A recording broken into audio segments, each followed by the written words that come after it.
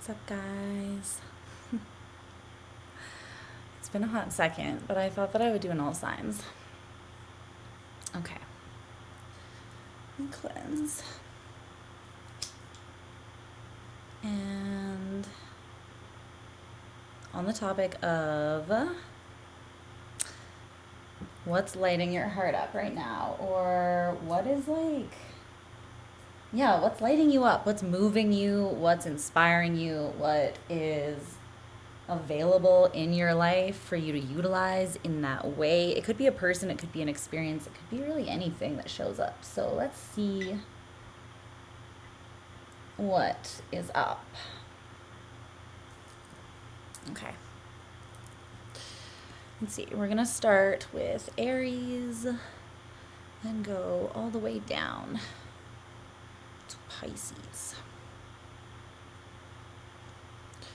Okay. Let's see what's happening.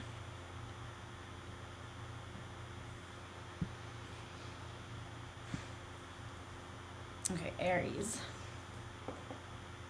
You guys can check for all of your placements.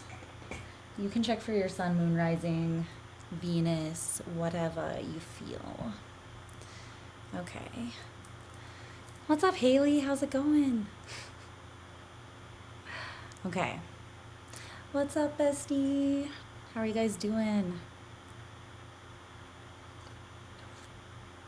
Okay. Let me get my shit together. As per usual, it's not.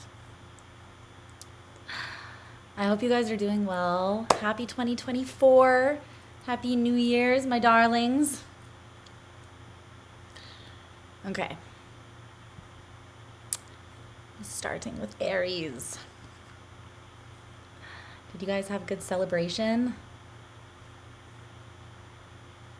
How's your year been so far? Okay. Let's see. It was good. Digital bestie, yeah. Well, a girl can have more than one bestie, right? Jeez. You're just as real. Okay. Yeah, in the spirit of it being a new year and us all needing that inspiration, needing to get a little bit like, I don't know. Okay, bye, love. In the spirit of us being in a new year and needing that fresh infusion of energy and not wanting to bring all the same bullshit from previous years into this one, not trying to sound, pessimistic or anything, but I thought we were just looking to what we have inspiring that's available to us, what might be moving you at this time that you can use creatively for inspiration or just for good energy, good vibes. So this could show up as being someone that you care about. It could be a situation or an opportunity that you have available to you. It could just be an energy that you're cultivating in your own life that you want to focus on or expand on. So let's see what shows up. Okay. Aries. What is moving Aries' heart? What's lighting Aries up right now? So we're going to look at your heart space before, now, and then in the near future.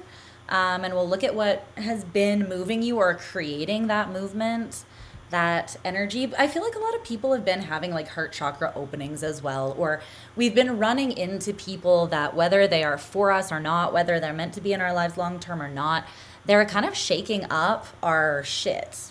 Or maybe that's just me, but like running into them left, right, and frickin' center here, and just having situations that are making me look more deeply into myself.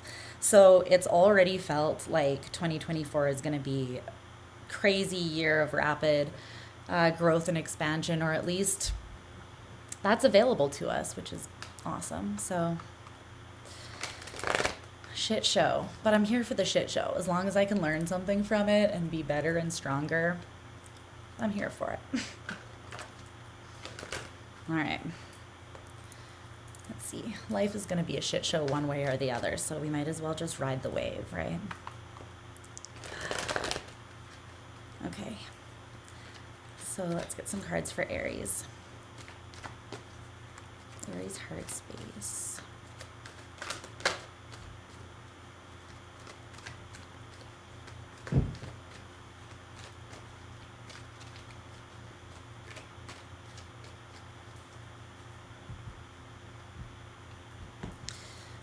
Let's see.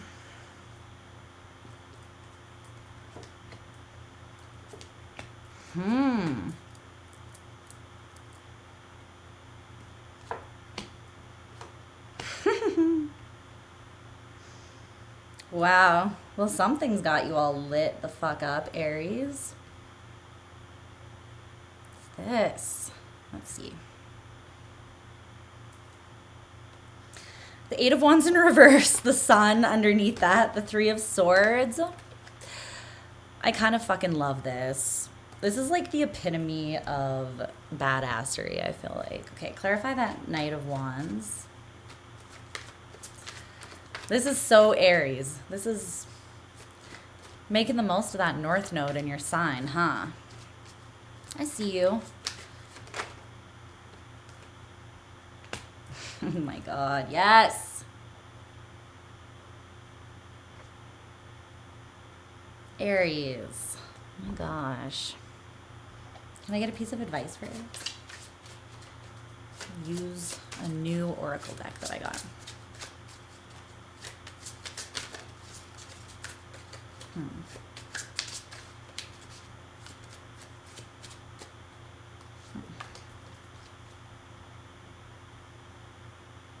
Okay.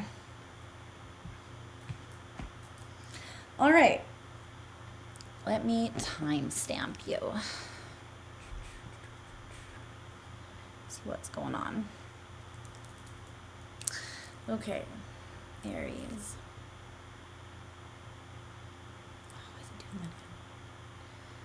Okay, what's up, Aries? So we're gonna see what is moving you right now.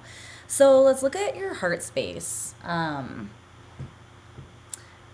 In the recent past, currently, and then the near future, and we'll see what's been creating this movement.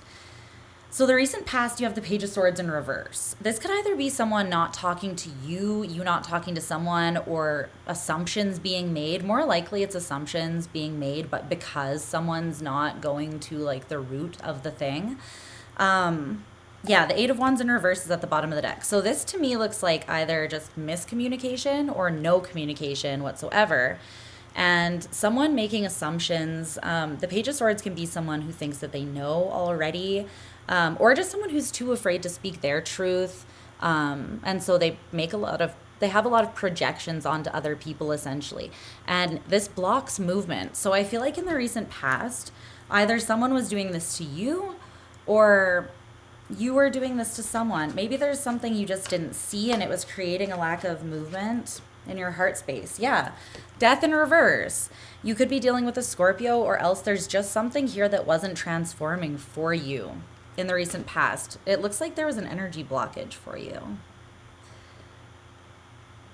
Specifically in your heart space though.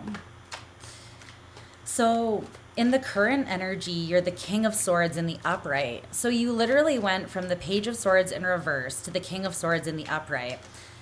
It's interesting that we're talking about your heart space, but the swords are showing up, which is more like your mental, your mind.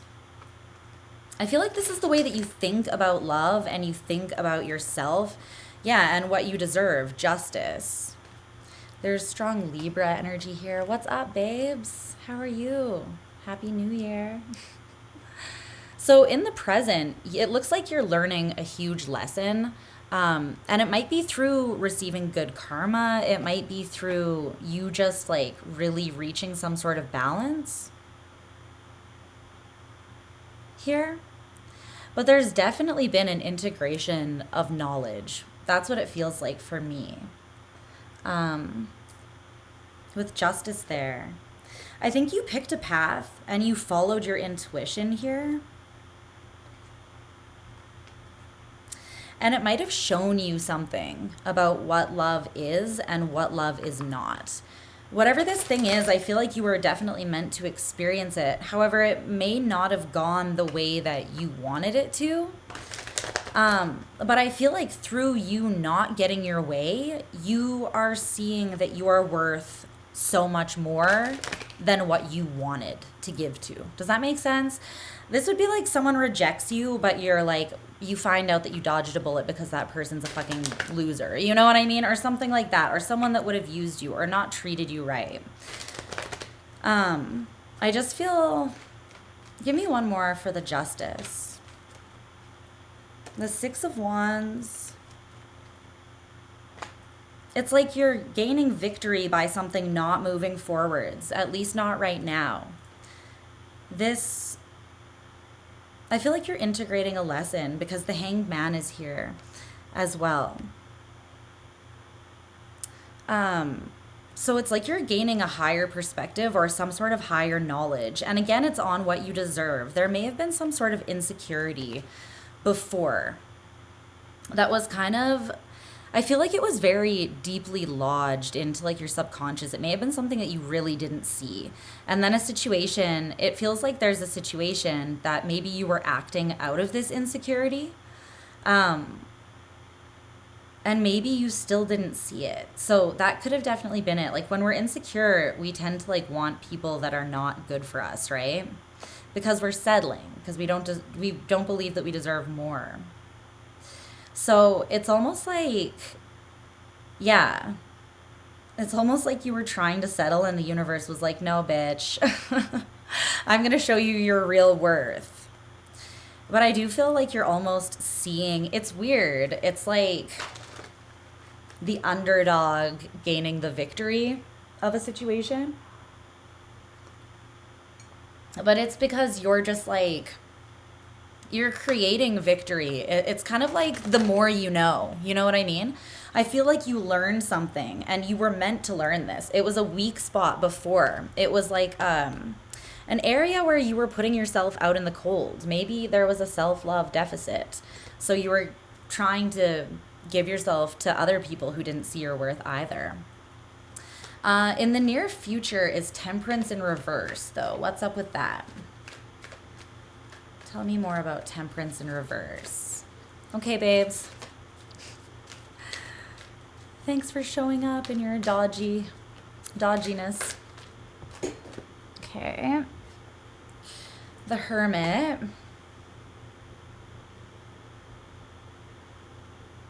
It feels like you're not pushing your energy outwards, you're pushing inwards here.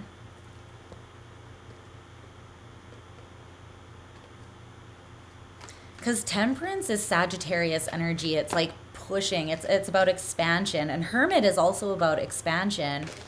But it's Virgo energy, and it's about looking within, like going inside yourself to find the answer. Because you know that you already have it inside of you, right? So I feel like this is you not seeking external validation, but looking and finding your worth and your strength within yourself here in the near future.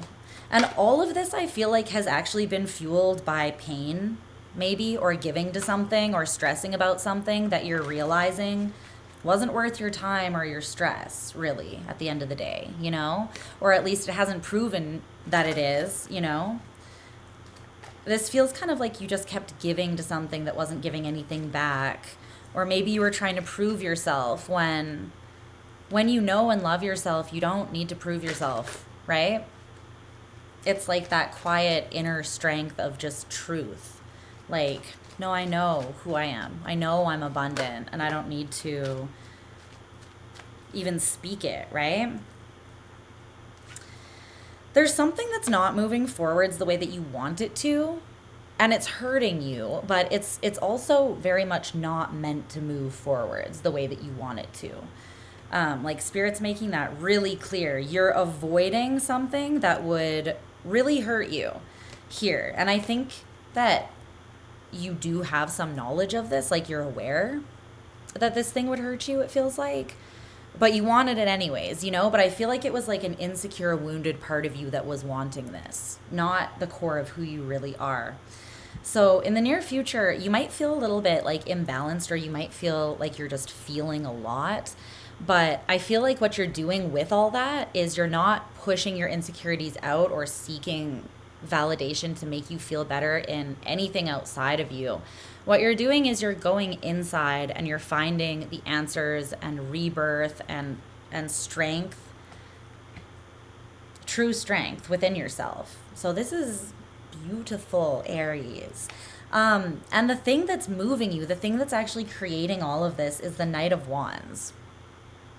I feel like you're taking, like, the Knight of Wands is very much like just fuck it energy. Like, let's fuck around and find out, and whatever happens, we'll deal with it. Like, they're a very confident person. I feel like you're genuinely finding your confidence right now in a way that you maybe haven't, but it's almost like you're finding it through pain.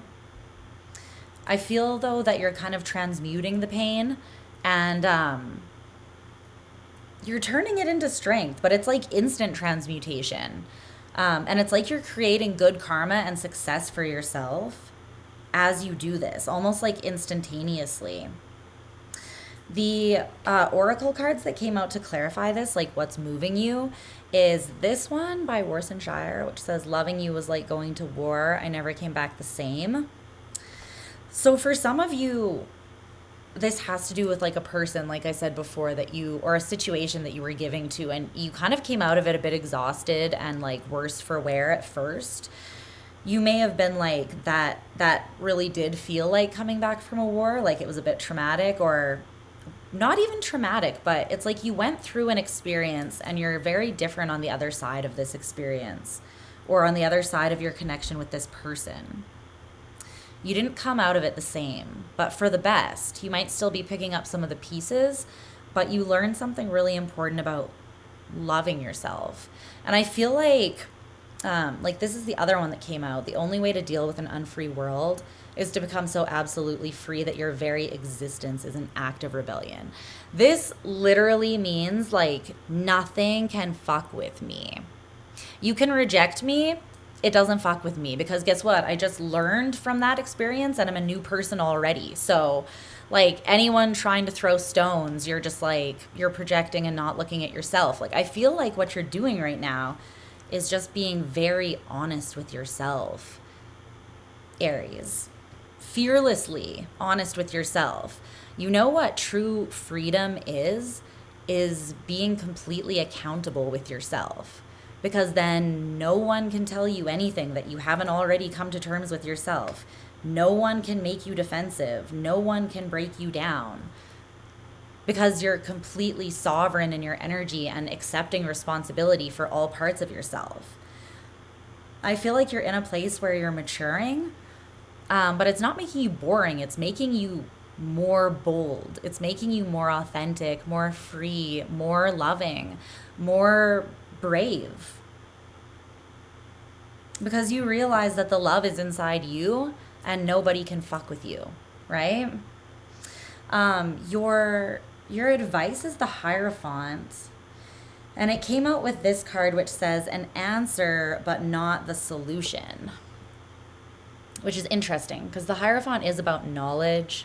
It's about like learning an important lesson, maybe finding an answer. But at the same time, it's interesting because I feel like you're not getting what you want. I feel like that is revealing something to you. It's giving you an answer, but the answer is not coming in the form of like a solution to your problem, or at least not the one that you desire. But the interesting thing is that this is teaching you so much more. It's teaching you such a deep lesson about yourself and maybe a past pattern that you've existed in that's limited you. The Hierophant is also Taurian energy. It is about worth, right? It's about knowing what you deserve and not moving towards things that don't deserve you or haven't proved themselves worthy or are just not adding something to your life. Like this is definitely, yeah, at the bottom of the deck is the High Road. an answer but not the solution, because the answer being offered to you is something higher. It's the Hanged Man. It's a higher perspective. It's like the universe isn't giving you what you wanted, but it's showing you why you never wanted that to begin with, not really, and why maybe actually getting it would have done you more harm than the pain that you're feeling now from rejection or from things just not going your way. It's really interesting. I love this, though. It's super empowered energy, super badass energy, very Aries, very like, I'm a warrior, bitch. What you gonna do, you know? It feels like some of you are coming out the other side of like a heartbreak, or just, I don't know, whether that was getting rejected from a job that you really thought you wanted, or just an experience or a person, whatever the case may be. Or maybe you were kind of rejecting a part of yourself as well in some way. It feels like you're just kind of picking yourself up off the ground, dusting off your knees, being like, well, this was the lesson, and now I'm going to hit the ground running again and be 10 times more of a badass than I was before. So I love that for you. I love that for my Aries Venus as well. Badasses. Okay, we're moving on to Taurus. Let's see what's going on with Taurus. What is lighting you up? What's moving your heart space, Taurus? Let's see.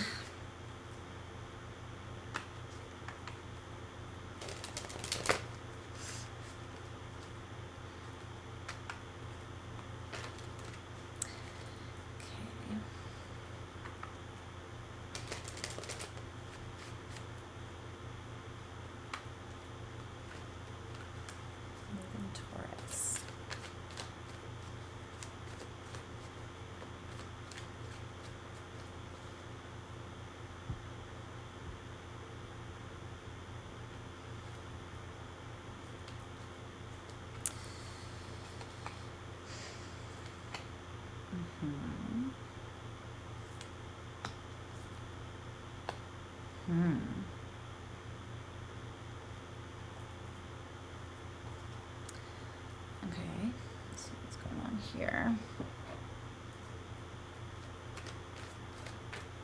Aw, I'm so glad that resonated. It resonates for me too, actually. Looks like all of us Aries baddies are just making 2024 our year. I'm glad it resonates though. Clarify this Eight of Cups in reverse for Taurus. What is your Venus, Shawna? Where's your Venus? What's that Eight of Cups in reverse? Okay.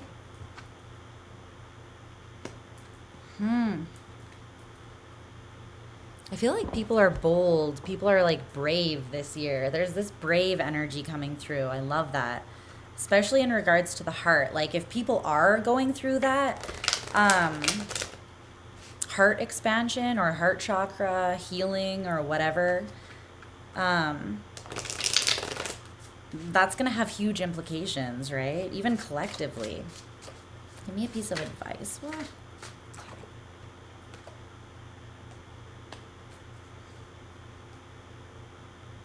Ooh, okay. Okay, let's see what's going on for Taurus.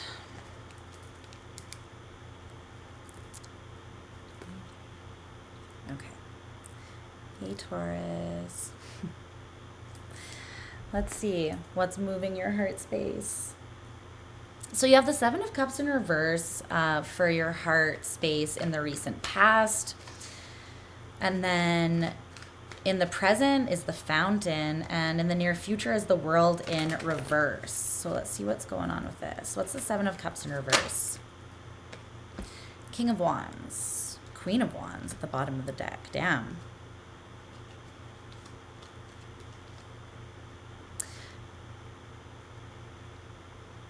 Oh my goodness. Okay, so Seven of Cups in reverse, King of Wands, Queen of Wands. This is interesting. In the recent past, I feel like you got some emotional clarity, right? Some deep emotional clarity. Keep in mind, too, these can always be reversed. So take them as such if you feel like the roles are backwards, if it's more than one person. But yeah, there's something here I feel like that you wanted or you admitted your passion for. Even if this was just internally to yourself, I see you being like admitting your desire for something. It's like even if you had a lot of options around you, there was something that stood out and you're very attracted to this option and you felt like you and this option were a pair, like a match. You felt like maybe you were equal to this person in some way. Very interesting. I feel like there's a lot of passion and desire here in the recent past, and that passion and desire created like this emotional certainty within you. Okay.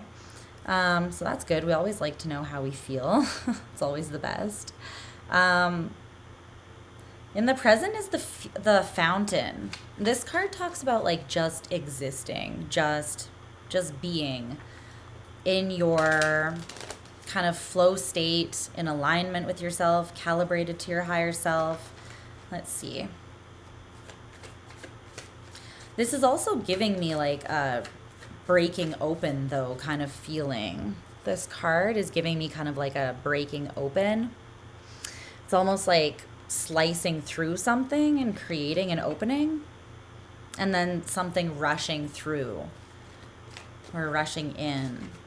What's the fountain in the present for Taurus?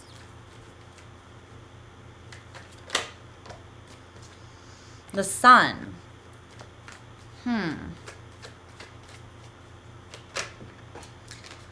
Okay.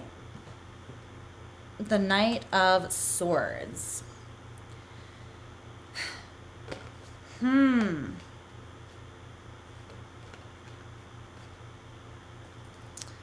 I feel like there's something here that you may have began cutting out.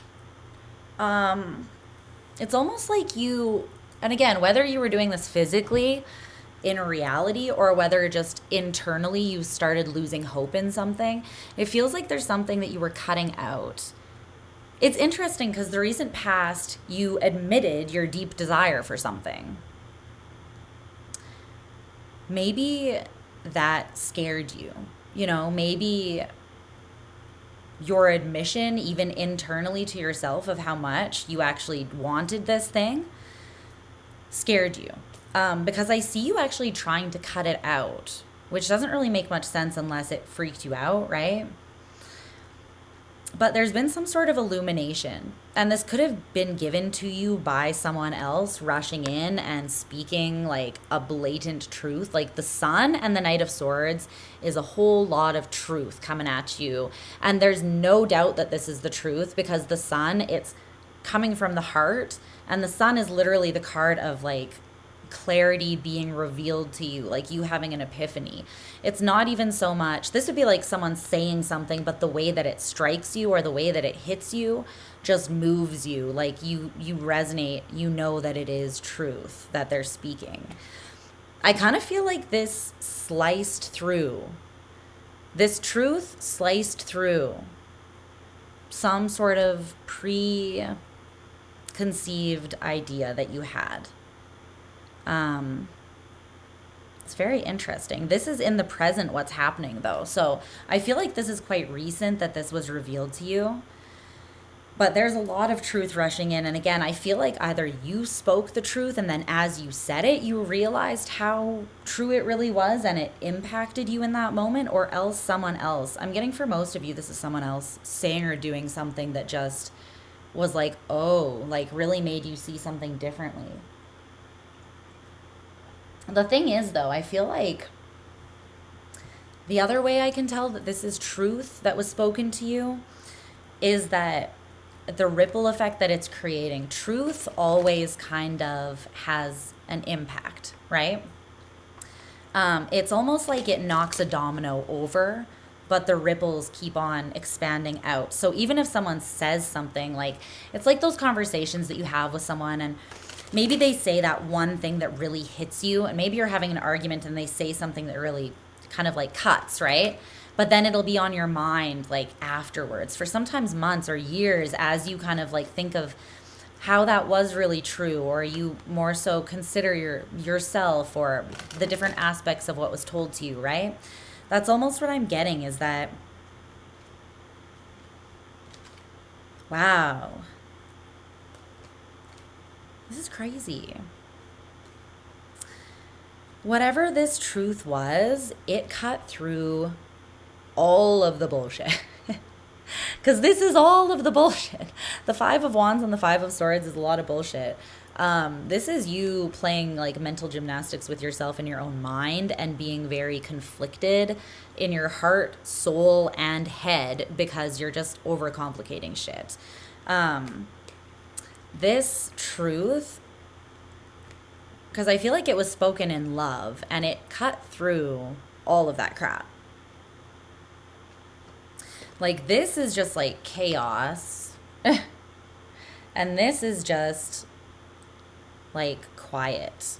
It's like a truth was spoken that just there, it's like mic drop kind of vibe. Like, there is not even anything you can even really say back. You know what I mean? Because you just know that it's true, that what they're saying is true. It's very interesting. I don't know if it's you that was having this revelation or you that spoke this and someone else is having the revelation. But in the near future, your heart space is in the energy of the world in reverse. So something's not over. Something's not closed out yet here. Tell me about the world in reverse. What is this? Could be a karmic cycle. That doesn't have to be good or bad. The Emperor in reverse and the Page of Wands.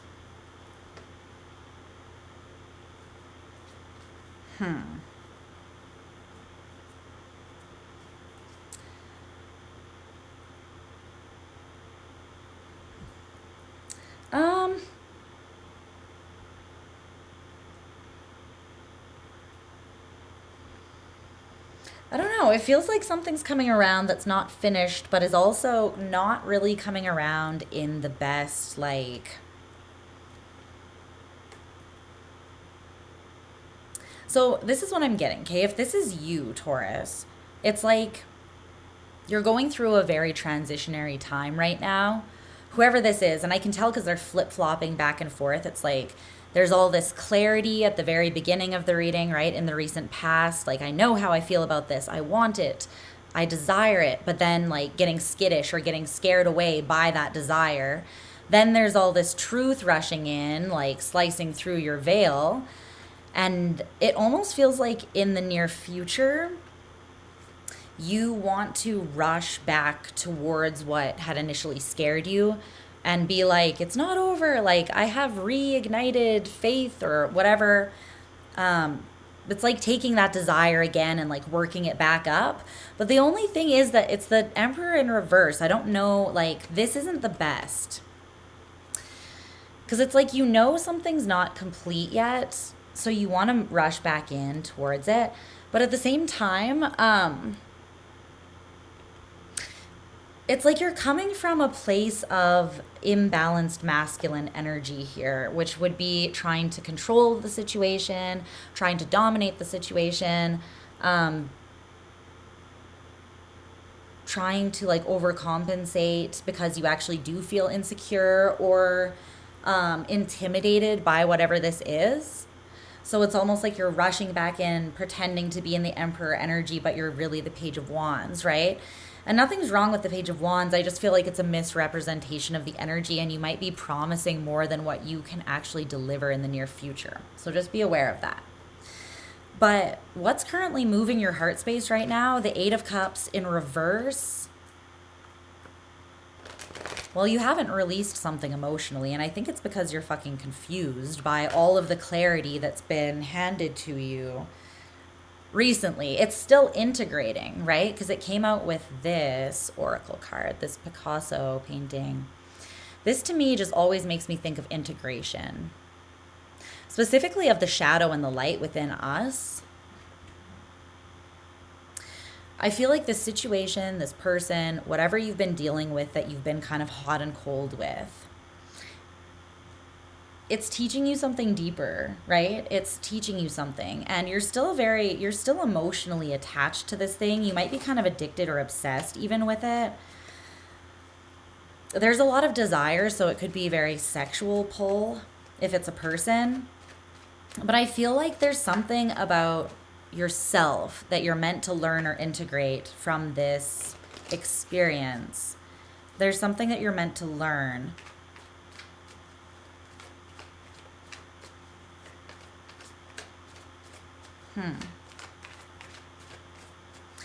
Okay. But yeah, you're not letting go with the Eight of Cups in reverse. The Five of Cups. Why are you so sad about this? It's like you're grieving something because you wanted it. Whatever this is something that you wanted, and you saw a lot of hope in it, but then you got in your head about it and you fucked it up. We all do this, by the way. I'm not judging you. I've done this many times. Oh, yes. But it looks like you just got in your head and you questioned something, and then you were flaky with it. And now you're coming to find out it was a good thing that you should have not been flaky with. And you feel like it's not over because you know that this is a good thing that you are still drawn to. And this could be reversed, keep in mind.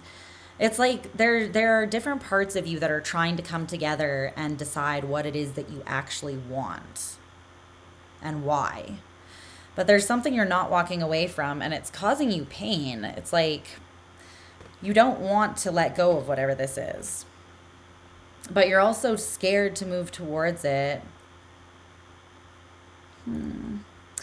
Okay, your advice is the Queen of Cups, though. I'm hearing that Listen to Your Heart song. Listen to your heart. Such an old song. Ten of Cups, Eight of Swords. What's stopping you? What's up, beloved? What's stopping you from moving towards what your heart wants?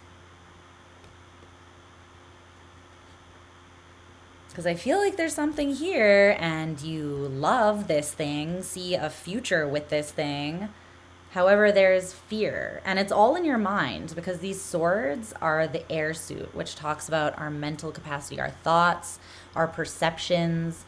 There's a fear-based perception that you are seeing. It's like a lens of fear that you're seeing the situation through. And my guess would be that it's that you don't feel worthy deep down of whatever this is. Because the Emperor in reverse, they don't know their power. So they feel like they have to overcompensate again, right? They're not in their masculine strength. So, and it's because they don't truly see their worth. It's like the king not believing that he was worthy of being king, so he acts like an asshole. You know what I mean? But he's really king for a reason. He's probably totally worthy of that.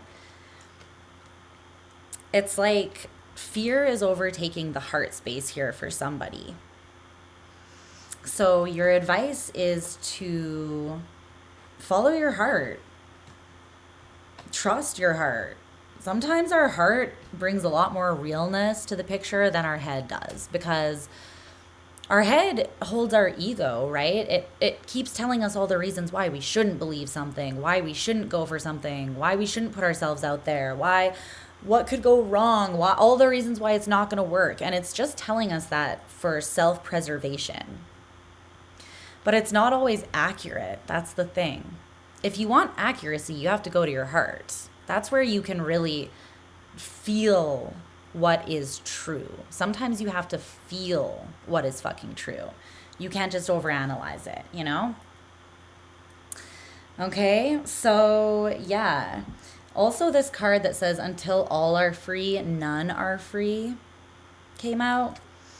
I'm going to see what it says in the book about that, because I don't know. I just got this deck. Let's see.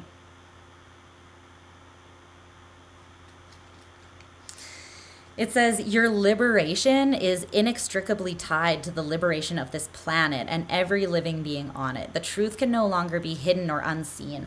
I feel like the truth is that you're meant to exist in a state of love, that we are all meant to exist in a state of love.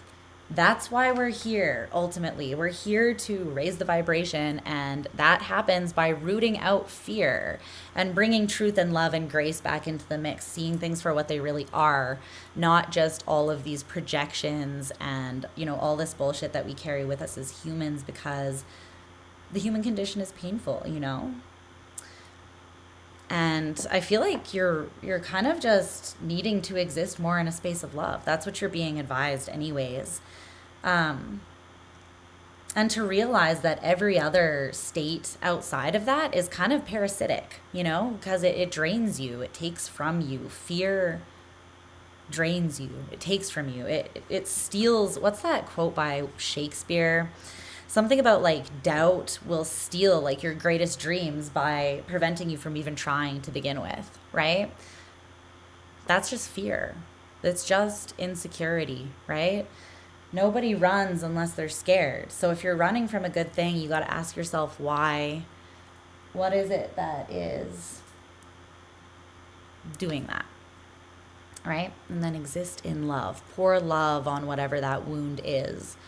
And show it who's boss, because true strength is being able to overcome those things, not being ruled by them, right? If we're ruled by our fears, we're kind of existing in a prison.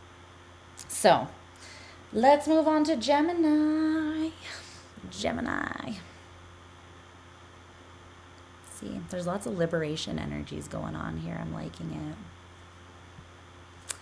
Because this way of existing in more love and letting things like move us and being authentic within that it's very brave. Like, it's scary, it's bold, it's brave. A lot of people don't understand it. A lot of people will misjudge it and misunderstand it. It's just because they're not in the same frequency. Do your damn thing anyways, is what I'm saying. Okay. See what's up with Gemini. Okay.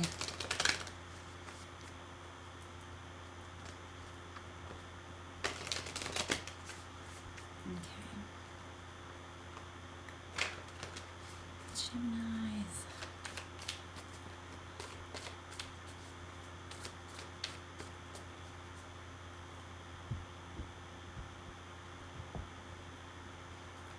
What's going on?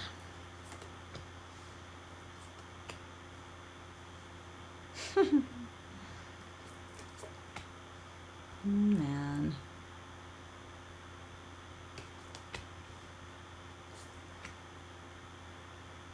I love this. Everybody's just breaking out of old patterns, it looks like. Spirit is just having none of it. None of it.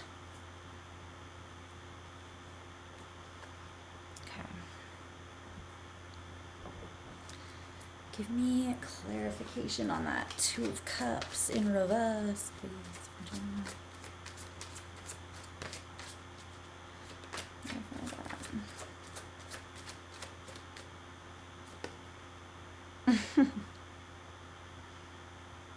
Oh, man.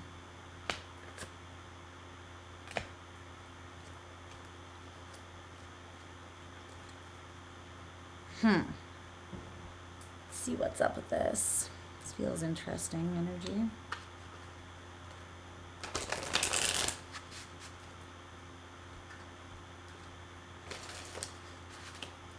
Tell me some advice here for Gemini.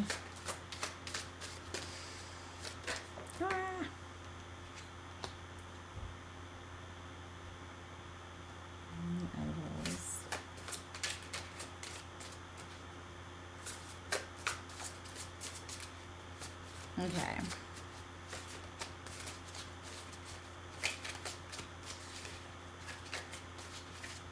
All right, let's see.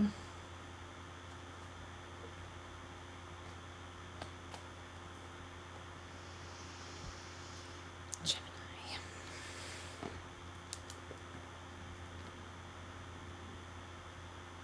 Okay.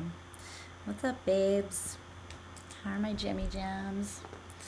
Okay, let's see what's going on with your heart space here. It looks like you were dealing with either some sort of fuck boy or fuck person in the recent past, excuse my language. Or just, let's just say someone who is emotionally unavailable here, or someone rejected you, or you were a little bit emotionally unavailable or rejected someone, perhaps, in the recent past here. This could be you just having a shut down heart space, or it could be you interacting with someone with a shut down heart space. But you have the Knight of Cups in reverse in the recent past.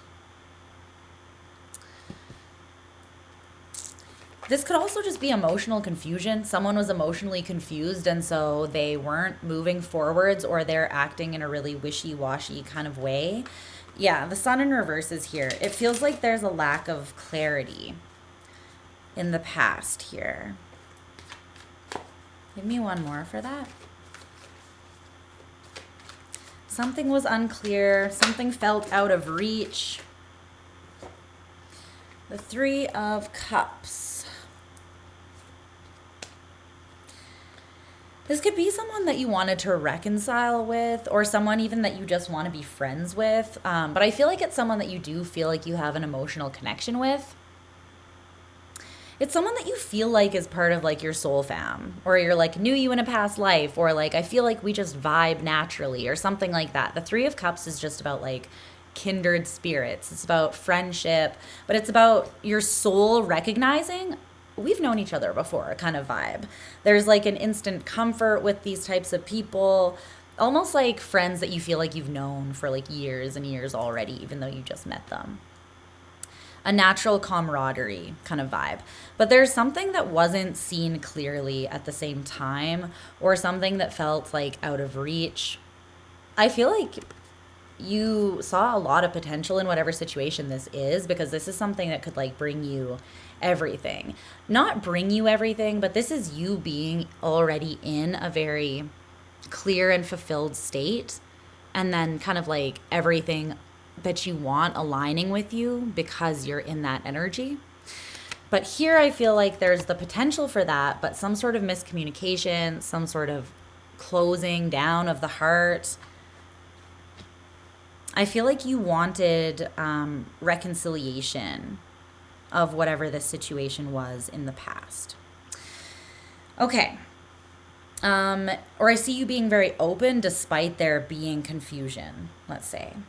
So in the present, you have the Three of Wands. It feels like you've made a choice which way you're going to move. But the Three of Wands is also kind of open. It's kind of like you are formed, but you're letting your edges be liquid. Does that make sense? It's like you have your sovereignty, you have your self that is defined, but you're also allowing for magic. You're allowing for adventure. It's like you're remaining open. This would kind of be like you're going on a road trip, and although you know the destination that you're heading to, you don't know all the stops you're going to make along the way, and you're allowing yourself that openness so that you can have experiences outside of just like what you already have planned and micromanaged. Do you know what I mean?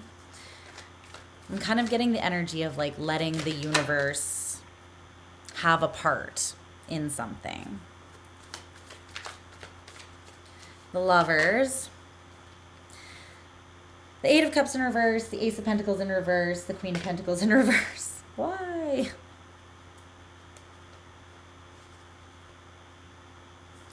Maybe you feel like something here has been revealed to you, something that's not changing. It almost feels like in the past there was this openness, right? Like I said, you were still open to the potential of making up with someone maybe, or you were keeping the door open, right? For something to resolve, it feels like. But it feels like maybe you've gained clarity here in the present, that you either weren't seeing something clearly, or this is your experience of it, right? It's like you're looking towards the horizon and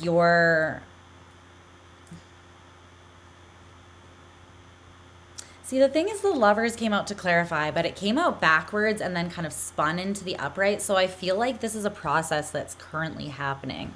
You might be kind of like this, you know? It's like you're trying to move forwards, but you're still coming into alignment. There's something here that I feel like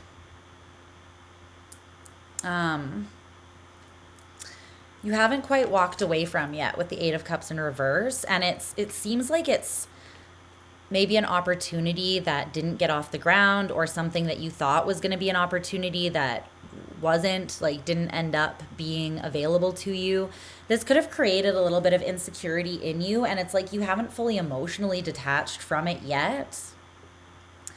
I feel like that's because you are kind of invested in whatever this thing is. Even if you're just invested in the potential that you perceived that it had, and you haven't disconnected from that yet. Geminis are interesting, right? Because it's oftentimes like it's what we think the most about. I feel like that kind of drives our feelings for things. Like, how do I explain this? Our mindset really determines our emotions and trickles down into our feelings, right? A lot of that can often have to do with like our fantasies that we have, or like the future that we create in our minds of what something could be, the potential of something. I feel like sometimes when someone comes into our lives, we can just kind of run away with that. Like, we maybe have known someone like a week or 5 minutes or one conversation or whatever. But in our mind, we're already like curious to the degree that it's not even that we're obsessed like romantically yet, but we have this curiosity that's so childlike and unbridled that it just goes to these places, right? It goes to, what if I had kids with this person, you know, like, and it's very playful and light. It's not like, what if I married this person tomorrow, you know, like Scorpio vibes. It's more just playful and curious. But because we go to those places, because we're so curious, imaginative, we can create these fantasies, I feel like. And it's like we can see love on the horizon. We can almost see the potential of love with anybody sometimes. And sometimes we can do that because we're bored, and sometimes we can do that because it's legitimate, you know? But it feels like right now you're kind of making that judgment call in the present moment. You're judging, is this genuinely worth my time? Like, am I just falling in love with the potential of something or someone? Am I falling in love with a dream or a projection that I've put onto this person? Or am I actually seeing realistic potential? Okay. So it feels like you have a choice to make, Gemini, and you're sort of figuring that out in the present moment. In the near future, you have the Hermit.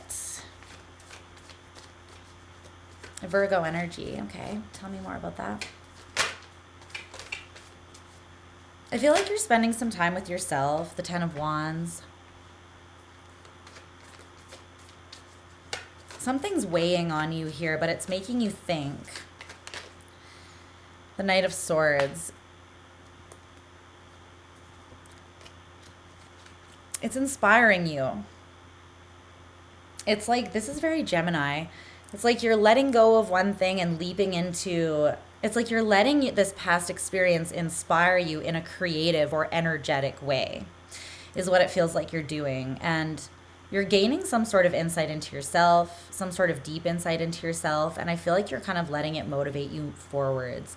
It does feel a little bit heavy, so you might need a way to get out of your head, or to move energy. I would recommend like working out. Even if it's just like light stretching, if you don't want to really work out, move the energy in a physical kind of way, or create something like artistically or something like that. Write, paint, do something, right? Get the energy out of you and create something out of it, because I feel like not only is that going to be healing for you, but it's going to bring you more clarity into the situation, into yourself, into the growth that's taking place right now. You're going to have some sort of answer that you gain from this reflection and expression. of what you're reflecting on. Some of you, this is just journaling, right? You don't even have to put it out there to the public, but I do feel like in the near future, you're learning a pretty deep lesson. Okay. I like it. So what is moving your heart is the Two of Cups in reverse. Okay, so you're trying to determine, it feels like in the present, whether something's worth your time. This is telling me that, again, like the potential is definitely there. Whatever this thing is, it has a lot of potential. So I see why you're still kind of like considering it. The only thing is, I feel like this thing's either not for you or just not for you right now. And I think you know that. It doesn't mean you should just flit off and not process through it, but I think you know that it's not for you right now. There's a lot of potential, but whatever this thing is, it's not reaching the potential. It's not on your level right now, or the two of you are just not aligned. Because this movement is occurring as a result of this misalignment. It could be that you and this person just need time apart to calibrate to your own highest selves, like to integrate into the Lovers, because the Lovers is really about integrating within ourselves and finding that love within ourselves. It's not really about union with someone else. It's about union with yourself, which makes you ready to give and receive that kind of love, that higher love, right? You have to have it for yourself first. So it could be present within you two or between the two of you if there's someone else involved here, but it's almost like the two of you need to calibrate or rise up into your higher selves, into a more evolved version, a more mature version of you, or a space where you understand yourselves more so that you can express that higher version of yourself and come together from that place. So it's either this person's like not really for you, or the situation's not for you, or they are, but it's just a matter of timing and alignment. But whatever this is, you haven't let go of it yet, because the oracle cards that came out, this one, me, I don't give a fuck, narrator. They did, in fact, give a fuck. Yeah, I'm coming for you. And then this one as well. So there could be someone you have a very spiritual or energetic connection to. Like you could feel their energy, you could feel them in the 5D. And this is making it more difficult for you to just not care, you know? It's not that you have to not care, though. That's the thing. I feel like you can very much continue to care. You can care from afar. You can care while you're doing this work on yourself. You can care while knowing your worth and knowing that nothing that is truly yours can ever be lost. Therefore, if this thing is for you, when you're both ready, it will come back around, or when you're ready, it will come back around. And you have to trust that, right? So the oracle card and the advice for you, the 6 of Cups in reverse and the hot tubs too hot. There's something that's boiling over here, I feel like, and there's something that you're breaking away from that you've done in the past, that's not for you in the future. It's like, or in the present. You've evolved beyond whatever this is. It's a cycle that needs to be closed. It's a cycle that needs to not be hopped on again. Like it's a lesson you've already learned about something. And I feel like you're at this kind of climactic point right now where whatever this is bubbling over, and you're being pushed away from the way that you did things in the past. It's being made very clear to you that whatever you used to do, however you used to function, isn't going to work. It's going to cause you pain. Doing things the way you used to do things is literally going to fuck you over. It's going to hurt you. So admit that you do in fact care about whatever this is not working out right now, or not working out at all, whatever it is for you. Admit that you care, and admit that you care because there is love here. The only thing is your love for yourself has to be more right now. It has to be deeper. Like I said, you have to accomplish this on an individual level before you can do it with someone else in union, right? So you need to come to a place of mental peace, I feel like, and understand. I think you have a higher knowing, I feel like, a higher understanding of why something's not working out right now. Because you're very smart, Gemini. I mean, you're very smart. The only time you're not smart is when you decide not to be. Let's just be real. Is when you're like, I already know the answer, but I'm just going to look this way instead and make the bad choices because they're fun. Yeah, I feel ya. You know, Gemini moon, so no judgment here. But there's definitely something you're not meant to repeat in the past. And I feel like you know what it is because it doesn't feel good. And you're kind of at the end of your own bullshit here because you know that something you're doing is hurting you. And I feel like you're at that point where your love for yourself has been growing enough that you're like, I'm aware that I'm doing this. I'm aware that it's not good for me. And I just am not in a place where I'm going to self-destruct like that anymore because I love myself too much. And there's still space for you to love yourself more, obviously, because that's the journey that you're on right now, that we're all on. But you have this awareness that there's something that you can't do to yourself anymore and that you need to get better. And it's not just for somebody else. It's for yourself, as it should be. So I love that, Gemini. But yeah, this could still be available to you in the future. Who knows? But I feel like you'll have a better idea of whether it's actually for you once you align more with yourself. Okay. Let's move on to Cancer. What's going on with my crabby cakes?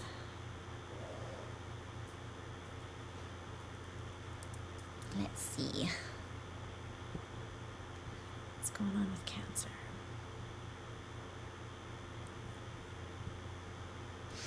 How are you guys doing? How's your year going so far? Let's see.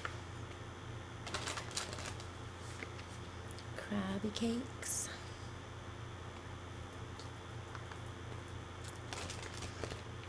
Luna was out here eating, but she left without saying hello.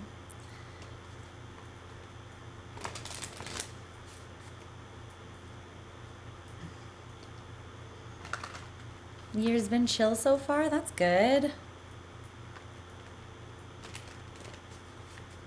Mine has been like a fucking whirlwind of insanity, but it's all good stuff, so I ain't mad. It's just wild, chaotic pieces falling into place. And I'm just like, Jesus, take the wheel. Okay, Cancer, what's going on?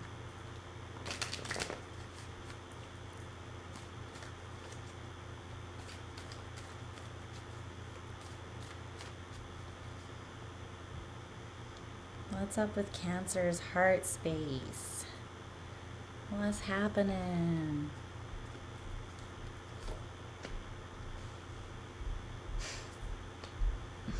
Aww. Cancer.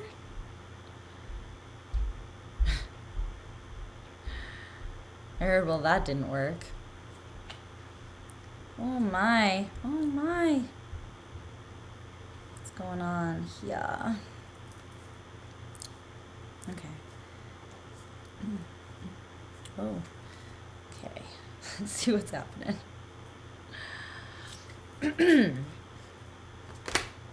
Wow. Best apologies, changed behavior.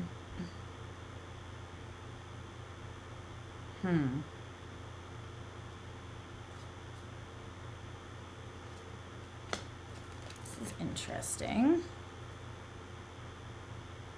Give me a piece of advice here for Cancer.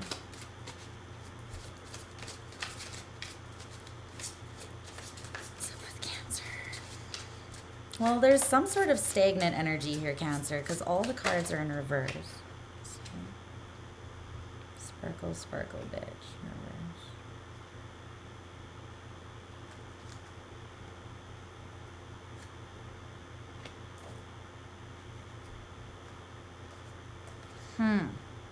Why do I feel like you're being very hard on yourself?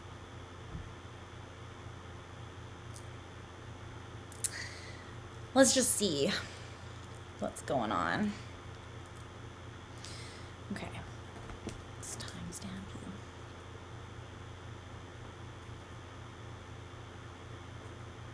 Four. Hi, Cancer. How are you doing? Okay. Let's see what's going on with you and your heart space here. I want to be more comfortable. More comfort is needed. Why did the pen fall? Okay. That's better. So, okay, so we're going to look at your heart space in the recent past, the present, and in the near future. And then we're going to look at what is moving you, what is lighting your heart up, what's creating the growth that's happening in your heart space right now, and some advice. So, in the recent past, the Eight of Pentacles in reverse. You could have felt like you put work into something here that just didn't end up paying off the way that you had wanted it to, or something just simply did not work at all.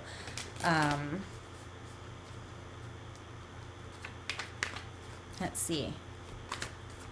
Or this could just be you not putting any work into your heart space in the recent past, like just kind of being like, look, I'm focused on other things, I'm focused on work, I'm not focused on love.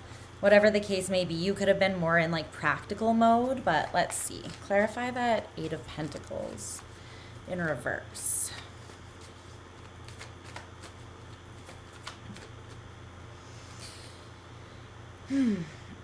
Nine of Pentacles,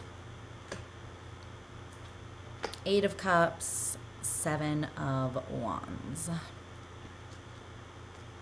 The Hermit with the Two of Swords in reverse. It almost feels like you had made up your mind in the recent past to be on your own, or just in the past, you had made up your mind that you were better off on your own for whatever reason. I feel like this is coming through as like not really making love a priority and actually being a little bit defensive against it. If I'm going to be honest, this is like very independent energy, and this is like defending that independence, that autonomy at all costs. So it kind of makes for a little bit like a you come too close and I'll get you with my pinchers kind of vibe, right? It's interesting because Cancerians can be so incredibly warm, maybe the warmest, like very, very warm. It's like they invite you into their shell, and you just feel so at home and so cozy and nurtured and cared for. But if you're on the outside of the shell, on the other side of the pinchers, yeah, you definitely have two very distinct, it's like the dark side of the moon and the light side of the moon, right? Two really distinct sides. And I almost feel like you don't mean to be like cold or anything when someone's on the outside, but sometimes I feel like when you're defensive against love or against opening your heart, it can be a little bit like that. Like it can feel cold to other people. Maybe not cold, but just unwelcoming, you know? So it feels like you would almost come to this place because you'd walked away from some disappointing things and you were just like maybe licking your wounds, maybe just choosing to focus on yourself for a period, right? And there's nothing wrong with that. But yeah, I feel like you weren't really putting too much focus onto your heart space other than maybe just like protecting it in the past here. In the present, you have the Hanged Man in reverse. So this is either you not wanting to put a pause on something, like you being like, there's been time passing or there's been stagnant energy in this area and I don't want to wait anymore. Or this could also be you not seeing the higher perspective of something. Or both maybe. So let's see. What's the Hanged Man in reverse? Why is this Cancer's current heart space?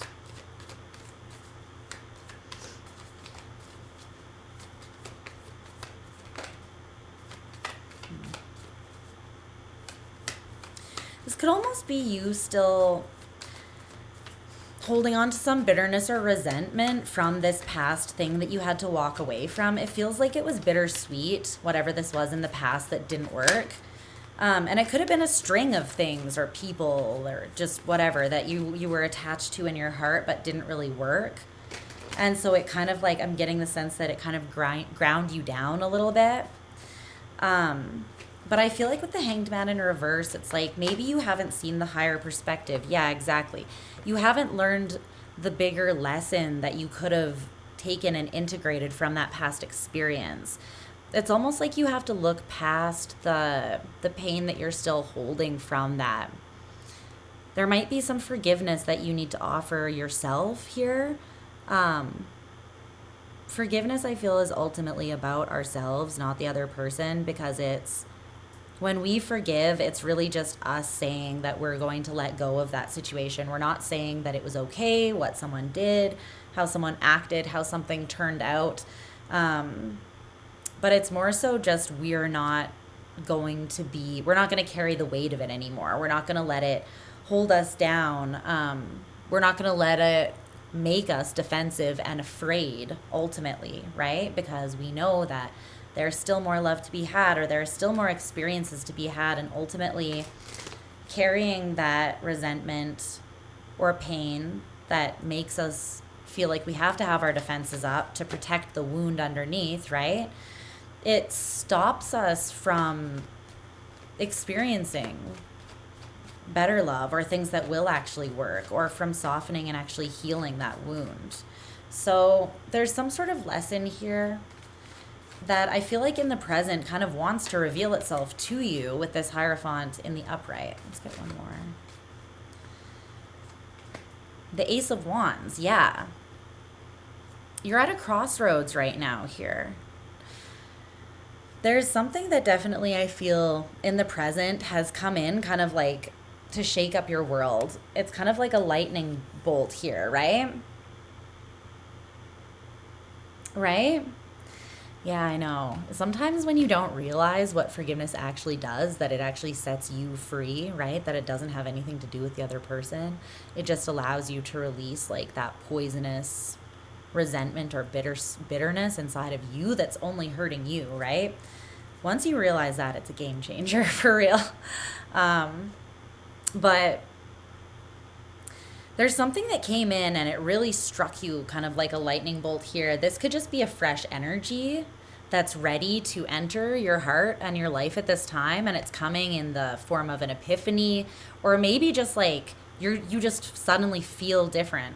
And you may not have the higher like knowledge, like all of this information or this new understanding may have not really sunk in yet, but it's very much available to you at this time. I kind of just feel like you have to reach out and grab it or be open to it.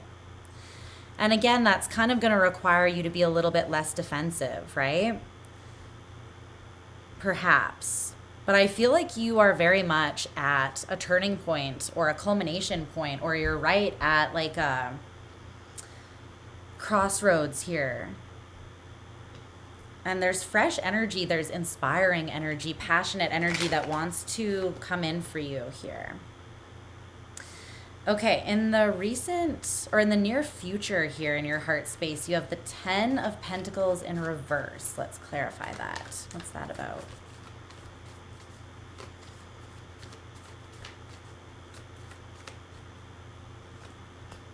Judgment. I feel like you're kind of seeing in black and white here. Yeah. There's something from the past that you're feeling like you have to let go of, and it's something that you weren't successful with, that you might still feel very emotionally connected to. Like this could be something you didn't get closure surrounding. It could be something that someone said or did that just cut you in that specific spot. It just hit you just right.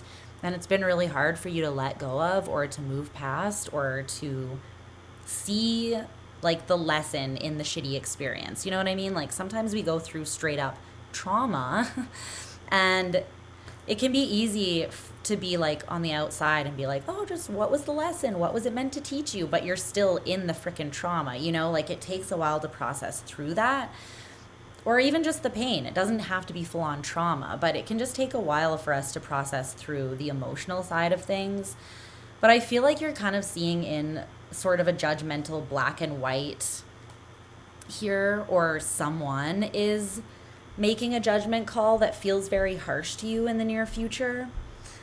And it feels like you feel cut off from something that you thought could have been a lot to you, could have been very valuable to you, or you could have built with someone or built this thing.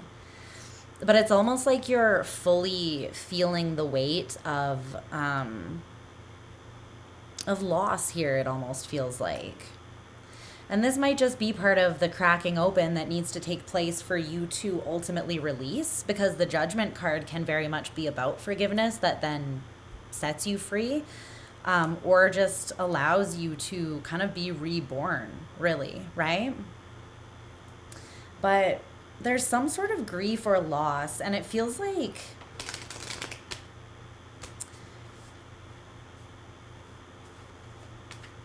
I just feel like you're seeing it very much in black and white terms, almost like something that brought a lot of color or life to your world was taken away, or you're just feeling it's like a whatever shaped hole in your life, or a whoever shaped hole in your life, right? But this is asking you to go within and see, you know, it's asking you to be vulnerable, really, with yourself, even if it's just with yourself. I know that you guys, you feel things so deeply that sometimes it's scary for you to tune in to the depth of your feelings, right? And I get it as someone who's a Pisces Scorpio person. I get it. It can be really almost, our own depth of emotion can be almost intimidating to us. And we know that once we open the floodgates, sometimes it can feel like even though we're water, we're going to drown, right? There's something you need to feel here, though, and it's much more nuanced than just black and white. And I know that the grief can sometimes tempt us to just judge something very like, this is what it is. But I feel like there's something deeper that you need to feel here that will reveal itself to you and kind of allow you to process this on a deeper level and actually forgive and let go, you know? Because, yeah, there's deeper healing here that wants to happen. It doesn't need to be seen as super catastrophic. I feel like there's something that's catastrophizing here, because this is like making that judgment call that it has to be the worst possible thing or the worst possible outcome, right? So just leave a little space, because even if something is dying, or even if something's not coming to fruition the way you wanted it to, and you are grieving, that grief is making way for a new life. Even if you don't see it or feel it right now, this is available to you right now in the present, coming in like a lightning bolt. So even if all you can do is crack yourself open to receive that healing and let new life plant its seeds, you know, I feel like that would be beneficial, but you just kind of have to be honest with yourself right now for that to happen, I think. So what is actually moving you is the moon in reverse. There's something huge that's being revealed to you right now, and I feel like it's emotional. It could be like a fear or a paranoia or a deep wound it's coming up out of your subconscious and being revealed to you right now. Like, why whatever this thing in the past, or all these things in the past that didn't work, why whatever you're mourning or grieving now, why is it having such a deep impact on you? Like I said, it's not black and white. There's something more nuanced in your emotion that wants to show itself to you.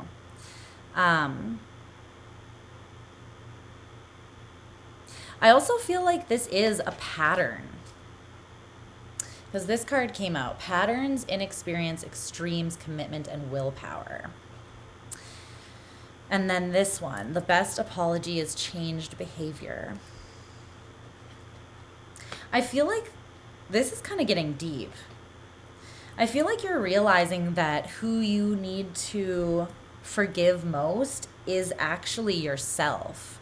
The person that you may be holding the most resentment or bitterness towards, or harsh judgment, it might be yourself, Cancer. And I feel like that's oftentimes the case, to be honest. At least for me, it takes me a longer time, much longer time, to forgive myself or to be graceful with myself than somebody else oftentimes.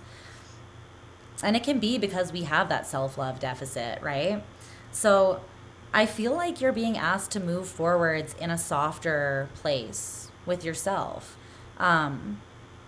which is just like allow yourself to admit the depth of your feelings. Allow yourself to be sad if you're sad, you know, but don't take it out on yourself. Don't judge yourself so critically for having gone through this, or think that it is something to do with something being wrong with you, because that's not the case at all. And the best apology to yourself moving forwards is changed behavior. So treat yourself differently if you're feeling like that resonates. But if this is someone else's behavior being revealed to you and you're recognizing patterns, then understand that if someone is trying to apologize, then look at their actual behavior, right?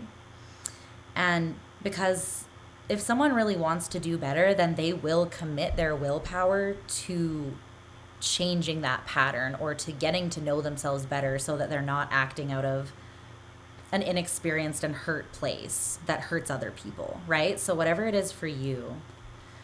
But your advice is the Ace of Cups in reverse. So for a lot of you, I feel like this does have to do with your love of self and needing to forgive yourself in some way here.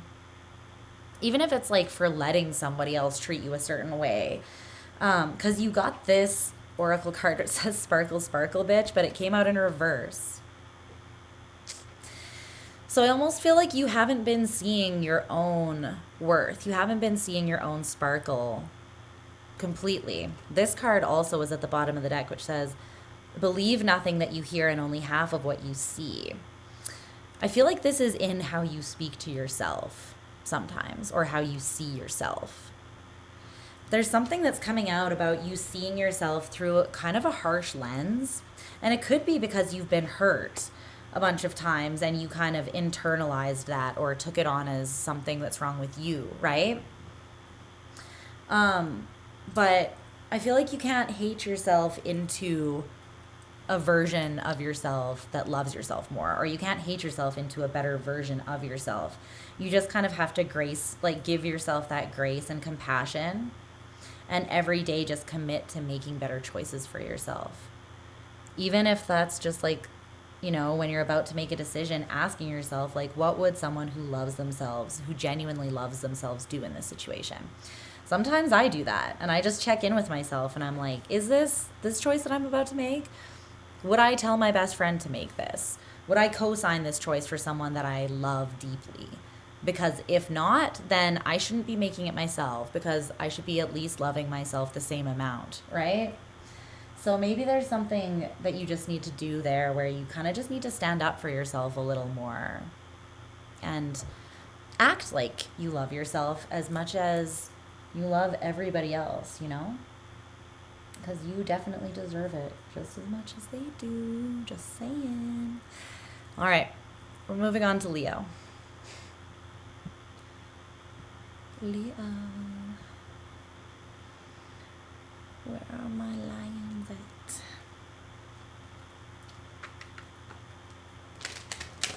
Let's see what's going on for Leo.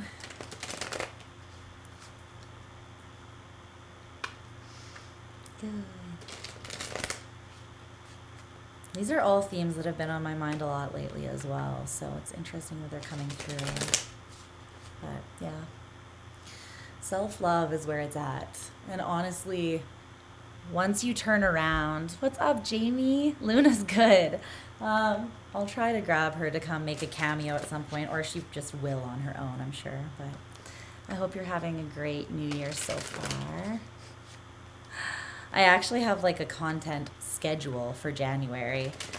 I'm being very official, and I'm going to be here, so I'll be seeing more of you guys, hopefully. Let's see what's going on with Leos. Tell me about the state of Leo's heart space. Leo. Let's see.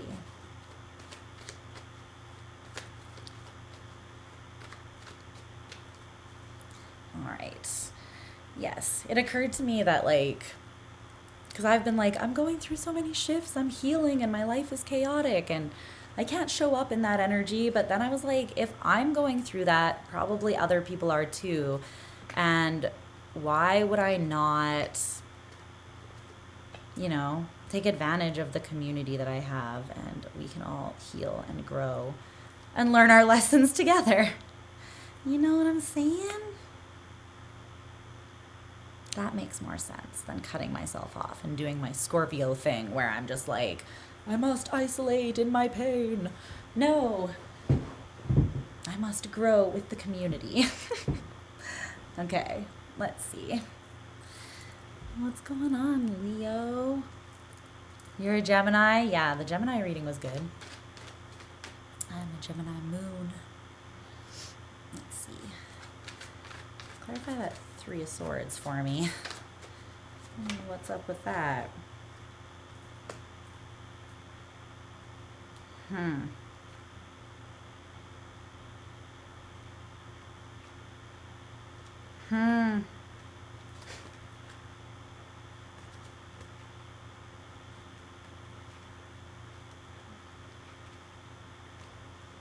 What's going on, Leo?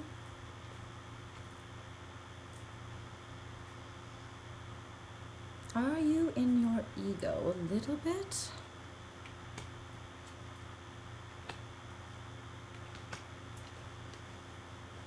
What's this?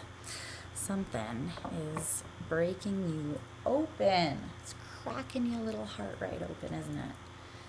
Let me see. Give me a piece of advice for Leo. Leo. What do you need to know?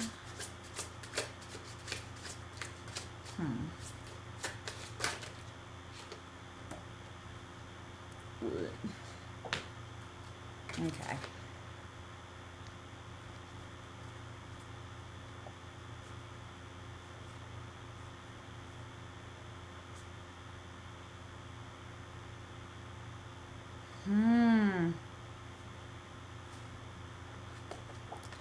What's going on?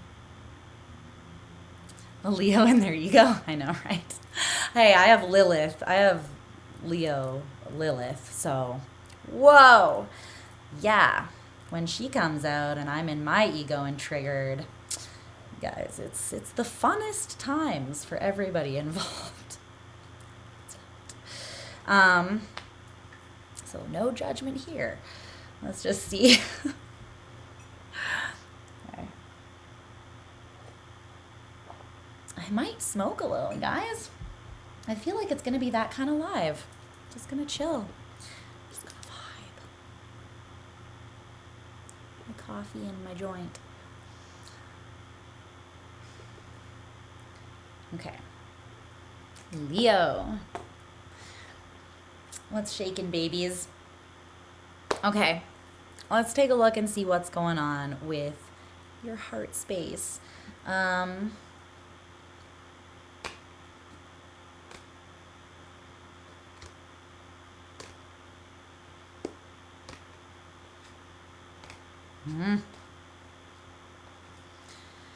Oh my.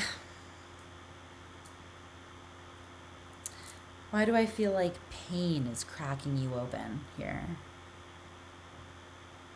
Okay. Okay.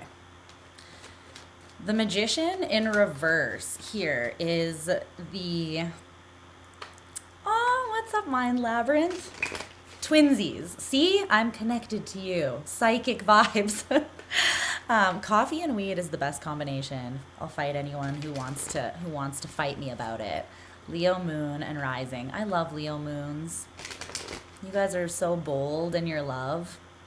I just love it. Sexy, sexy, bold love. Clarify the Magician in reverse. So this is the recent past, your heart space in the recent past. Feels like you weren't getting what you wanted. You might have even been committed to... Hold on, give me one more here. Justice in reverse. What the fuck is this? The Wheel of Fortune.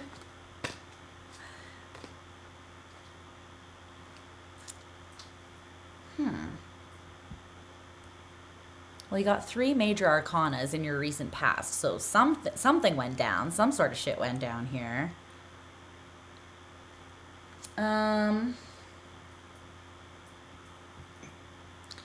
feel like this deserves a joint. I love you though. I'm just kidding. But it does. It really does a little bit. So the Magician in reverse, the Hierophant, and Justice in reverse.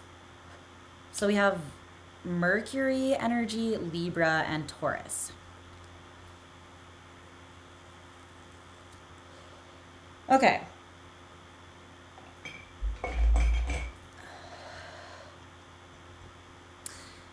It feels like, sorry, smoking you out. You weren't getting what you deserved here. And you know what? It's because you weren't really asking for it. Leo, I gotta be real.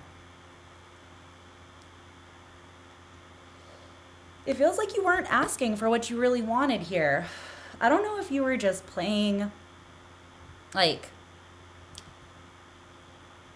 playing down what you deserved here. Maybe you weren't seeing it. Maybe you didn't think that you had everything you needed to truly bring in what it is that you desire. It could have been that you felt like you weren't in the place to really accept what you would want to commit to. And so you weren't even trying to manifest it. Or this could have been on a more subconscious level where you were not manifesting what you were actually worth because you were learning an important lesson about, it could be for some of you about commitment. It could be for some of you about your own morals and values and what it is you actually truly desire. Something here about that. Okay.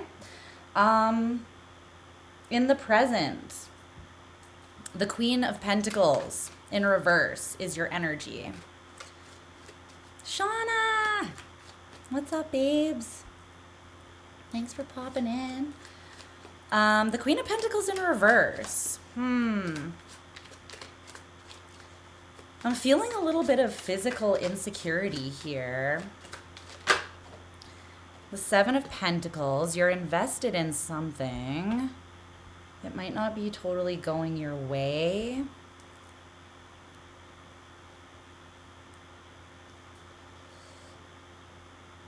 That's good for now. Come back to you later.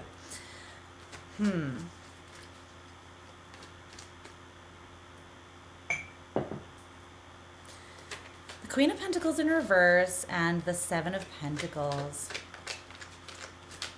You've been investing into something.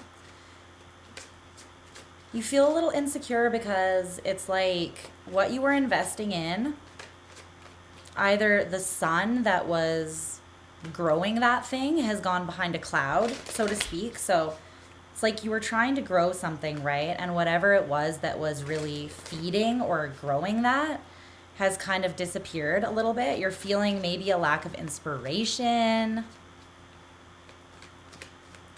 Maybe, is yours pronounced Shawna too? I always call you Shayna. Is your name actually pronounced Shawna? Tell me now so that I cannot say it the wrong way. But, and I'm sorry if I've been calling you, if I've been mispronouncing your name this whole time. Or it feels like you're kind of losing hope on something that you were investing in here, Leo. I want to get one more card on that. What is this Seven of Pentacles that Leo's been investing in? Four of Swords in reverse. 10 of Wands. There's something here that you're very in your head about currently. You had been making an investment in something, it feels like, and now you're starting to doubt it or be insecure about it.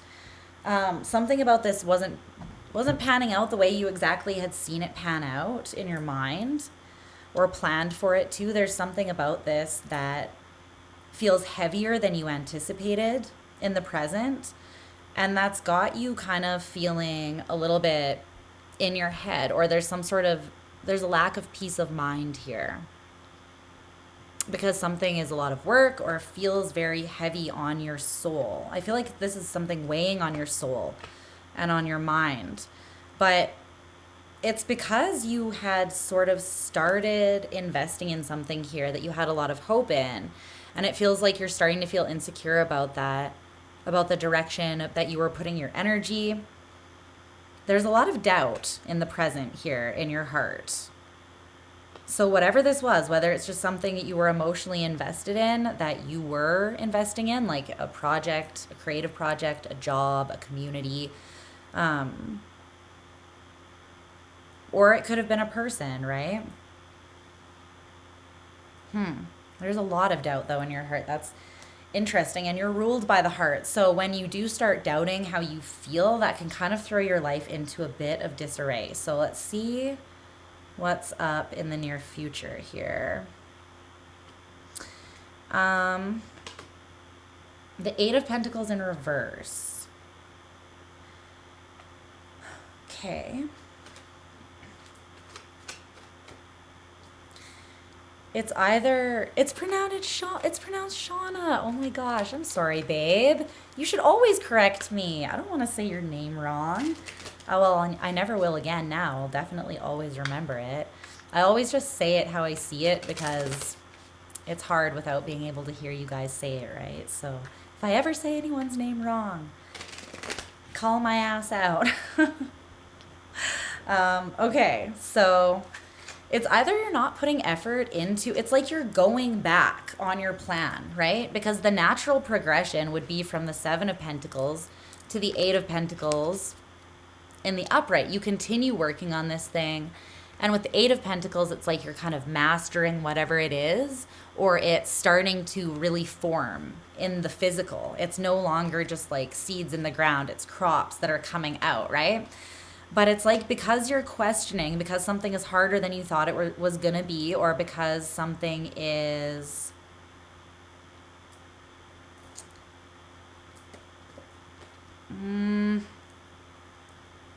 it's asking you to be brave in some sort of way, Leo. And for some reason, you're shying away from that, which is very much not like you. So I feel like this thing kind of intimidates you. And that might be the real reason you're doubting it. Not just because there's a lot of energy or because it's hard, but because you're in your own head. And I feel like you're in your own head because there's actually the potential for this thing to come into fruition relatively soon. Lindsay, my favorite Leo. What's up, babes? But yeah, I'm almost getting that you're being called into some sort of leap.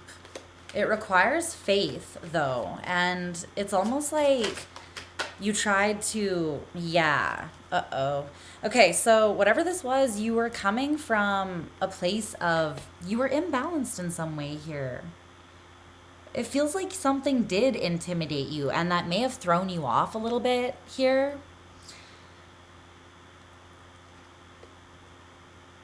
I feel like you knew how you felt about something, but you didn't act on it or make a change to move forwards. I missed you too, babes. Aww. It's like there's something you felt, but you didn't follow your heart. You have been second guessing what you really want, I feel like, what you're really worth. And the two are intrinsically connected. I feel like you got intimidated, or at some point you started doubting what you're worth, and then you started doubting the things that you wanted by extension. Is this thing really good enough for me? Am I choosing this out of my ego? Am I choosing this from a place of my heart? And then you got into this space of, if anything weighed too heavily on you, you kind of just shied away from it maybe, or doubted it.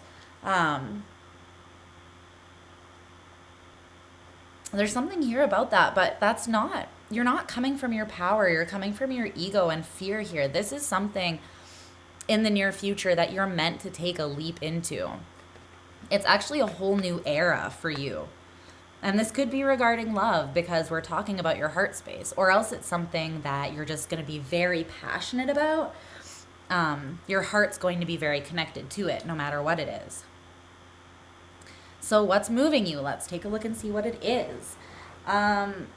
It's the Three of Swords. Okay, well, Something's hurting you.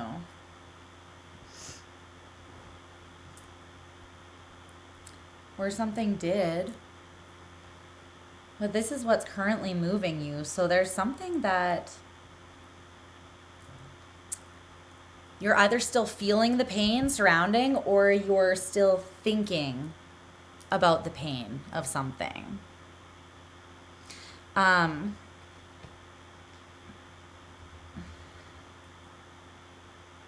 This could be the pain that you inflicted on somebody else.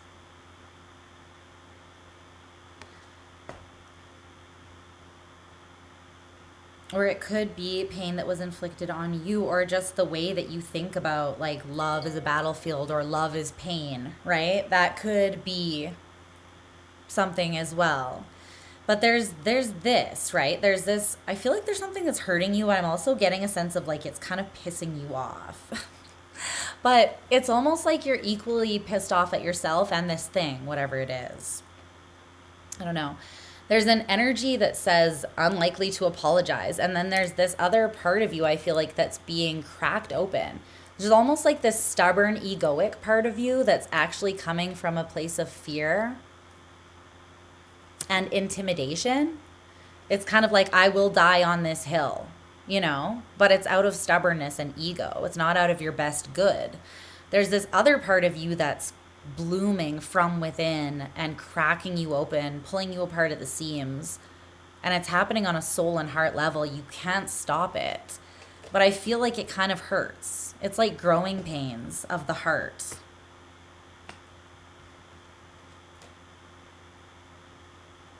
You also got this card here. Independence, attraction, unconditional love, hope, and acceptance.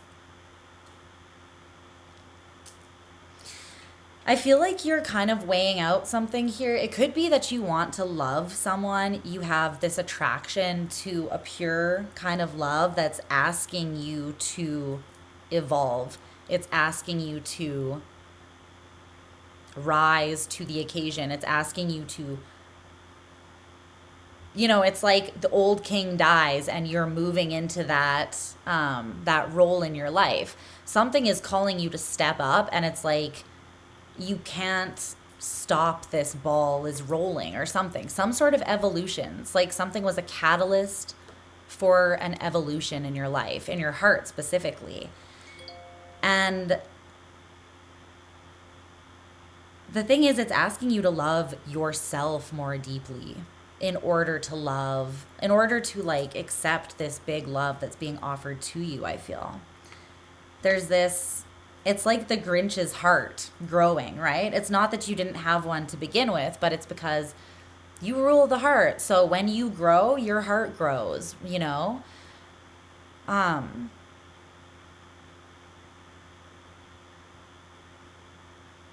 You might feel like you're having to sacrifice some of your independence to...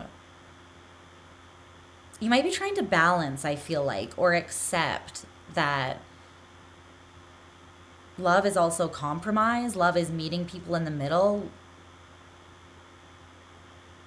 Because there is this like very stubborn part of you that's like, I'm not going to change, I'm not going to compromise, I'm not going to apologize. But then you're attracted to this thing, but it's like, you know that it's going to require some sort of sacrifice or surrender. Not in a bad way, but in the way of compromise, in the way that love requires us to open our lives up and our hearts up and to make room for that to come in, you know? Like, if you want love, you have to allow it to enter, right? You can't stop it at the door and say there's no vacancy if that's what you truly want. So your advice is the Empress. What do you want? What do you want, Leo? Because you're the fucking sun. You're Leo. You have this infinite energy, this fixed spirit.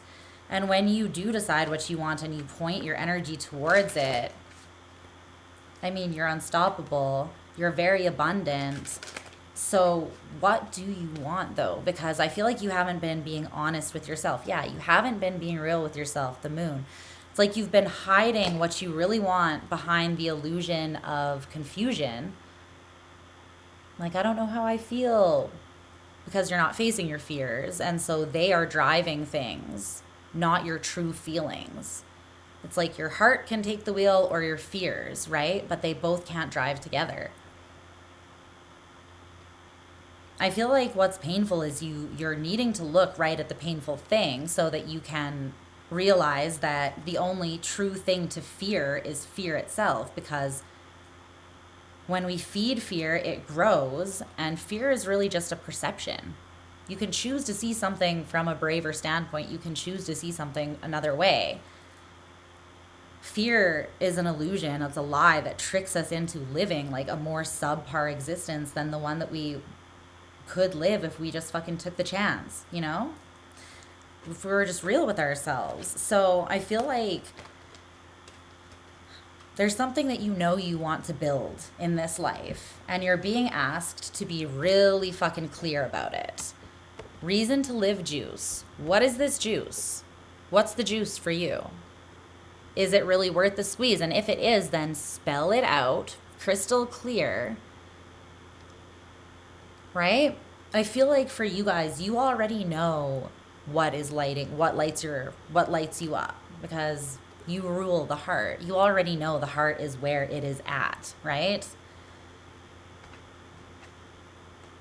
That's why you're the Empress. That's why you have this abundance about you, because you have that awareness that everything springs forth from the heart, from love, right?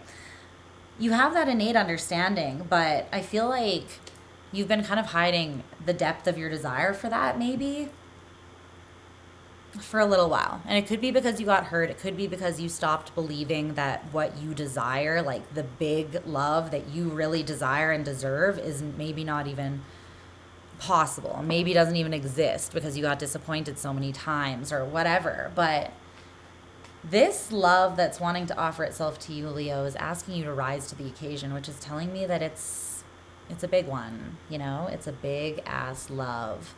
It's the kind of love that you are worthy of, but you have to remember that you're worthy of it, and then be brave enough to open yourself up to it. It's there waiting for you. Okay? Okay, Leo. That's your message. We're moving on to Virgo.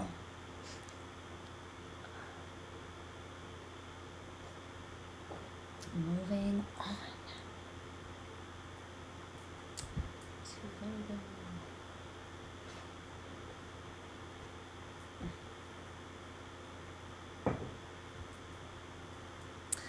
Let's see.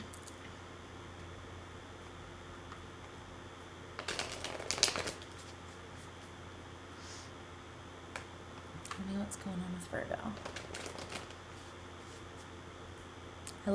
I like the energies of this year, how it feels like. Well, I'm channeling a song, but I can't remember the lyrics of it. And I don't think that he's the first one who sang it. I think I'm just hearing his cover of it. But the song is called Bold as Love. Bold as Love. John Mayer is the version that I'm hearing, but I think that that's an old song. You might want to look up the lyrics to that. Let's see. But it does feel bold. It feels like people are like coming to the ends of themselves and their own bullshit, and coming out of almost like a spiritual or emotional like sleep, numbness, something. It's like we forgot what our reason to live juice is, you know? We've maybe been so focused on heavier energies or fighting one another or fighting ourselves. Whatever the case may be, I feel like there's a big amount of growth that wants to, you know, wants to make itself available. Tame the palpitations. You can do it. All right. And see what's going on for Virgo.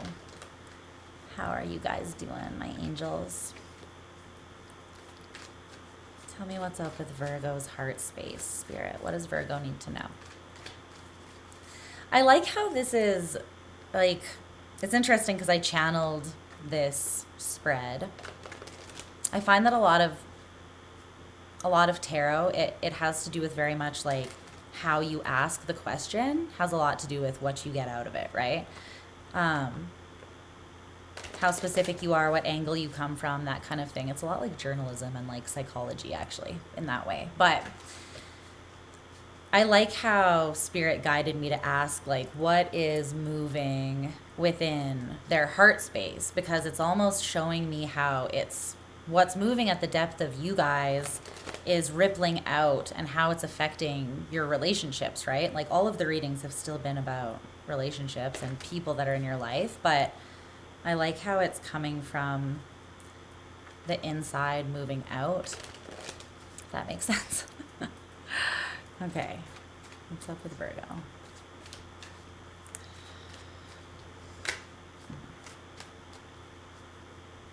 Okay, that was the Tower in reverse.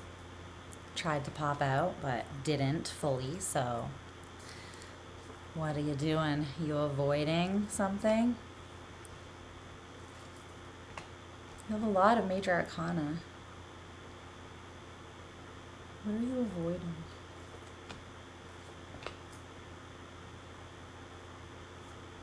The Knight of Cups, the Moon in reverse, the Five of Wands, the Queen of Cups, the Ten of Pentacles.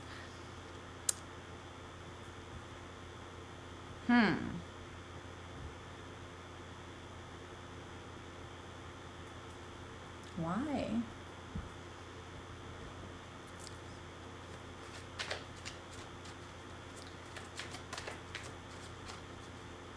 Let's see.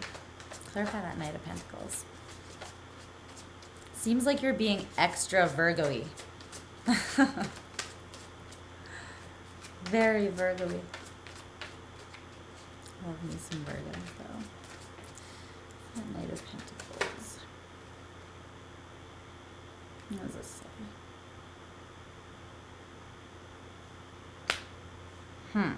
Okay.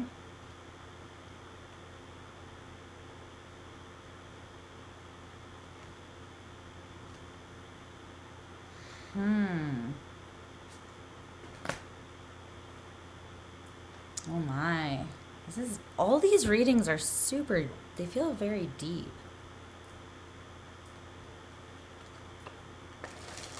Let's get you some advice.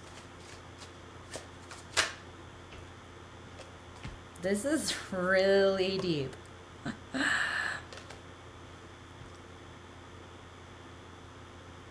Damn.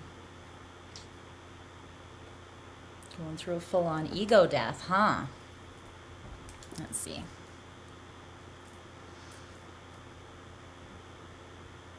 Someone is. Okay. What's up, Virgo? See what's going on with you and your heart space. I'm curious. Yeah, I'm curious. Okay, so we're going to look at the recent past, your current heart space, and then in the near future, what is kind of fueling, moving you, lighting your heart space up and creating this change, and then some advice for you as well. So in the recent past, the Sun in reverse. Why? Why is that? I feel like you felt like you couldn't have something. Kind of that sense of like, that's not for me, that's nice for everybody else, but that'll never be for me. Kind of, this kind of feels like a very critical, self-limiting sort of story that you tell yourself is what I'm getting from this. Oh, the Sun in reverse. Yeah, the Eight of Wands in reverse. It's an energetic block, but I feel like it was coming from your perception of you not being able to build something or create something that you want. Yeah, what the fuck is this?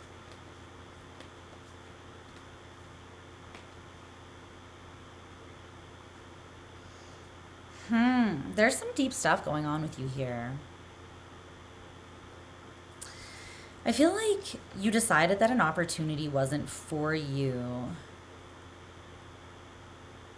This could be like a certain level of love and commitment or whatever that looks like to you.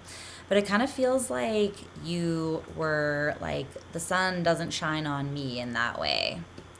But the trickle down effect of that broader belief, maybe based on past experiences. Maybe you have every right to feel that way. You know, I'm not saying you don't, but it was limiting because it was creating this block and creating almost like hard soil that nothing could grow in. So it was almost like furthering that belief, you know? You were furthering the belief by continuing to create this self-fulfilling prophecy that was just like making you believe that belief even more, if that makes sense. Giving it like more power over you is what I feel.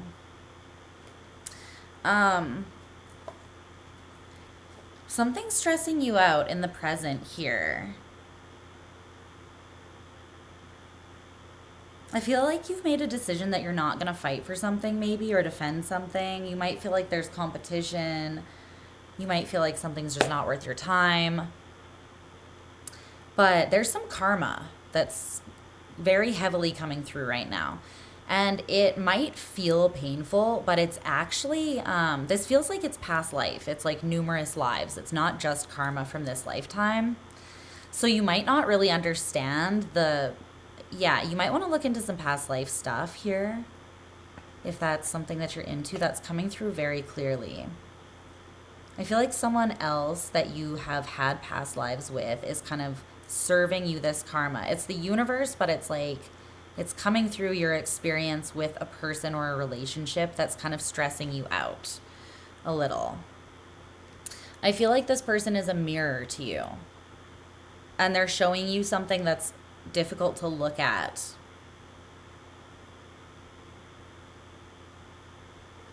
But the thing is, it's very healing at the same time. I feel like it only feels like the Nine of Swords when you're in your head about it, judging it harshly. But ultimately, this is really beautiful. This is really beautiful. But again, it's about the perspective. You have to choose to see the sun, right? You have to choose to see that this is something that is meant to heal a really deep part of you. It almost feels like Chiron-y though, or something like that. A part of you that you almost feel or have convinced yourself that can't be healed. It's like it's so deep, or it's so tender. And then this thing or this person or this experience came along and reflected that very, very tender part of you right back at you. And I feel like it stressed you out. It's stressing you out. This is currently unfolding, it feels like.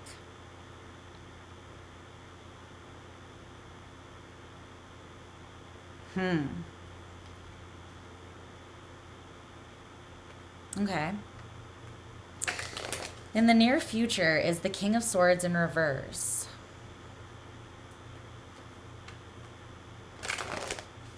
What's that?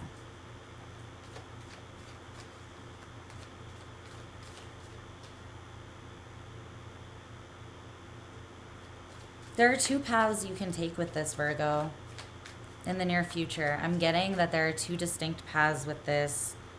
Yeah. The Five of Cups, or the Eight of Pentacles, and the Knight of Wands, and the Ten of Cups. Okay. Here's the deal. Your mind can be your best friend or your greatest enemy here. There are some things that are not explained. They can't be explained by logic. There are some influences on us that are past life that you can't even tie to like where that came from in this existence. You know what I mean? There are things bigger than what you can understand. I know Virgos hate to be told that, but it's true. And there's something unfolding now that could change your life. It depends how you choose to work through this realization or this karma. I feel like it depends how you work with that mercurial energy, whether you allow your mind to be mutable and fluid and to expand exponentially here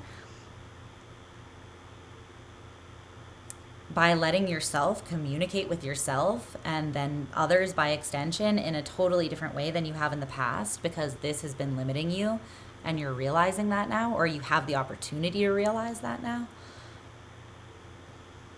You can let something shatter all of your preconceptions or your preconceived ideas about things. You can allow yourself to kind of go back to ground zero. You can question everything that you think right now. You can use your critical mind, in other words, to evolve rather than limit yourself. Because truly having a critical mind is questioning everything, including the way that you think, especially the way that you think. Because when you don't, which is the other path that you could take, is you get very fixed and you think that you know everything. You don't question yourself, you just are critical and judgmental of the way things have gone and other people around you.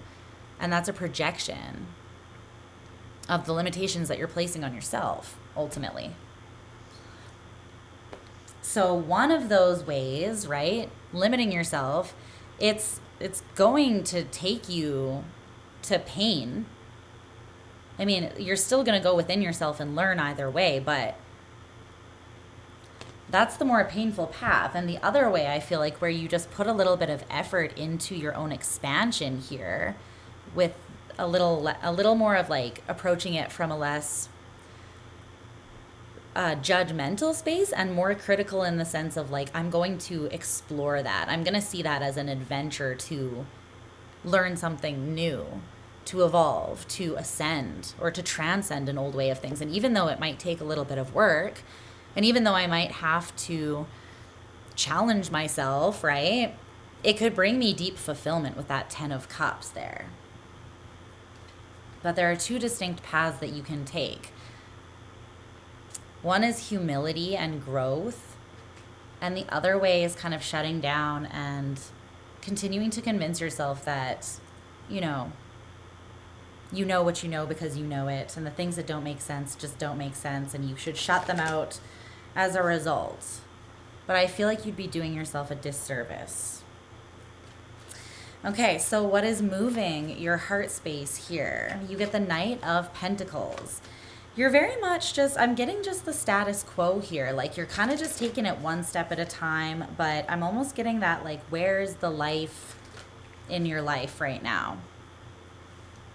Virgo, like, that's the thing, is you're mutable earth. You know that you're meant to be expanding. You know that the only constant in the universe is change, right? And that everything is shifting anyways, even when we're choosing to perceive that we're not. Even that perception of not shifting is still us making a choice, right? It's still causing change. It's still choosing that path, when you could close it out and pick something more abundant, because the Empress is expansive. She's not stuck. So you're just kind of taking it one step at a time here, which is fine, but it is sort of safe. It's like you're playing it safe. And I feel like the game of expansion is not safe, at least not right now. But there's something that I feel like you're ready to hear now. It's like you're ready to open yourself up and crack. How can I say? It's like your mind is strong enough and you are evolved enough at this point in your life already, right? You are the King of Swords, which is why you can choose to turn it all upside down, deconstruct, go back to the page, because you're already the king. You're strong enough to open yourself up. You're strong enough and like established enough to crack yourself open and make changes. And that actually will make you stronger. But this one says the universe can be cruel when it needs to be. It always explains later, though, when enough time has passed and you're ready to hear it. And then they say people never change, but that's bullshit. These cards came out. It's like, I feel as though there's something you maybe weren't ready to hear earlier, but I feel enough time has passed and this lesson is coming back around. It might feel kind of cruel or harsh or like something you already feel like you dealt with, or it might feel like your most tender place getting poked. But the universe is really saying that you're ready to know the truth of this lesson. You're ready to look at this painful thing and to hear the truth and to integrate it and to grow and to actually change. You might have some idea that people can't change, you can't change, your circumstances can't change, but that's not true.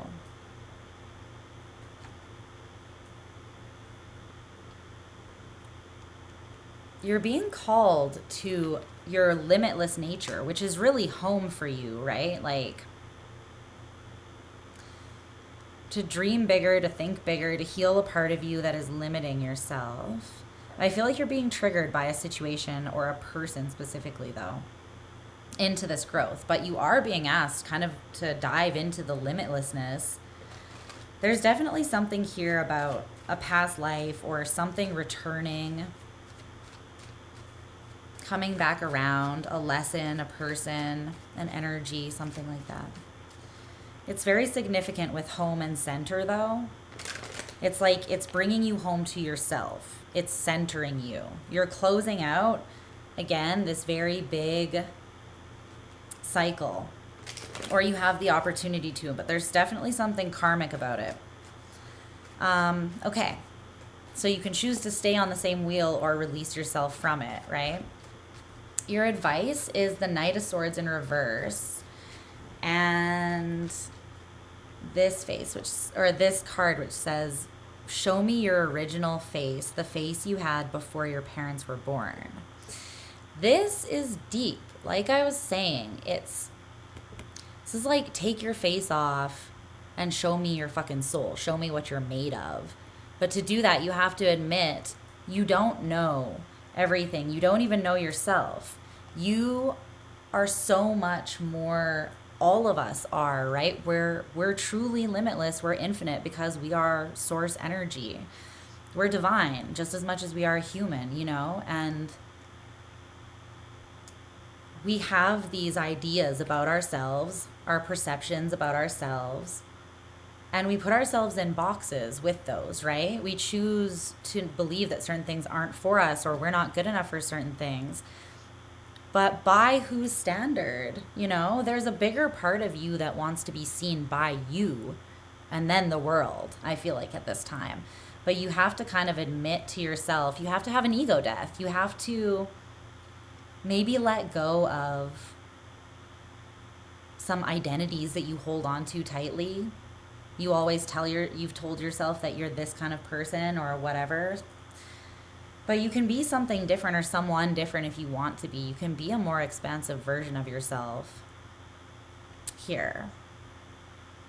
That's very much available to you. So, yes, what you choose to do with that is up to you. But it looks pretty, it's pretty deep, honestly. It's really deep. It's going to force you, though, to get into the higher, more evolved version of Virgo, which is the Virgin, right? Having faith, moving not just because Mercury is communication, not just with the logical mind, but like communication with your higher self, with higher knowledge as well. Communication can be as expansive really as you allow it to be. So I feel like you're being asked to reach into the depths of yourself and almost meet new versions of yourself or meet new parts of yourself here too. I like it. It almost feels like spirit is reaching out to you to communicate in a new way as well. Like there's something very deep and spiritual about that reading.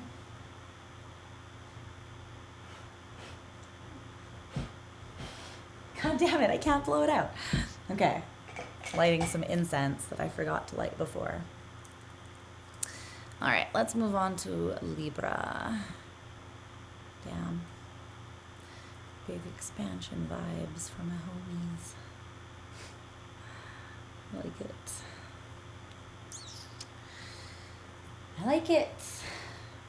You guys are doing the work. Because the thing is, you wouldn't even be presented with these opportunities to ascend like this much if you weren't already doing the work on some level and being conscious of yourself and growing and evolving. The universe is just giving you more of what you can handle. So rise to the occasion of these challenges because challenges bring reward, you know? You just have to be brave enough to step up and actually be like, challenge accepted. So,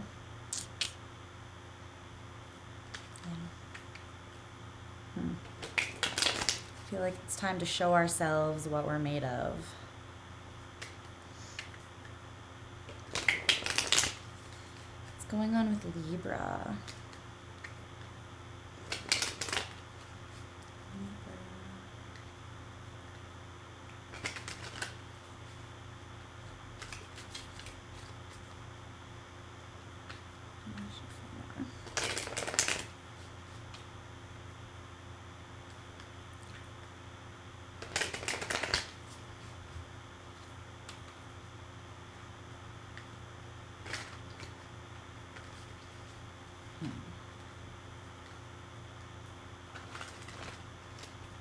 Okay.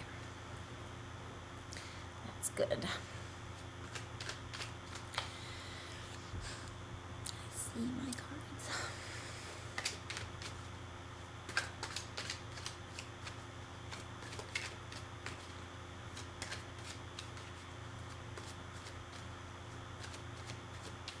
Connect me to Libra's heart space. Spirit, what do we need to know? What does Libra need to know?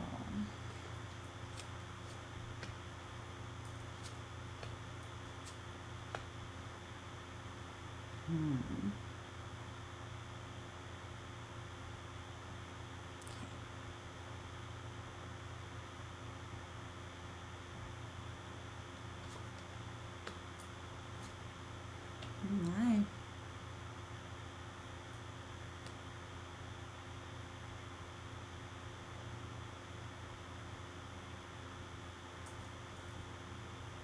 Ten of Swords in reverse. Wow. What is going on here?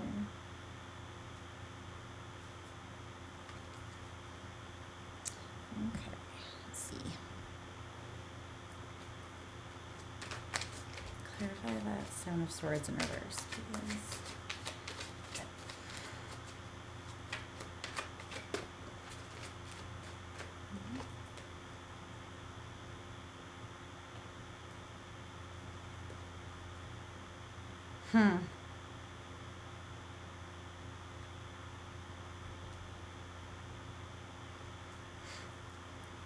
What are you doing?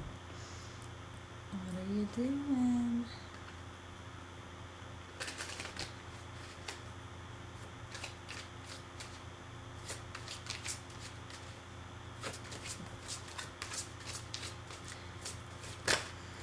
I'm not gonna say anything yet.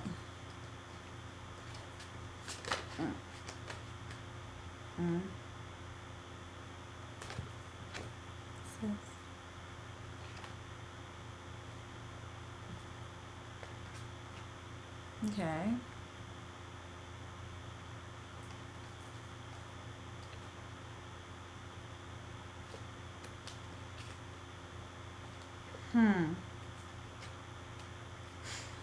Okay. What's going on here?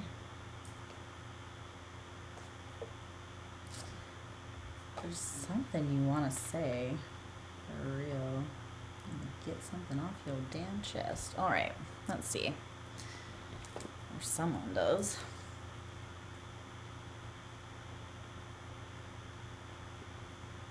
What's up, Libra? Let's dig into your heart space, shall we, darlings? Let's see what is up with you. Okay, so we're going to look at the recent past, where your heart is at currently, what's coming in the near future, what it is that's moving, shaking, shifting, inspiring your heart at this time, and then some advice. Okay, so in the recent past, the Four of Cups in reverse, Lord of Blended Pleasure, Cancerian energy. It feels like something was not emotionally fulfilling you here in the recent past. It's almost like a state of apathy or boredom. Yeah. You might have got bored with like something chaotic in your life. Maybe you were in kind of chaotic or super dramatic and unfulfilling relationships or connections. What's up, Yair? Hi, baby. I feel like you were, does this make sense? I feel like you were putting all your heart into shit that wasn't love and it wasn't fulfilling you, to be completely honest. I feel like you were cut off from your heart a little bit here. Cut off from the waves and waters of your heart. It feels like a detached energy here that was apathetic. But in the recent past here, I feel like you kind of, something sort of struck you and showed you the truth of this. I feel like you may have started making decisions in the recent past to cut out things that just don't really do it for you anymore, you know? You might not really know what does do it for you now yet, but I feel like you know that whatever you've been doing ain't it. And you're just like, why would I waste my time and energy on that? And I feel like because you're coming out of this sort of rut, as a result of that, you're sort of finding your heart again. You're finding your strength again. You might not be totally ready to open up your heart yet necessarily. You might not really feel like your heart space is strong. This was in the past, the recent past. So you may not have felt like your heart space was strong in the recent past. Something may have approached you too that was loving or like some sort of opportunity. And maybe you were just kind of still apathetic, still had your guards up, or whatever the case may be, and you rejected it. I don't know, but either that or you were just feeling kind of cut off in the recent past here. Like you were healing, you're reconnecting with your heart, but not really ready to follow it or like open yourself up yet necessarily. But in the current energy, you're in the King of Wands. This is the Chariot, the Prince of the Chariot of Fire. The King of Wands is very fiery, obviously, and takes action, very confident. They know who they are. They know what they want. They're sexy as hell. And they just go after it. They follow their spirit. The Ten of Wands, Lord of Oppression, and the Four of Swords, rest from strife.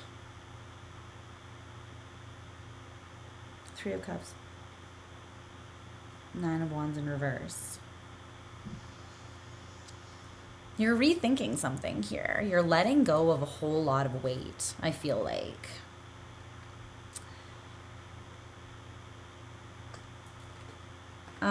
I think you're kind of feeling like you had something backwards here is almost the energy that I'm getting. Like in the past, something felt heavy to you, but I feel like it was because you were giving to the wrong things and assuming that something else would be heavy. You were kind of committed to some sort of chaotic, maybe pattern of connections or something. Like, what's an example? It's like sometimes when we grow up in really chaotic situations, or when our family life as kids, our home life is really crazy and chaotic, it's psychologically proven, right, that as adults we can actually seek out connections or relationships where that same sense of chaos exists, because that's what we learned love was, right? It's not, it's toxic, and it's us carrying the torch of that toxic love, but we don't really realize that we're doing it until we see the pattern or something illuminates that. That's almost what I'm getting. It's something similar to that. Like you're realizing that you've been oppressing yourself in these sort of strife-ridden, like chaotic situations, I feel like, that feel heavy. And it feels like now you are just taking off in the direction of peace. Like you want something stable, you want something genuine, and something that will bring you peace, but still light your soul on fire. It's like you want both, but you want something that will light your soul on fire in an actual healthy kind of way, right? I think you're seeing where true abundance lies, and that maybe you've been selling yourself short in some sort of way.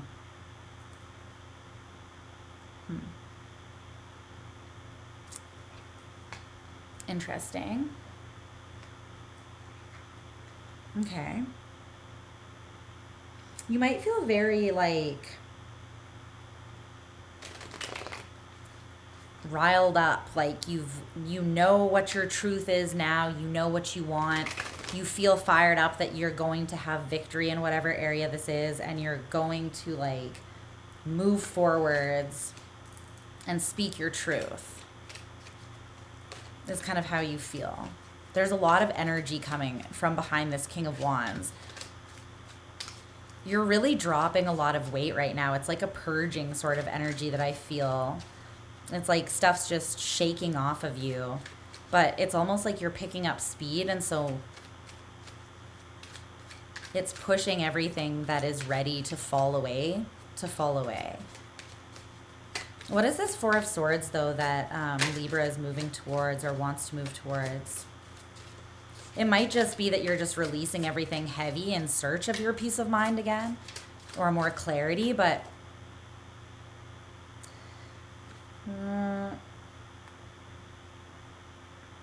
the Queen of Pentacles. So I feel like for some of you, you are moving towards a specific person here. It could be someone that you could see yourself like creating something or building something in the tangible realm with, like having a family with, building some sort of physical partnership. Tell me about the Queen of Pentacles. The Six of Wands, yeah. There's something here that you want victory with, but at the same time, I don't know if you're fully ready to like fight for it, just because you're still dropping so much right now that I don't feel like you have necessarily full clarity, if that makes sense. You're still kind of coming out of this rut and things are becoming clear to you. But for some of you, you are moving towards a specific person here, or something that you feel very confident about and you want victory with. Okay, in the near future is the Princess or Page of Pentacles. Princess of the Echoing Hills. I feel like you are putting forth an offer to someone here, or something. It's like you're taking an opportunity or you're creating an opportunity. Okay. King of Cups in reverse. Justice. Temperance.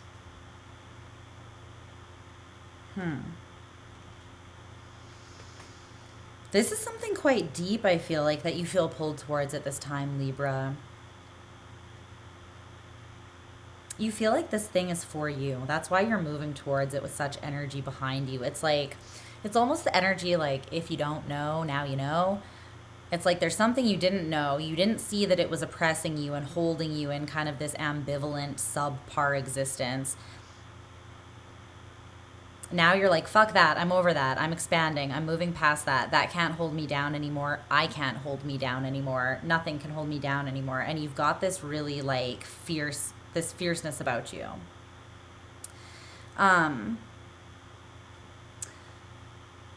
The only thing is that like in the near future,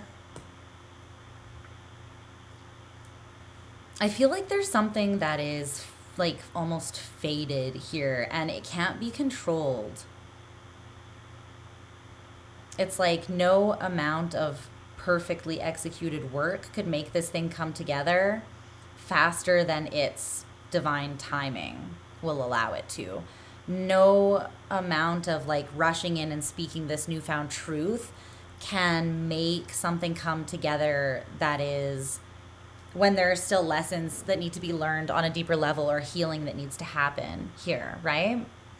And I just get the feeling that like you know what you want now, but there's some emotional like maturing or cracking open or receptivity that you still need to connect with here in order to really make an offer that's going to be able to like stand on its own 2 feet, right? To be able to really like cash the check here that you're writing. Because I see you making an offer, but it's like there's still some sort of emotional imbalance, or maybe because so much is shifting in your awareness right now, right? It's like when we change our minds or our perspective, our reality changes as a result, because our reality is the lens ultimately through which we choose to see, right? That's what our personal reality will be based on all of our perceptions. There's something in your heart that's very much still cracking open. And so I feel, it almost feels like the waters are a little unstable now, because it feels like this will come together, but it'll come together when you are in a state of harmony here. There needs to be some balance. It's like you might want to reconcile something with someone in particular, but I feel like there's something you need to fully reconcile within yourself first before you're actually able to do that in the way that you want to, if that makes sense. It's almost like there's a strength that you need to perfect within yourself. And when I say perfect, I don't mean like you're ever going to come to like this perfected state, but there's like a cycle of healing that needs to be closed out almost, or needs to be more fully integrated, I feel like, before you can really offer yourself the way that you want to. Because I see you having good intentions, pure intentions. It's like, I didn't know what I didn't know before. Now that I know it, I'm going to act differently. I'm going to do something differently. I'm going to pick a path. I'm not going to try to control anymore, because I see how that just kind of like really created strife and ruin in my life, trying to dominate. It's like you're choosing a path of, or you're being asked to choose a path in the near future here of kind of surrender. Yeah. So what is actually moving your heart? What's creating all this change at the root of it? The Seven of Swords in reverse. Lord of unstable effort. Unstable effort. I feel like there's an illusion here. Yeah, definitely. You're seeing the truth of something. And again, it's how you were kind of shut down emotionally, and therefore shutting out more fulfilling emotional experiences. You know, you were settling, it looks like, or limiting or oppressing yourself in some way here. It might have been that your sense of what intimacy is backwards, or was backwards, and you're realizing this in some way, because this card is the one that came out to clarify that Seven of Swords in reverse. And it's interesting because this card says first base, sex. Second base, hitting each other up when the sun is out. Third base, sharing childhood trauma. Home run, verbally expressing romantic interest. And this is kind of backwards, right? A little bit. It's like jumping right to sex, assuming that that is intimacy, and then working backwards from there and like actually opening up to the person in a way that actually takes more, you know, balls.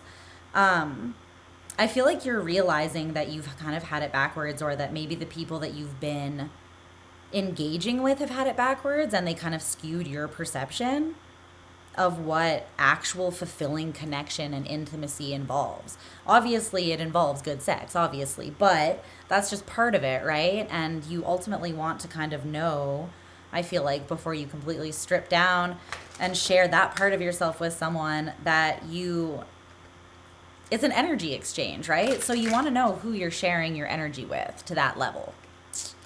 So you start by admitting your feelings, your interest, speaking it to the other person, setting clear like intentions, right? And then opening yourself up, building trust, making more room for each other, and then getting to more and more intimate spaces, right? Getting to more intimate spaces. So I feel like you're realizing, and what's kind of driving this shift is that you want more intimacy ultimately. And I think you see where you have stood in the way of it in the past. You're wanting to change, but it is requiring kind of like a reversal of the way that you've been thinking about things in some area. Okay. So your advice is the Page of Swords. The Princess of Rushing Winds. I feel like you are being asked to express yourself here, your truth. But here's the thing.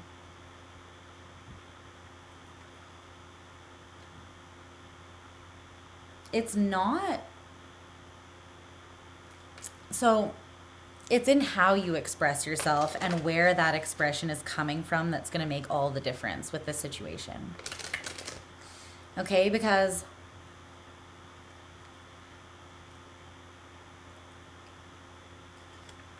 I feel like it's, okay, let me put it this way. You can say something wanting a specific outcome. You can say something with the desire, like communicating to get something out of it, to get a specific response from someone, or expecting a specific response from someone, right? Still needing to control.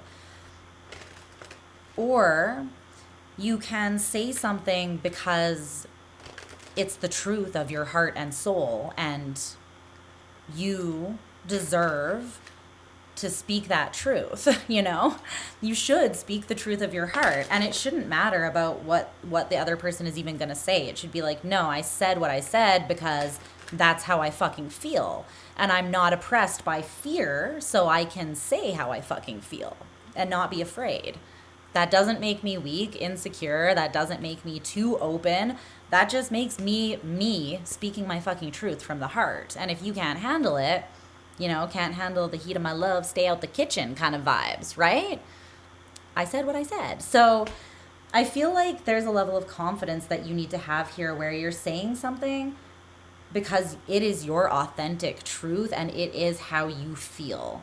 Because speaking the truth in that way, I promise you, nothing is more liberating. Like, nothing will set you free more than like telling someone you fucking love them just because that's your truth, not needing to hear it back, not from an insecure space, but from a powerful space, right?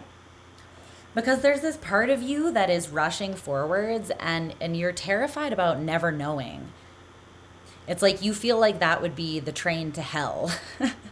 Is like an existence where you never know what could happen with this situation or this person. It's like you're having the realization that you're not okay with an existence where you don't know what could happen here with this.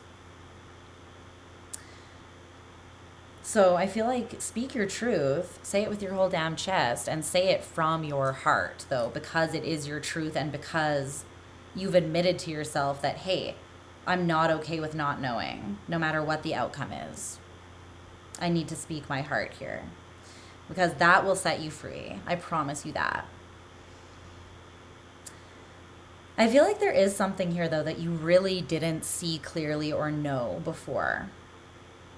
And it impacted maybe how you saw or treated somebody else. It's like you didn't see somebody else fully, but now you do, and you want them around. It's like you're seeing someone and you're like, now that I do see, you're like, my bad, you're a ghost, and I kind of didn't see you for who you were before or what you were before, but now that I do, I want to tell you that I'm glad that you're here. I want to treat you like I value you. I want to show up. Something like that.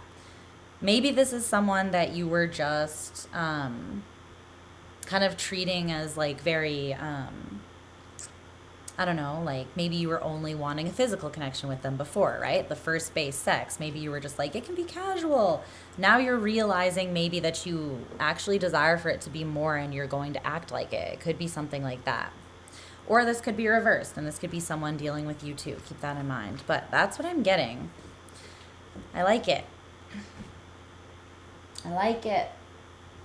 In the name of love. Yeah. Oh, I'm channeling songs. There's a song called On My Love. I think it's by Zara Larsson and David Guetta or something. I'll put that on my love. See, it's like you want to say something and you're like, that's on my love, bitch. Like, did I stutter kind of vibe. You know what I mean? You're like, I'm going to keep it a stack and just fucking tell you exactly what the fuck I'm feeling. And I feel like if you say it right, if you say it without stuttering, if you speak it with your whole chest from the heart, goddamn, Libra, that's sexy as fuck. Whoever you're speaking to is going to be like, let me just drop my panties for you. Or Anyways, yeah, sexy, charming. When people know how they feel and what they want and they say it with their whole damn chest, whether you agree or not with what they're saying, I feel like that's hot. I like it. All right, Scorpio. Scorpio, my loves, where are you?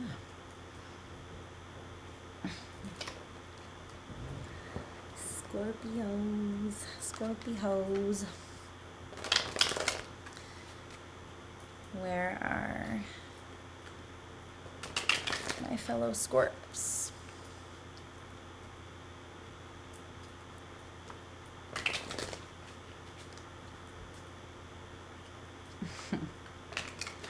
Every gay guy ever.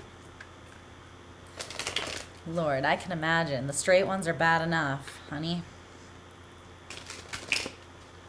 The straight ones are bad enough. Let me see.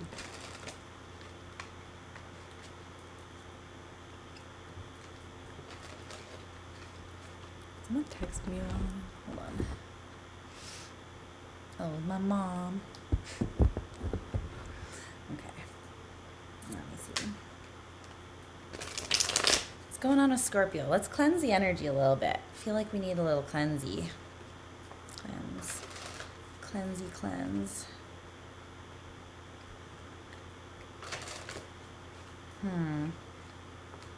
Feel into the energy of Scorpio. Okay.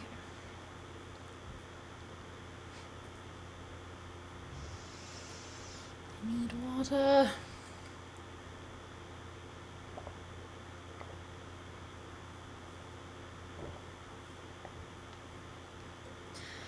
Oh, yes. Hydration is wonderful. Okay, where's my lighter?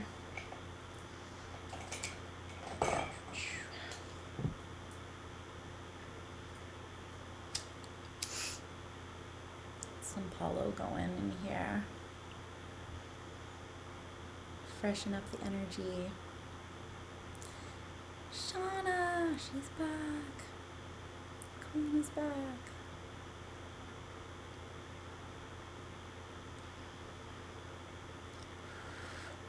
My Libra Venus friend. All right. I feel like I'm gonna need to smoke more as well because that just feels so necessary right now. Tonight it feels like a vibe. I feel so chill. Thanks for hanging out. Appreciate you guys being here. I miss you all the frickin' time. But I will not be missing you anymore. I will be here with you. All right.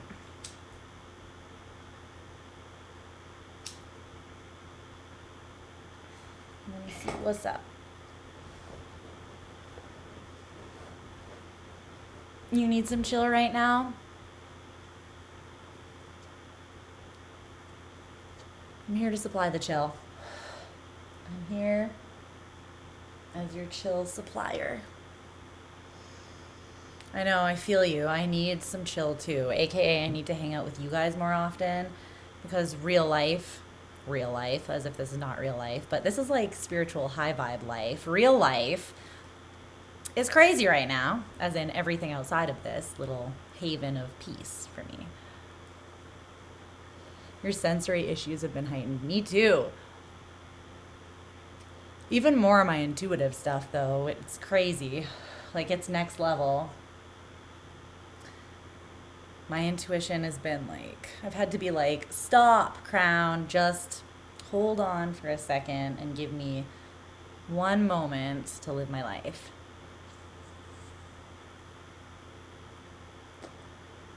Okay. Let's see what's going on with you, Scorpio. I want to know.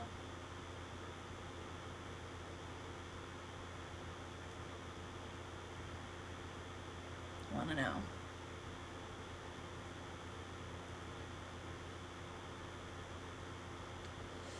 Okay, go out now.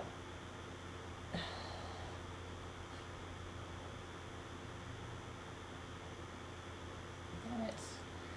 Also, does this feel like karma season for anyone? Because I feel like that's a theme.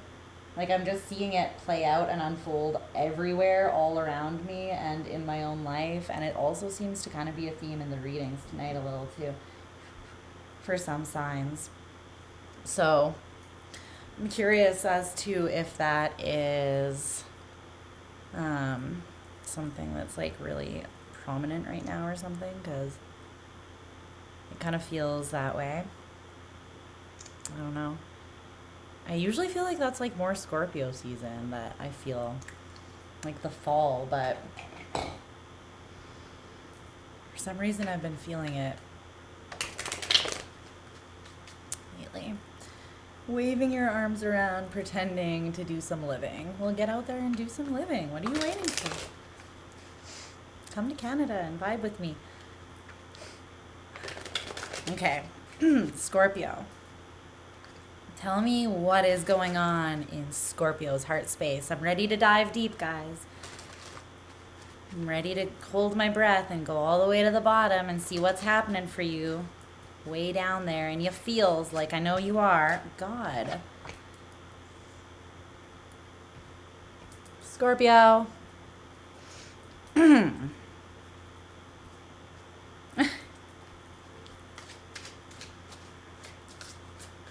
Okay. See how it is.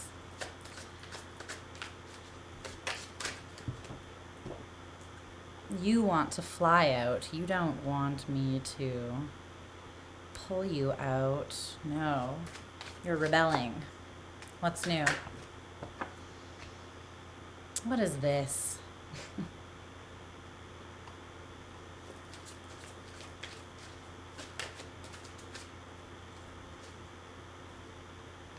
Okay. Looks complicated.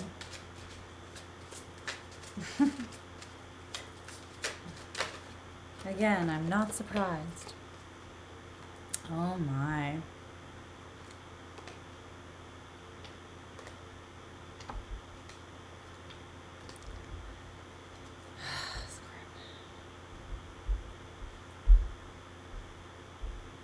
Okay.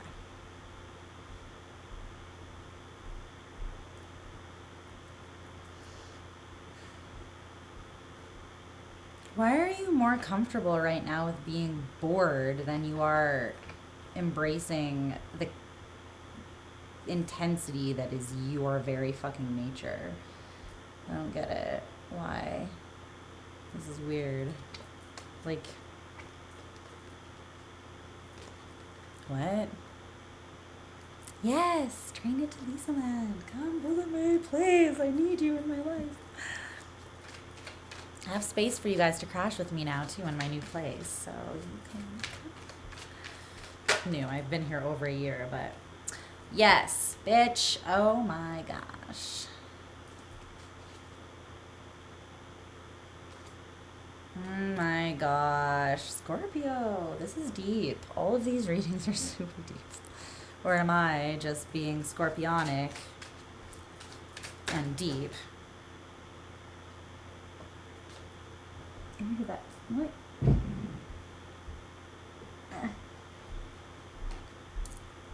The back rooms. What is this? Scorpio. This is the most scorpionic thing.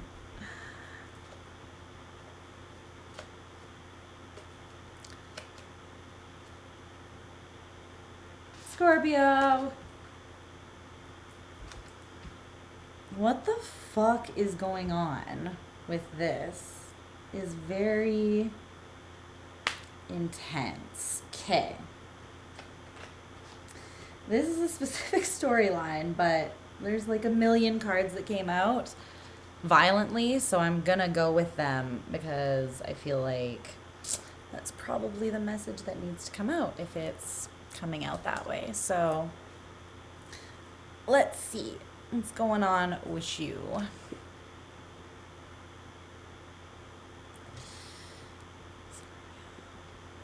Friggin' love you. You know I love you, Scorpio. Love your crazy ass, because we are all fucking crazy and intense. and I wouldn't have it any other way. So let's see what's going on. Okay, we're gonna look at your heart space in the recent past, the present, and in the near future, and then we're gonna look at what is moving your heart space, what's lighting your heart space up and creating this change, this evolution, and get you some advice too. So, in the recent past, your heart space, the 8 of Cups in reverse. Well, yeah, it's a Scorpio card, I'm pretty sure.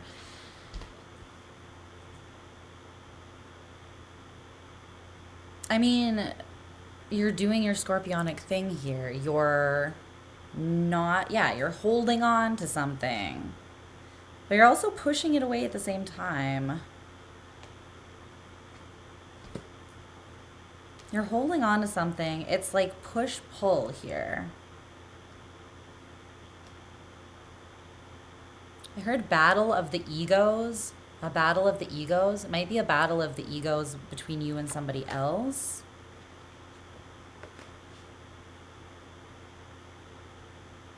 I feel like you and somebody else are triggering the shit out of each other, or in the recent past you were.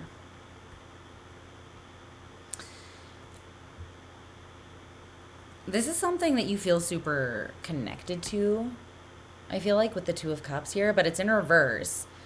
It's like you're not fully admitting what this thing is, but you're also not willing to let go of it because on a deep level you know what it is. You know, it's like there's some self-deception going on here. You're like, on one hand, I'm ambivalent. I could let that shit go whenever I want and not give a fuck, you know? It's like you put your leather jacket and your shades on and you're like, I'm a big bad baddie. I'm Scorpio. But deep down, you know that you're really the one who feels the deepest. You know, you're the one who feels the deepest, you and Pisces, right? So I'm just saying, because you're not walking away or disconnecting in the recent past from this. And there's something at the bottom of the deck I feel like Spirit is saying that something is not the past. Either this person's not the past, the situation is not the past, and there's no need to be defensive towards it because it's almost like the pain that's being triggered is from something different. This person might be, or this situation may have been triggering this, right? But they're not the cause of it. It's like there's the need to differentiate between the two. Okay, so in the present, you have the High Priestess in your heart space. I feel like you're in a very intuitive, deep place here. Although I'm also getting that you are like one of these pillars. And it's like you're aware that there's another pillar. You're aware that maybe that pillar is your equal, but it also might be very different from you. It might be like opposite from you. You guys might actually have like a counterpart here in a very real and deep and spiritual kind of way. What's up, Lisa? Yeah, that's kind of what it feels like. And it's almost like not knowing something is freaking you out here, but you know enough to know that you can't walk away. Does that make sense? This is such a Scorpio fucking reading. Good God. This is so us. Don't even tell me this isn't us. It's like we're pulled in by the mystery of something, but also like repelled because we're control freaks and we don't want to get hurt. Because whatever we feel, it's strong. It's either heaven or hell. And whatever temperature, it's intense. You know what I mean with us? Clarify the High Priestess. There's something very unknown in your current heart space. Like you're not even wanting to tell me. Thank you. The Two of Swords and Death in reversed. Well, isn't that just it? I feel like you're indecisive, but it's because you know that whatever this is going to require like a transformation of you. And you're Scorpio, so you obviously know what this entails, because this is you. This is your whole life, right? The death and rebirth process, getting totally deconstructed and then coming out the other side, someone completely different.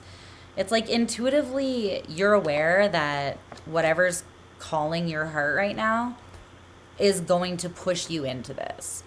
And the reason you're indecisive about it or on the fence is because there's a part of you that you don't want to change, or you feel like you're not ready to change it yet, or it hurts too much to look at, or it makes you insecure. Something like this. Okay? I'm just saying. So, in the near future, in your heart space, you have the Page of Swords in reverse. I'm hearing a song. I don't remember what the song is, but the lyrics are, why don't you say what's on your mind? I won't run away. Why don't you say what's on your mind? I won't run away. I feel like in the near future, there's an opportunity to have a conversation. And you have the choice to either speak your truth or not. And I feel like this conversation could be very healing. You could come out of the Five of Cups and into the Ten of Cups. You could come out of a state of grief and like unfulfillment. I feel like you've kind of been walking a bit of like a lonely, painful path for some time. And there's something here that you could be optimistic about, but not if you're so stuck in the grief. It's almost like this, I feel like this transformation is asking you to release the grief, the pain, the masochism, the part of you that wants to stay in that place where you're hurting perpetually because you've decided that it's part of your fucking identity. But I feel like it's time for you to fucking do better for yourself, to be blunt. Because you deserve more than that. You deserve more than romanticized suffering. You deserve actual healthy love. Because you're never going to experience the actual full depth of love, desire, and intimacy that every Scorpio, every fucking Scorpio, don't lie to me, truly wants more than anything, is for someone to like see into their soul the way that we see into other people's souls and see all of them and fucking love them. Not leave them because of it, but love the shit out of them because of it. Because true love is unconditional, right? I feel like there's a chance to create an opening. There's an opening that is a chance to create an opportunity or something here in the near future. But you have to replace some of the pain with hope, and you have to say what's on your mind and on your heart. I feel like you have to be brave. Yeah. But if you do, you're going to get everything you deserve. I feel like your karma is here. But in order to move forwards, you have to let go of all this weight that you've been carrying. It's like, in order to embrace everything beautiful that you want, you can't be carrying all these fucking heavy-ass wands.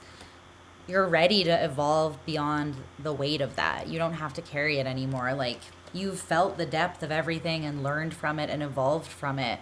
And I feel like the next evolution in your life that's meant to take place is meant to be more of like a love revolution than like a pain evolution. You know, it's different. It's different, but it's interesting because I feel like you're realizing some deep fears here, Scorpio. And it's like, as much as you desire that intimacy, you're scared of being perceived and seen by someone to the same degree, you know? And you have to commit to meeting someone halfway if there's going to be trust and love and the ability to be open and move forwards and build with someone, right? You can't be that suspicious, paranoid version of us that just immediately assumes that everyone's going to be the way that everyone has always been, because you're blocking out some potentially really good shit that you actually deserve. And you know You fucking intuitively know in a way that you cannot explain, but can also not deny, I feel like, that this is for you. But it is going to require you to change in a very uncomfortable way. And you also know that. So, what are you going to do? Are you going to actually be a G, Scorpio? Or are you just going to be a wimp in a leather jacket pretending to be a gangster? Okay? I'm lovingly calling you out, and myself as well, don't worry. But what's moving you? What's creating the movement? It's the Six of Wands. You could have it all. It's like you have the winning lottery ticket in your hand, but you're scared of the implications of having all that money, so you never go cash it in. You know? You already are holding the win. You have the win. The victory is literally already present and is what is moving your heart forward right now. But again, it's like there's a part of you that has to soften to embrace this victory.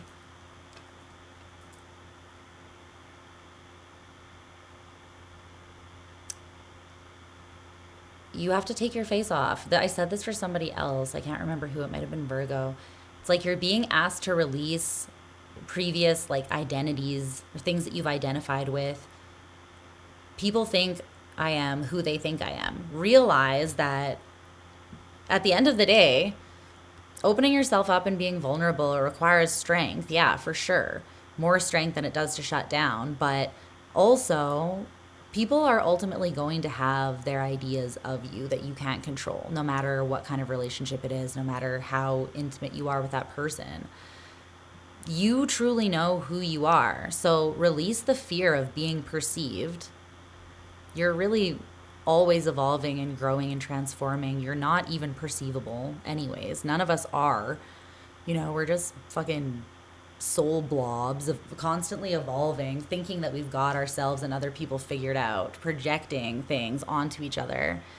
Give yourself space to truly grow and to maybe, God forbid, be witnessed by someone that I feel like has the same sight into you that you have into them.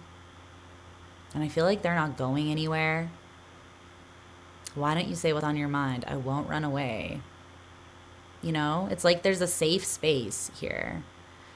Being soft does not mean you're any lesser. It means that despite how difficult the world can be, you have held on to your capacity to feel.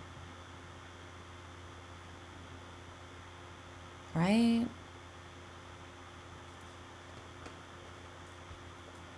You have a major win. It's literally beckoning you forwards. The thing is, I feel like those Scorpio fears can run real deep, and the paranoia and the pain, and we can have a really hard time letting go of that shit because it feels so comfortable to swim in that vat of poison. You know, I know fucking better than anybody, trust me. I get it. I get how that can feel safe because we always carry that poison within us anyways as Scorpios, right? It's like we're constantly aware of it within ourselves and the world. But you also have to be just as aware of the beautiful side of the world and the loving side of the world. Otherwise, that shit is gonna take you down, you know? You can't get imbalanced and see only the dark side. You need a little love in there every once in a while, Scorpio. And in order to have that real good loving that you need, that you know you need, nothing else will satisfy the need within you as a Scorpio but someone actually fucking recognizing you and loving you in that truly intimate way. You need that. You're not going to sustain yourself without it, you know? So your advice is to look at your fucking fears face on. Look at them face on. Bang on. Because I feel like there's been apathy here and there's been stagnancy created. And you know that if you keep on living, giving these fears power over you, you're going to regret it. You know? Because you're not about like apathy. You're not about lukewarm emotions and existence. You exist in intensity and chaos. You know? You exist in intensity. But it's beautiful. It's alive, you know? It's deep. It's passionate. It resonates in a very deep place with people as well. But I feel like you're being asked to move towards what you already know is for you. Here. This feels very past lifey maybe as well. There's something super deep. And this is kind of like a riddle. I mean, this makes me laugh when this come out because it's very scorpionic. It's like X marks the spot. And then the back rooms, which is this like weird, riddly sort of like, what? Code that you have to hack. Like, I feel like you've got to go deep into yourself, Scorpio, in order to be real with yourself about exactly what you want. I feel like you know where this thing that you desire lies, whether it's just within yourself. I don't know. Part of this is admitting what it is that you really want. You are fixed water, right? Water has memory, so look within yourself because you know, I feel like you know exactly where you're meant to go here. But there is this other part of you that I'm just going to warn you about and leave you with. Because these were at the bottom of the deck. There's this part of you that just wants to shut down your heart and be like, there's no vacancy here. Tra la la la la la la la la da da da da da. I'm fine with just never opening that up. But I feel like you would be like massively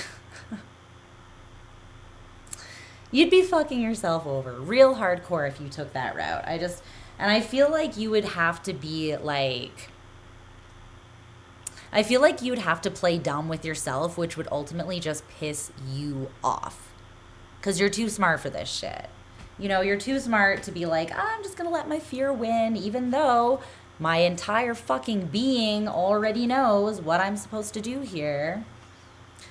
Like, nothing is more annoying than willful ignorance, dude. So, and you know that. So just face your fucking fears, go forth in love, and may the force be with you. I don't know what else to say. I love you, Scorpio.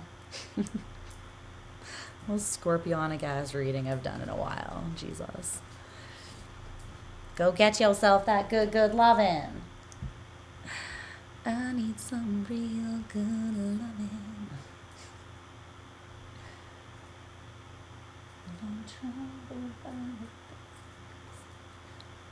Troubled by the things I've seen too, baby. Let's see. It's the year of good loving for us, for all of us. I'm claiming it. Okay. Sagittarius. Moving on, babies. Moving along.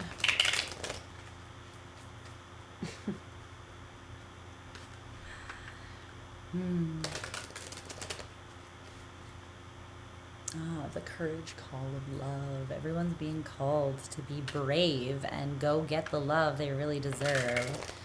I'm here for it.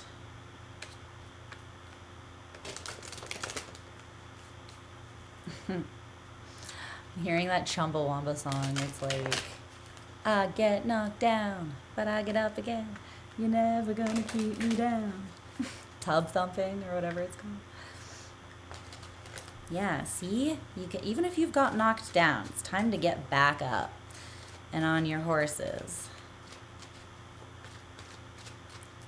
Get in, bitch. We're falling in love. All right. Tell me what's going on with Sag. Sag's heart space. What's happening with Sagittarius?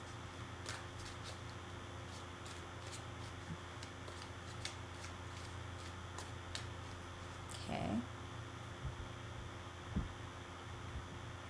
You feel like something's like hitting a hitch or not going smoothly or not going your way, maybe. in some sort of way here.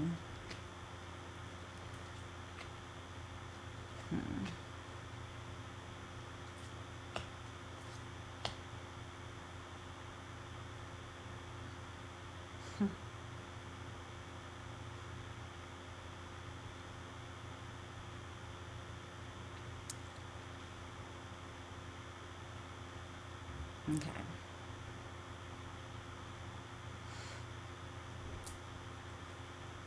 This is interesting.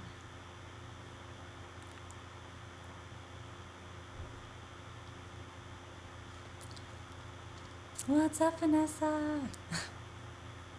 Okay, let me see here. What's going on? Keep sitting on my feet and then they fall asleep, but it's more comfortable. Clarify strength.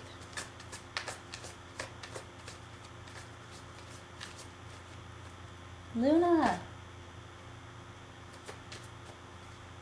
Luna! What is this?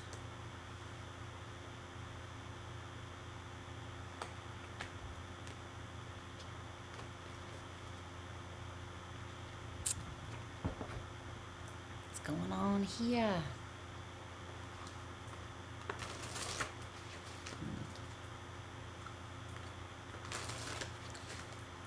Some advice for Sag. Okay. Aw, that's cute. I like that. Share your practice with you. That's adorable. I haven't even pulled my like New Year cards for myself yet. I usually do it at my birthday, which is like the real New Year's anyways. It's the end of February. The end of, or yeah, near the end of Pisces season.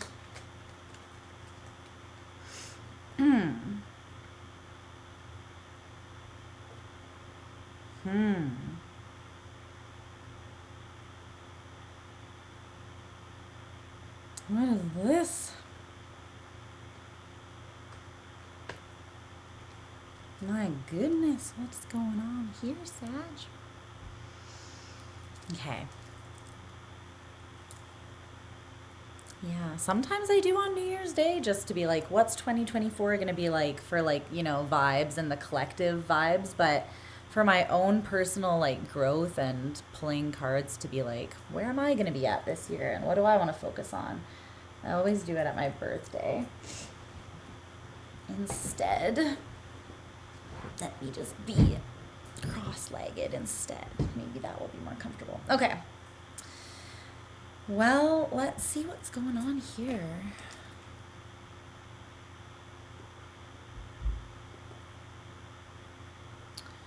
Okay. What's going on, Sagittarius? Let's see. What's happening with your heart space? So, yeah, you should. You should. It's like the spring is such a better time to be like the new year is springing forth anyways, you know what I mean? Like everything's coming back to life. Things feel more like that vibe for me anyways. But okay, Sagittarius. So we're going to look at your heart space, the state of your heart space in the recent past, currently, and in the near future. And then what is moving you, what is causing growth and expansion in your heart right now, and some advice. So you have the 8 of Swords barriers in reverse in the recent past. Okay. I feel like you faced some fear that had been causing a block for you here. It could have been through speaking your mind. It could have been through taking another sort of action. Or it could have even just been through addressing a fear within yourself and then overcoming it and kind of breaking out of a way of thinking. Tell me more about this 8 of Swords. The Magician, Existence in reverse, and the High Priestess, Inner Voice in reverse.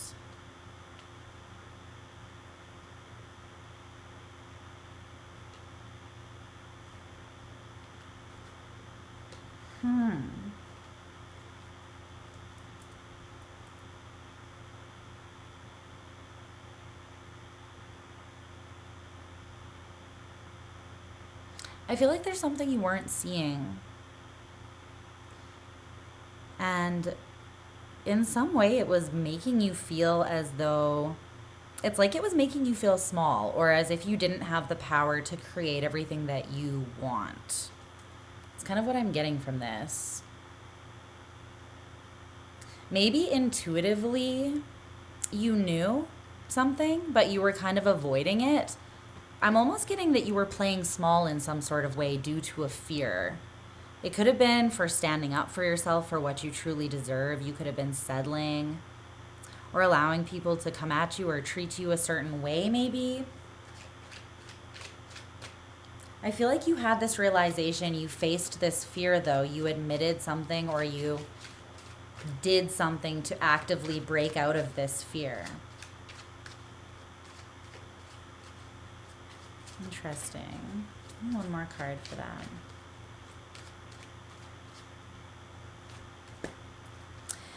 Yeah, I still feel a sense of stagnancy, though, a little bit in your heart space energy in the past here.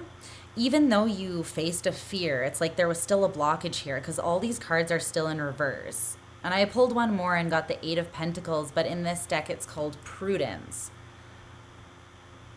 It's like you were being very careful with your energy, maybe.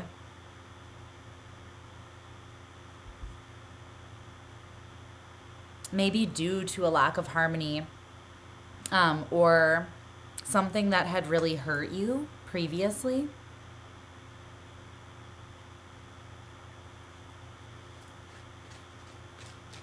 It's like you'd recognize this fear but not opened up your heart space yet. Maybe you were still working through the transformation. You know how sometimes when you receive some knowledge, right? You almost have to be patient while it integrates. It's almost like knowing something is not the same as having something really sink in and integrated into you to the point where you're acting in a different way. You know, there's always kind of that little postponement period where something is settling in for you. I feel like there was a fear that you had recognized and maybe faced within yourself, but you weren't completely acting on it yet.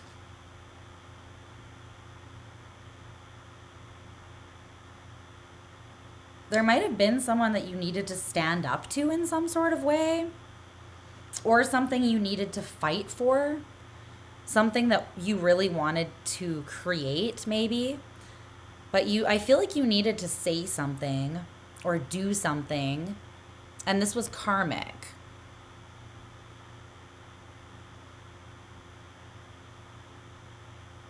But you are maybe holding your energy back from doing this out of fear, or still having not fully integrated some truth.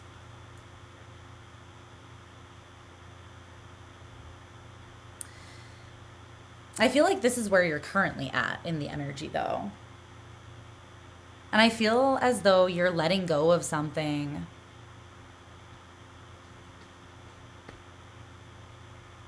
It's almost, I'm getting that you're fighting for yourself. You're not really fighting for somebody else, I don't think. I feel like you're fighting for yourself here. It could be through like some sort of altercation or like conflict with another person maybe. But I feel as though you're sort of realizing this thing doesn't actually give anything to me. I don't gain anything from it, and I actually deserve more. So I'm going to stand in my power, know my worth, take my energy elsewhere, and go create something dope and create something really fucking abundant, you know, rather than like waste my energy settling. I feel like a little bit for something that was not adding anything to your life. Maybe I feel like you might be having this realization.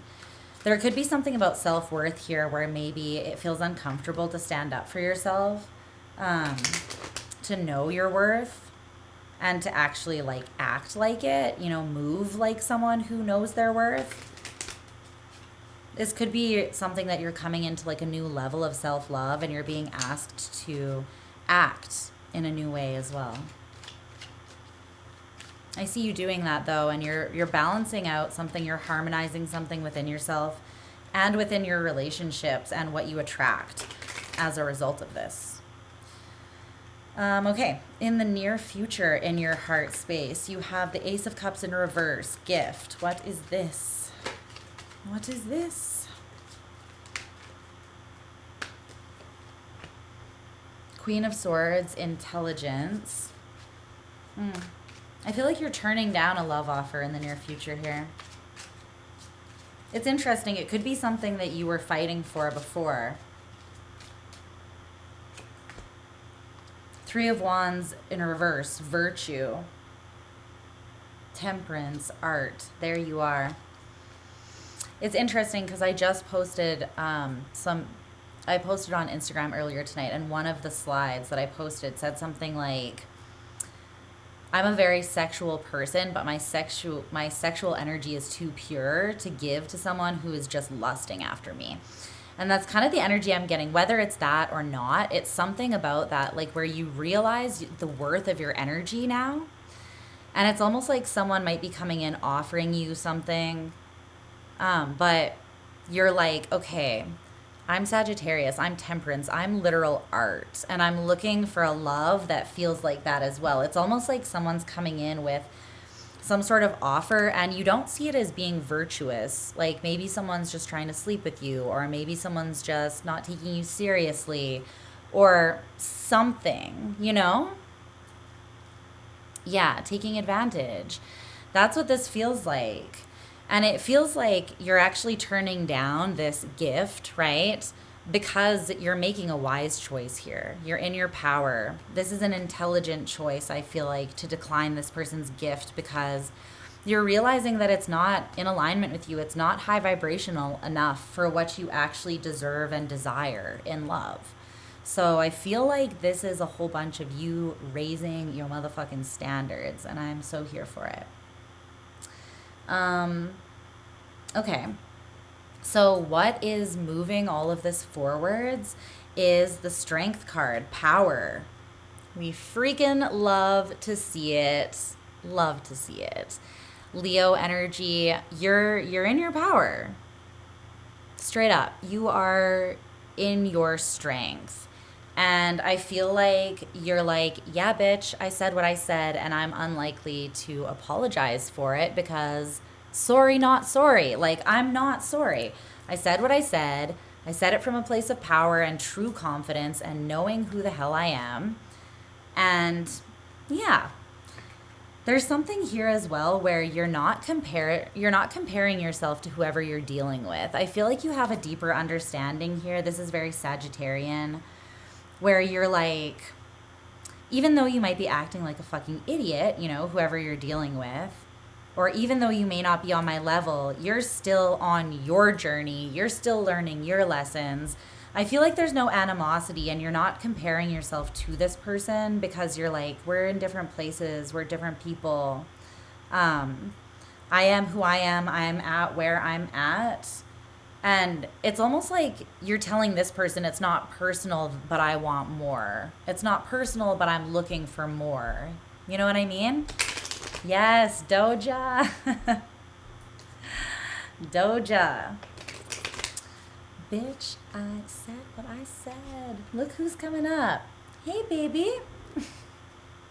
It's Queen Luna. Hi, homie. You come to say hi to the people? Yes, hi.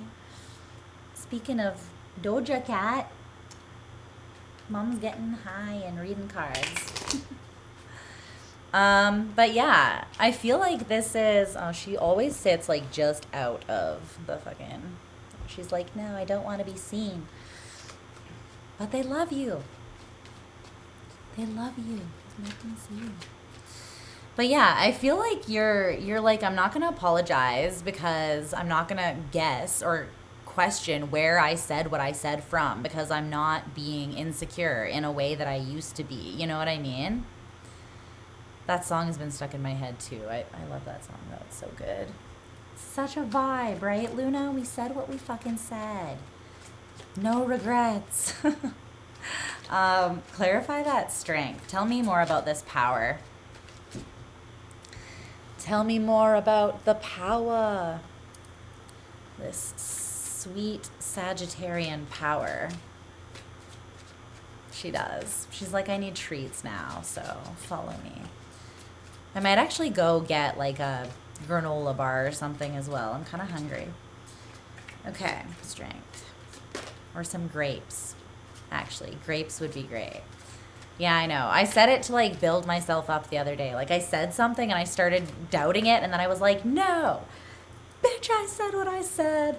It's a year of being bold. I don't fucking care.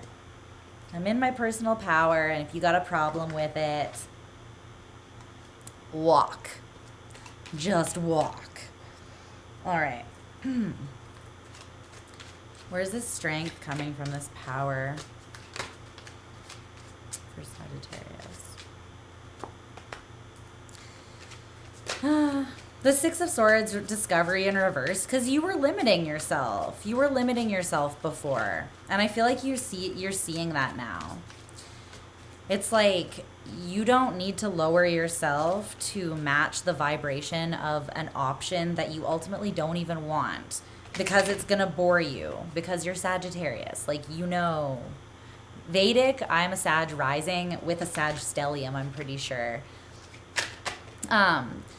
Shawna, I am doing personals again, actually. My Etsy store is open, so you can go check that out if you want one. It's in the description box. But yeah, it's open. The Six of Cups, dream. Yeah, it's like you were limiting yourself from discovering your actual dream, like from dreaming big, because you weren't taking action to move towards these bigger possibilities. You were settling for... You were trying to make small things work, things that I feel like you're here to experience greater things. Okay? But again, I feel like you're not necessarily pinning it on this person. Like, you suck. You're not good enough for me. Like, fuck off. Some of you might be, but I feel like you're in a higher vibration than that. I feel like you're like, look, it's not your fault. It's me. It's me. It's not you. You know, it's one of those moments, which is probably going to break this person's heart. But hey, you're used to doing that, right? Your advice is the Page of Pentacles in reverse, adventure. I feel like you're not going on an adventure with someone. You're like, I will pass, you know, like, I'm not going to take that ride today. Not today, Satan, you know? It's like...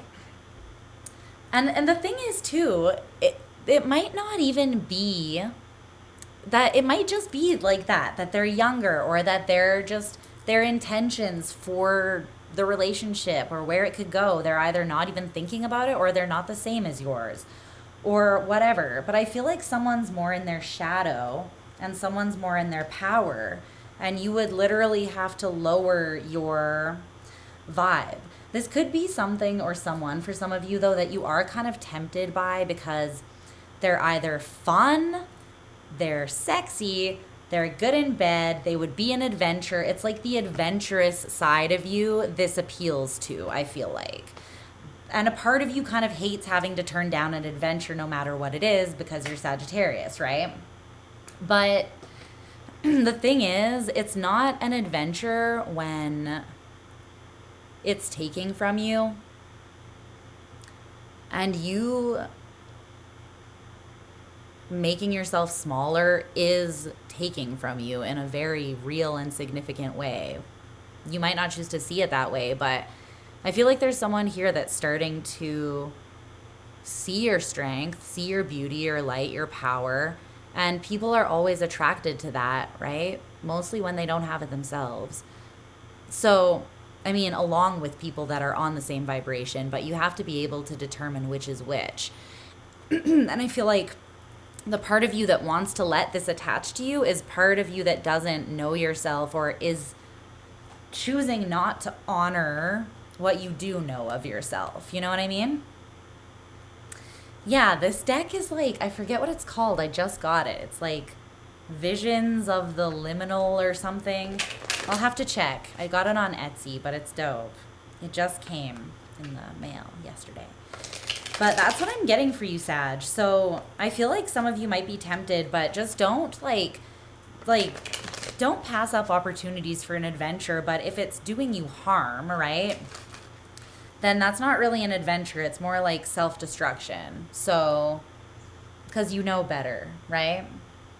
So just, yeah, allow yourself to discover. Like, don't limit your own discovery and your dreams, but also don't make stupid choices about going on dumb adventures that you know are not going to actually fulfill those dreams. They're going to take you to a dead end. You know what I mean? Still move in the general direction of what you deserve and desire. Invest in a new vibrator if you need to. You know what I'm saying? Sometimes that's what you gotta do. I get ya. Totally get you. Okay. Let's see. I want to grab some grapes. I'm hungry. I'm not gonna lie. I'm gonna do that and then come back, and we're going to move on to Capricorn. Capricorn, happy birthday season.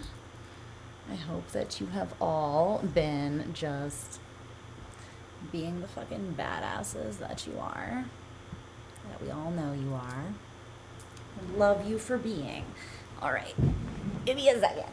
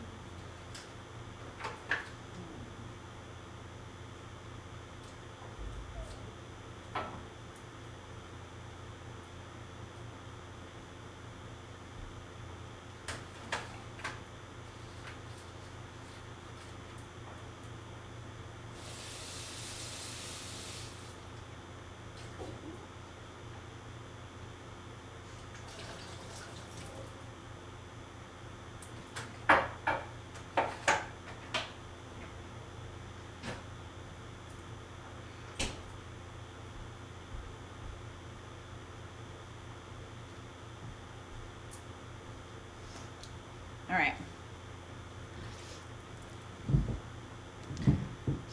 We're back with grapes. I'm hungry, guys. Need to eat a little something. All right. The Scorpio reading resonated a lot. I'm going to have to watch it back. I feel like it will resonate a lot for me, too. Check it out. Okay. Let me eat some grapes for a second.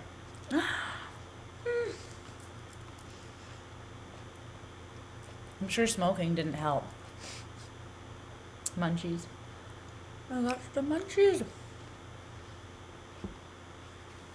But I also do need a snack. It's like 10:30 p.m.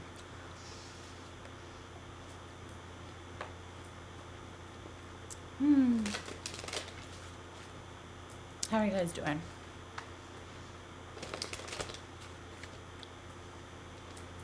Wow. Okay. Oh.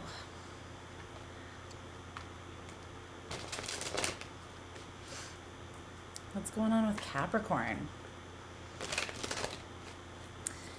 Cappies. I'm so excited for this Mars in Capricorn transit. It's my Mars return. Powerful ass placement. And I also have a Capricorn stellium. And I'm just going to kick ass and take names, guys. I don't know what to tell you, but you should all do it too, because it's the perfect energy for literally achieving all of your goals. So do it. Do it. All right, what's up with Capricorn's heart space? What do they need to know? Okay. All right, apparently you want to fly out as well, you and Scorpio. Being rebellious. Who would have thought? What's going on in the current energy for Capricorn?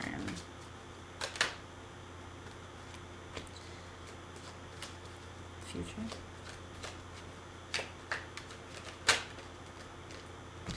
All right.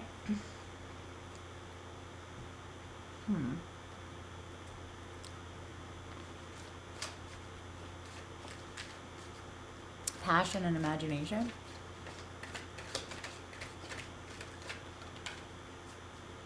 What's moving?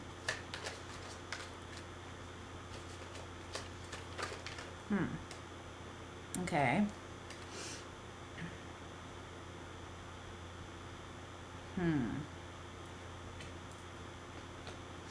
Advice?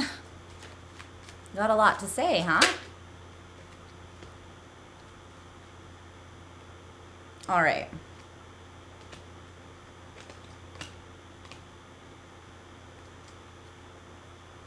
Okay.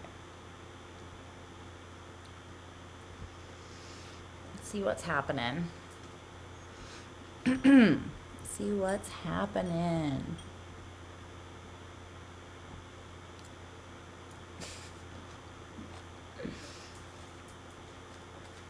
Okay. Clarify this. Energy here.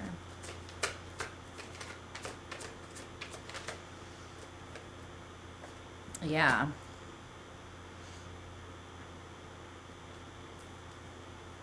Wow.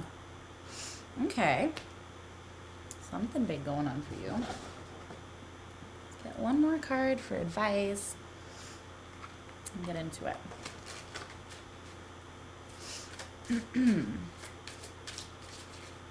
Advice for Capricorn?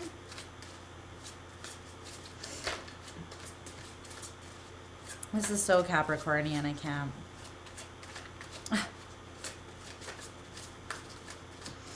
It's like, what's moving your heart space? You're like, I'm moving my own damn heart space, like I do everything. Good night, beloved. Love you, babes. What's the advice? Okay.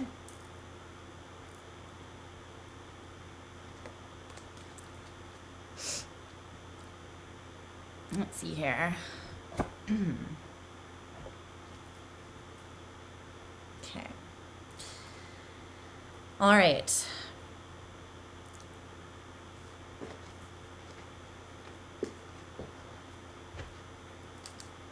What's up with this?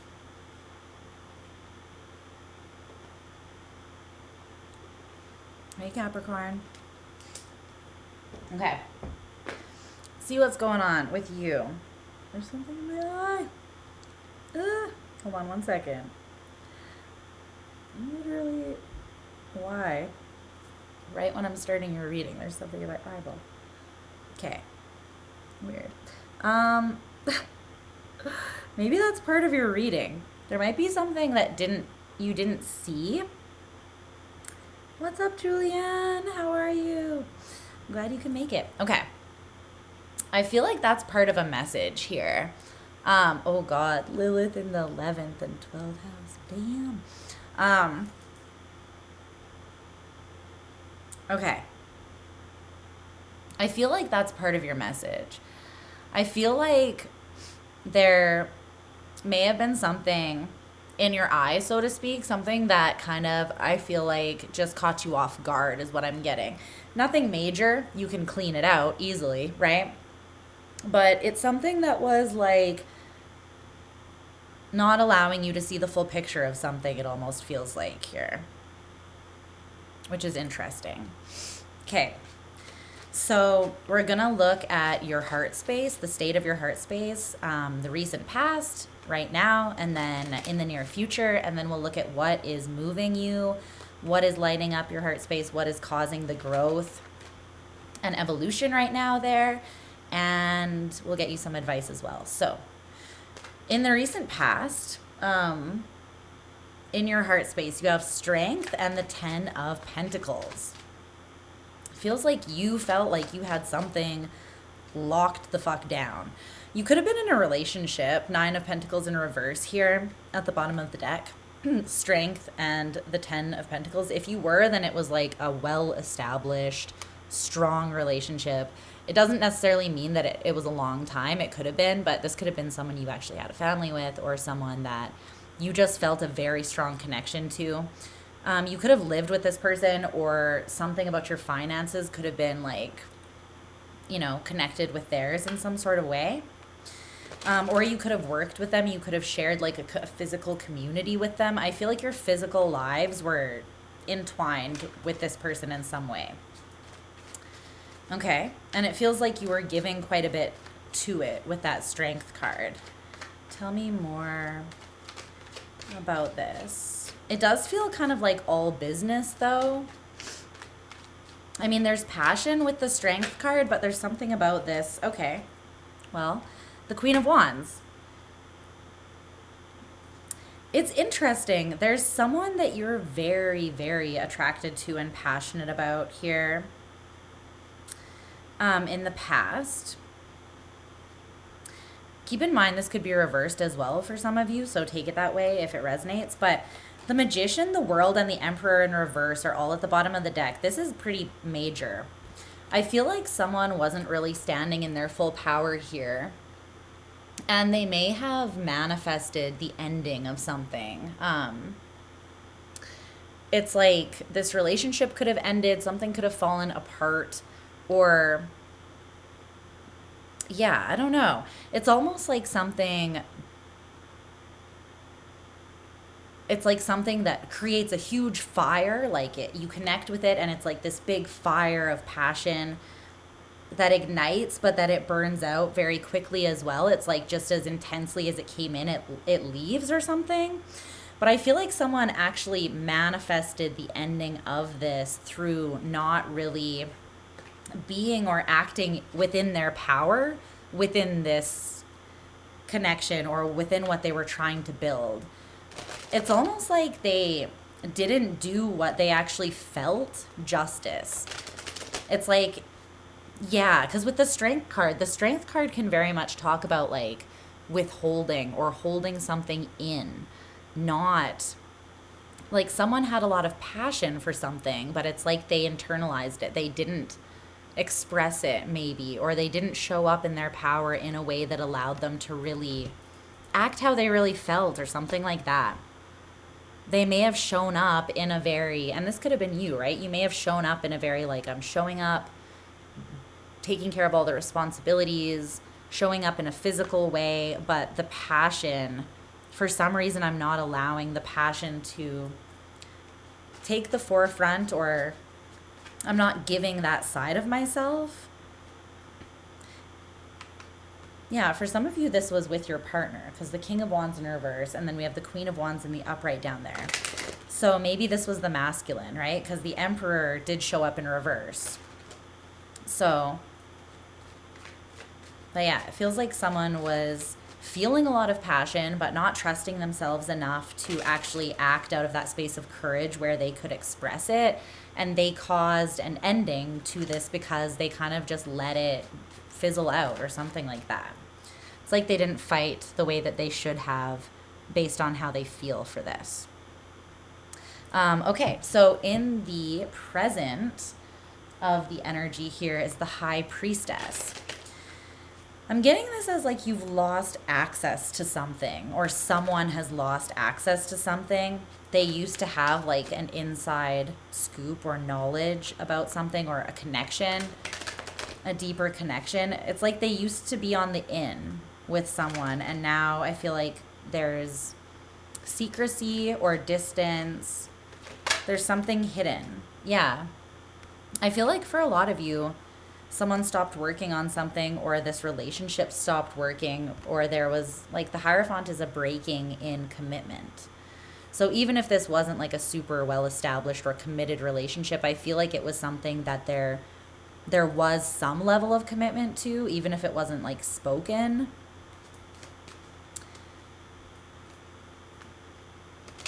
I feel like what didn't work though was somebody's indecision.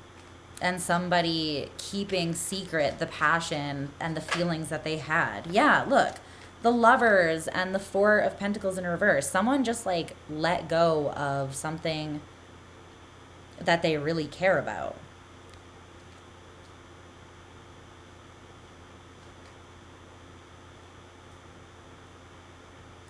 This is a divine connection, whatever this is, because there's the Emperor and the Empress are both coming out, and the Lovers, and the High Priestess, and the Hierophant. Like, there's a spiritual union here and a physical union, but it's almost like on either level could you guys get on the same page, is what this feels like. Someone just let go of this or didn't fight for it the way that it deserved to be, or walked away. And it feels like the other person is like, okay, I'm going to level up now. So one person may have not rose to the occasion of this, and the other person is choosing to transform. They see clearly how they feel, and they're choosing, it feels like, to transform. So it's interesting. It's like maybe a misalignment in a divine pairing or something like that here. That's kind of happening presently.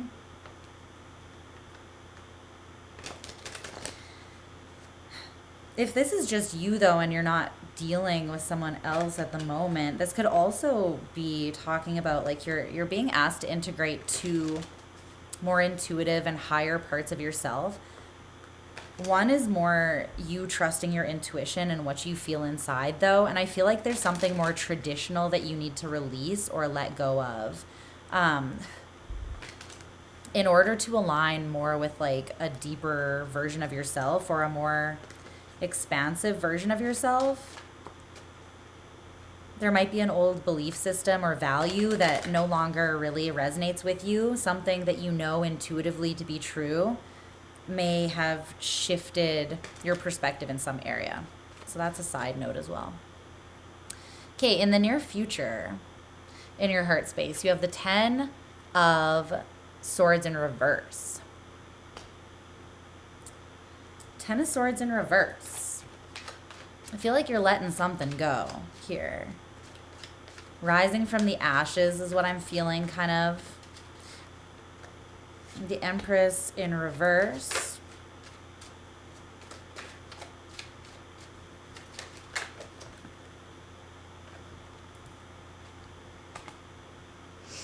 Death in reverse, the Two of Pentacles. I almost feel like you see the truth of who someone is here in the near future, but you bounce back quickly. It's like maybe you were thinking that you wanted a second chance with whoever this fell apart with in the past.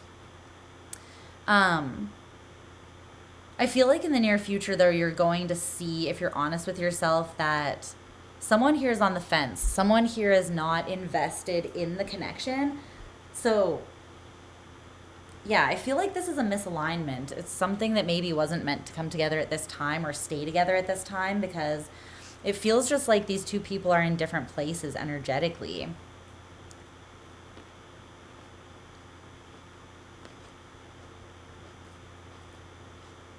There's a decision that needs to be made, but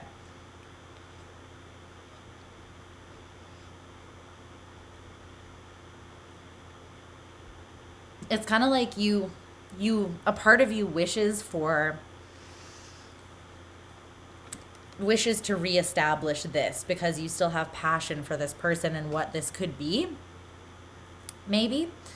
But in the near future, I feel like you kind of realize for some reason that this can't be transformed to be more abundant. But I feel like you let go of it quite quickly. You're just like, well, whatever. I don't know. It's kind of interesting energy. It's like maybe you're just in boss mode, level up energy, and you're like, okay, well, if it's not going to work with you, then I'll just put that energy towards evolving and leveling myself up, you know? I don't feel like it gets you down. Okay. So what is moving your heart space at this time? 4 tarot cards came out. So the Page of Pentacles and the King of Pentacles came out first. See, I feel like this is you leveling up here. You're like, even if you look for an opportunity or offer an opportunity and it doesn't work out, you're still just going to level up to the King of Pentacles anyways. You're in this energy, right? But at the same time, part of this growth, I feel like, is you also taking accountability for the part that you have had to play in the past situation, because it takes two to tango, right? So if someone was withholding and someone else was just going through the motions, then whichever side of that you were on, you need to take accountability for why you allowed that to happen or acted in that way or settled or whatever the case may be. This will make you more evolved as a person, and I feel like you'll get into situations that align more with you in the future here. But I feel like there's something you're realizing is not moving forwards in the direction that you wanted it to. It's like you're laying an old dream to rest here. Or something's being uprooted. It's interesting though, because this card came out: accountability, uprooting, drama, momentum, and sensitive. Can you tell me a little bit more about that? It's like, I feel like there's drama being created, or, okay, yeah, that's what it is. Something has been uprooted or torn apart here that has felt a little bit sensitive to you. Like it caused a little bit of a shakeup in your life and existence, I feel like. But I think you're starting to see that you can use this to push yourself into a state of momentum through just calling a spade and taking accountability for your part in it. Because that's you being empowered, right? Because you can only do your side of things anyways. That's all you really have control over. So I feel like you're realizing something isn't what you thought or can't be what you originally wanted it to be. But you're just letting go and you're up leveling on a personal level and taking your power back. So it's pretty beautiful. I love that that's what's moving your heart space. You're like, I'm choosing to move it. I'm choosing to grow and up level. I'm choosing to move from an empowered place. Yeah. And if it was you that wasn't in your power before, you're just taking your power back by being accountable for that and correcting that, right? Realizing, hey, maybe I was stifling the passion that I had for someone because I was too afraid to like let loose, or I was focusing more on all the Capricornian things, the more practical things, or work, or whatever the case may be, my bag. That's fine. But now that you've realized that that was an imbalance, or that maybe caused something to fizzle out, just take that knowledge moving forwards, and use it to be better. Okay, so your advice is the 10 of Wands and Judgment. I feel like it's drop the weight of judgment. If you are judging yourself or someone else in this situation and you're letting it make you like defensive, or you're letting it take you out of your power, I feel like it's saying it's not worth it. It's not worth it. Just let it go. You don't have to engage. You know what I mean? Make a wise judgment call, I feel like, and you don't have to like engage with anything that just feels kind of unnecessarily dramatic or heavy. You also got this card. I don't know what this means. Esse quam videri. I don't know what that is. It's Latin, but let me see what the book says. It says it means to be rather than to seem. The North Carolina state motto: to be rather than to seem. So, oh, now I'm hearing that song. Who's that by? The Ting Tings? It's like, shut up and let me go. But I heard the part that was like, I ain't faking, shut up and let me go. So it's like, I feel like you could prove to someone that you don't care anymore if there is drama, or you could literally be like, I don't have to prove it because I just am it, I don't have to go out and be it because I literally just am. So I don't have to prove this to anyone. I don't have to engage in some fuckery. I can just exist in my power and let that be enough, because that's true strength, right? So I feel like you've already got this, honestly, under control. to be completely honest with you. So, yeah, you're doing great, babes. You've already got it. You got it. I would expect nothing less from you in your fucking season. Come on. I love the accountability, though. And you know, that's why Capricorns are fucking badasses. I mean, one of a billion reasons why. But you're badass because that is truly being in your power, is the ability to be responsible for all of yourself and take accountability, right? That is owning yourself fully and therefore being in full control over your power. So being able to admit when something that you've done wasn't the best way or wasn't working only makes you stronger, right? So yeah, I respect that so much in Capricorns, because the reason that you find the right way to do things and you nail down the best possible way and you are so successful is because you endure through like finding the right process. And then you honor that process once you figure it out. So that's good. All right, we're moving on to Aquarius. Let's see what's going on for you. What's going on, Aquarius? You're welcome. Resonated. What's happening for Aquarians? My little alien babies, alien besties. Let's see.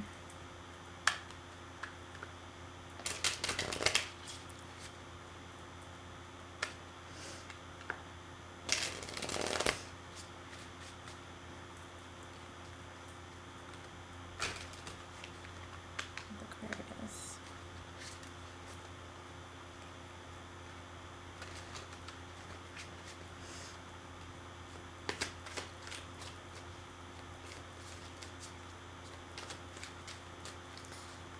What's happening? Okay.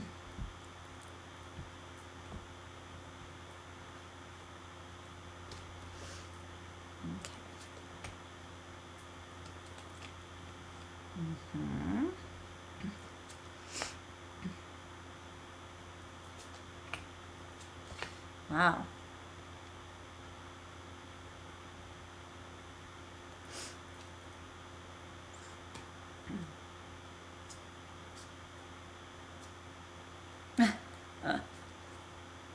Okay. Alien Venus in the house. You're...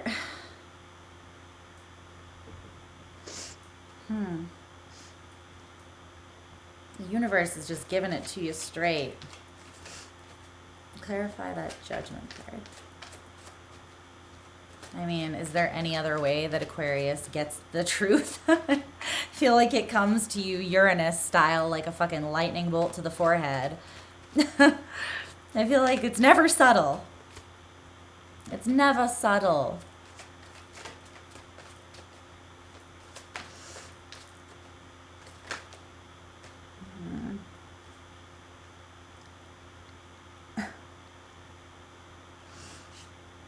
This is too many though.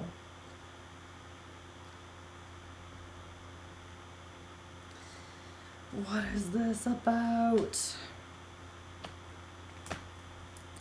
I guess I'll take them because I love you, but Jesus.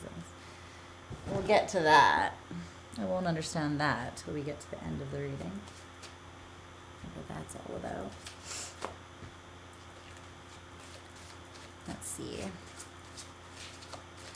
What is this? Give me some advice for Aquarius. What? Need one, just one.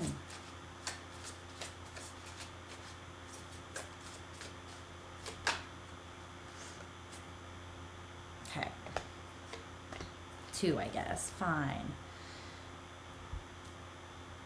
Okay, let's see what's going on here. Let me see Aquarius. I need to be more comfortably seated. for this. Okay.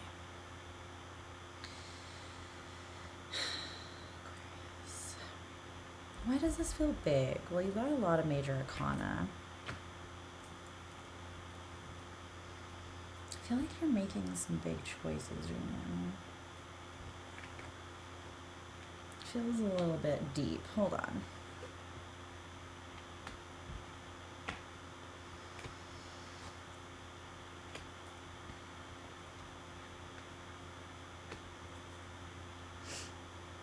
I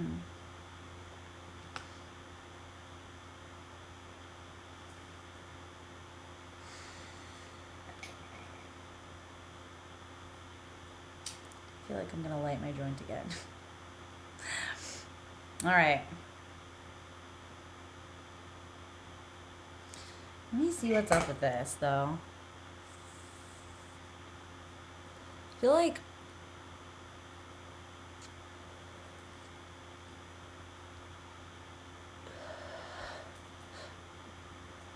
bottom of the deck. 7 of Cups, choices. 6 of Swords in reverse, transition. The Sun in reverse, clarity. The Ace of Swords in reverse, new ideas. Jeez, okay. I just realized I didn't do the timestamp. I also just got smoke in my eyeball. 43, okay. Hey, Aquarius. Okay, let's get into this. So, okay. My joint almost lit my sage bundle on fire, so crisis averted. But I feel like you guys are making choices here. You have a little bit of emotional confusion going on. We're going to look into your heart space in the recent past, the present, and the near future, and we're going to see what's driving the shifts that are taking place in your heart and get you some advice, okay? I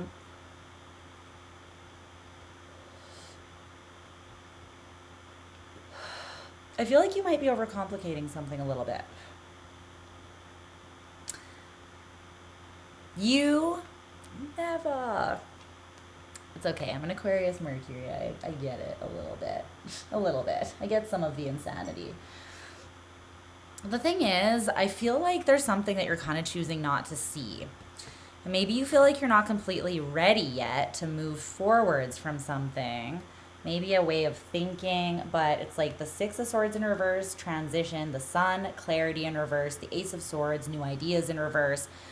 I feel like you're kind of denying something here, and you're getting in your own head, and you're kind of defeating yourself in your own head because you're getting in your own way, and you're not finding the truth that you're seeking.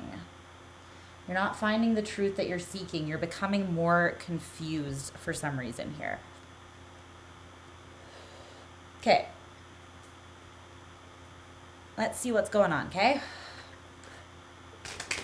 So in the recent past, the 5 of Cups, loss.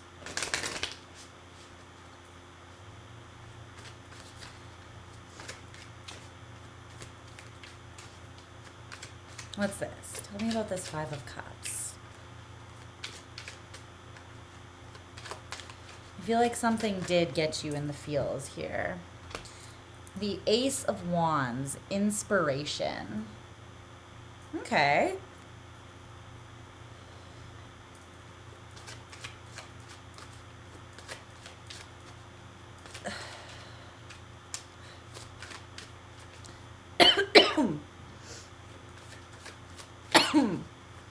I feel like you might have been a little bit of a masochist in the past year. There's levels to this that are great, right? Drawing like inspiration from pain.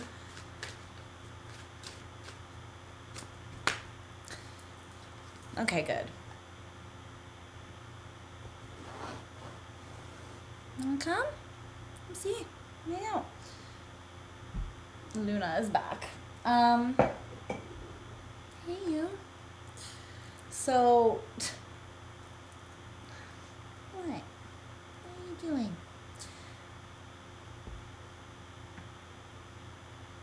I feel like you did actually set yourself free here. Some of you, it might have taken you a while for me to pick up on that masochistic kind of vibe. You might have stayed in this state of kind of misery. Maybe even romanticizing it, romanticize suffering. I mean, yeah, Scorpio's not the only sign that does that, trust me. I know you guys do it. All my best friends have been Aquarians pretty much, so I know you well.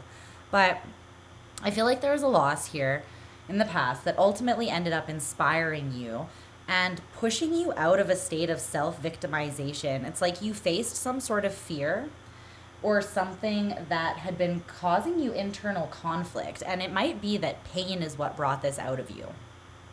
But ultimately, it did push you forwards once you let it. Okay?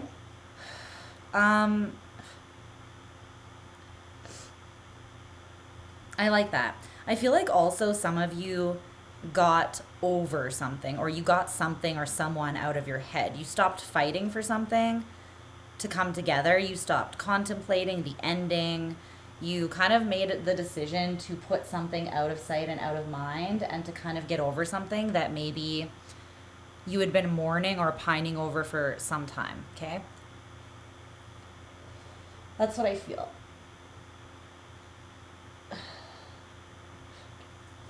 Okay. In the present energy, you have the Wheel of Fortune, cycles. Well, I feel like because you chose to open yourself up to learning, to allowing this situation to give you power to create, it's almost like you are turning the wheel a little bit because you're stepping into your power. You're realizing your power. You're kind of like recognizing, hey, I'm the master of my fate. I am the one who weaves the threads of fate of my life and decides what my destiny will be, right? I have more power here than what I've been giving myself, essentially, is what you're realizing, it feels like. And I feel like you're kind of in an energy of dreaming big in regards to love, or just something that really lights you on fire and inspires you. You've had some newfound inspiration in the past here. It came out of pain, but it still came nonetheless. And I feel like you're kind of realizing that you can make the most of this. One more.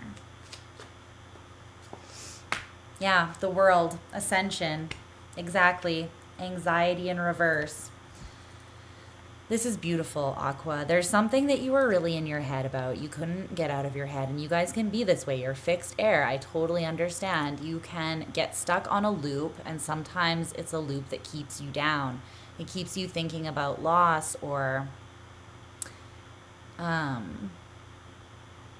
victimizing yourself, in the sense that you're just telling yourself that you're less powerful and capable than you really are, right?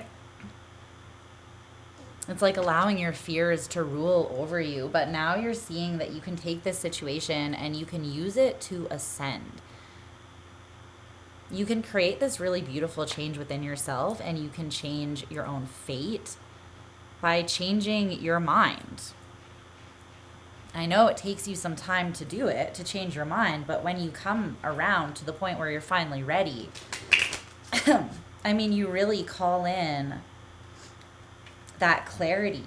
You just have to be you have to be ready to really see the truth, though. And the thing about Aquarians is that when you're not ready to see the truth, there's not a damn soul, guide, God, friend, human, any force in this universe will not make an Aquarian see the truth before they are fucking ready to change their mind. Trust me.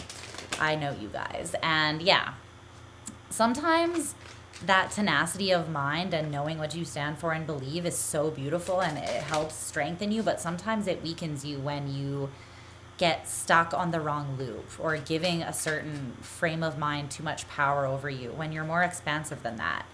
So just because you're fixed, don't forget how expansive you are. And I feel like in the present, you're choosing to create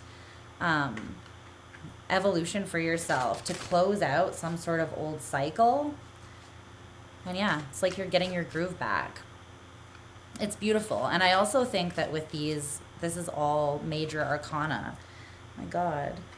It's not even something that you're planning. It's just something that you're achieving because of healing that you've done. I don't feel like you've all been doing this consciously. It's like something, you know, when you just sometimes wake up one day and just the way you think has changed and you realize it, it's like maybe it was happening slowly over time. And the beautiful thing about Aquarian energy is I feel like sometimes the universe does this to you guys on purpose. It's like they sneak that truth up on you, that new truth, because they know that you're a little like stubborn and fixed and you just won't accept it at face value. So I feel like the universe just kind of sprinkles it in, you know, over time. Something's been being created and it's been beyond you. This is the universe sticking its hands all up in your business, but in a beautiful way because it wants you to grow. It knows that you're ready to grow and ascend into something beautiful. So, but this is something you're not planning for. I feel like there's some sort of achievement that's coming your way. An opportunity to change. Okay, in the near future, you have justice, balance. I feel like you're calling in a divine opportunity that is meant for you. It's aligned with you. It's harmonious with you. It feels right, and it's karmic. Again, it's like action and reaction. You did something good. You grew for the better, you know, and you shifted your energy. And now you're aligned with something new that's really beautiful as well. What is this? You might not feel ready for this. Give me one more. Yeah. Okay. I feel like some of you are being offered a role of leadership in some area of your life that you're very passionate about. This could be someone committing to you and being like, I want to submit almost in a way, not a toxic way, but someone being like, I want to be serious with you. I want to compromise to make something work. You know, someone really saying that they're in. It's something that will require you to step up and be a higher version of yourself. But there's a temptation to not be curious about it, to just be like, it's going to be too much. It's too much of a burden. I'm not ready. And I feel like you're not being compassionate enough with yourself. You're needing to take a more determined stance because you are ready. The universe doesn't drop off things that are aligned with us when we're not aligned with them. That's not how it works. Energy, it all works on frequencies, and things don't come to you unless they are for you at that time for one reason or another. So there's something that is for you. It is just. It's deserved. But there's a part of you that is still dealing with scarcity mentality and fear. And this is an illusion that you're still fighting. It's like you're still taking the handcuffs off. This has been restricting you, I feel like, for some time. And you might feel like because you're still dealing with this and you're insecure about it on some level, like you don't feel as mentally strong as you always have been because you're shifting and growing so much. You feel kind of unstable and uncertain, but it's coming at this time to help you break out of the bondage of this mentality. It's not coming so that you can fuck it up because you're still battling this mentality. It's coming to help liberate you from the mentality. You know what I mean? But it is going to require you to kind of step up and be like, no, I got this, you know, and know who the fuck you are. So know who the fuck you are. Because this is for you. It might feel like a lot of work, or it might feel like a lot of added responsibility or something, but it's because you deserve it. You will excel at it. Just surrender to the momentum of it and just kind of like get in step with this, I feel. Okay. So what's moving you here? You're a little bit conflicted still because two sides of something are coming out.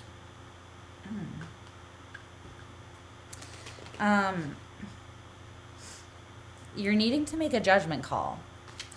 And everything that the universe is dropping off at your doorstep right now, everything that is being delivered to you at this time, karmically, is a choice. It's a test. It's like, it's for you, but you still have free will. You still choose how you respond to this thing and whether you respond thoughtfully or react. Bye, babes. And you have two options and two different sort of paths here that are very clear. So you have this judgment call, right? It's like the day of reckoning, something that is hitting you out of the blue, I feel like, and giving you a choice that you have to make.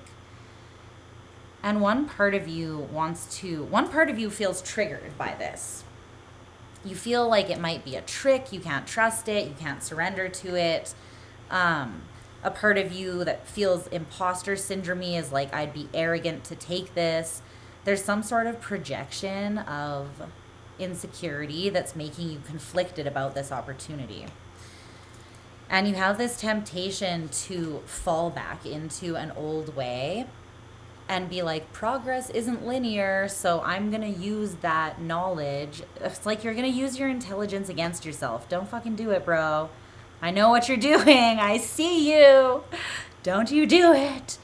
Don't use your intelligence to play dumb. I have seen Aquarians do this, and I will call yo asses out on it because I love you so fucking much. You're some of my favorite people. Don't act stupid. You're too smart for that. Because part of you wants to be like, progress isn't linear, so I'm just going to hop back into this old cycle. I'm just going to let, like, myself play small. I'm just going to trick myself out of going with the flow by saying I can't trust this thing or whatever the case may be because it's asking me to change and you don't want to. You're trying to trick yourself out of having to change. Because whatever this call is that you're making, it is pretty big. But the other path is like you coming into alignment with something super dope, which is like union with something, whether it's a person or just something that you really love and are emotionally invested in. It's like you're regaining a part of yourself with this retrieval. I feel like you're completing a karmic cycle. There's some soul retrieval here, whether it's through like finding a counterpart in another or union with yourself on a deeper level. There's some sort of treasure that's being unearthed here, but you have to be brave enough to embrace the gift and the rebirth. The two are like intrinsically connected. You can't have one without the other. You have to be willing to take the leap, make the change, to embrace this thing. It's kind of an all or nothing thing. And you know that you are pretty all or nothing, Aquarius. So it's like when you're not in, you're not in. You kind of just have to take the leap and be like, fuck it. I'm going to take this gamble on myself. I'm going to gamble on myself. Because I know who the fuck I am. And I know that I can stand on that shit, you know? It's one of those moments.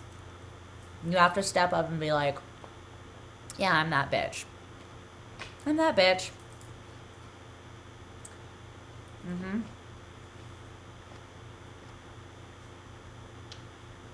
So, your advice. You gotta know what is gonna fulfill you more. Think about this from a logical place if that's how you have to conceive this, right? What are you willing to sacrifice in order to play God and have to control everything and not change? Because change means not knowing. Change means taking a leap into the unknown, in fact, and having to reconstruct the truth on your way down or build your wings on the way down. I don't think that you're truly fulfilled. A big part of you is not truly fulfilled, actually, I know. when you're doing this, though, because you're missing out on so much good shit. Look at all this juicy shit. All of this is shit that you cannot comprehend or control. This is the universe, bitch. This is the universe. And I know that you guys know that that's the good shit, and I know you know how real it is because you're weirdos and you know that shit is true, right? All the freaky shit that's outside of the comprehension of so many people, you know. But it's this fear, though, of having to control and not. It's like you know that you can't possibly know, but you're still scared to lean into that you don't know. It's interesting. But I don't think you're fulfilled playing it small. And the other option is to be the badass rebels that we all know you truly are. You have the Wheel of Fortune here, and fortune favors the bold, and it's in your present energy. I feel like there's something that you need to be like, no, that's going to make me fucking happy, and so I'm going to choose that over fear, and I'm going to jump head first into this thing. And the universe is going to reward you so, like, tenfold for being bold and for getting out your megaphone and essentially telling the universe, I'm that bitch. This is who I am, and I deserve this thing. You know?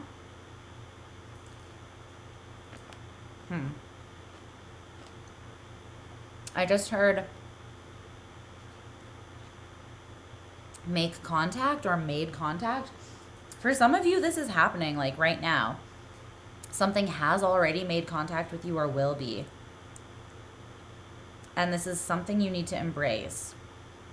It's part of this big change that's taking place in you. You have 6 major arcana cards. That's a lot.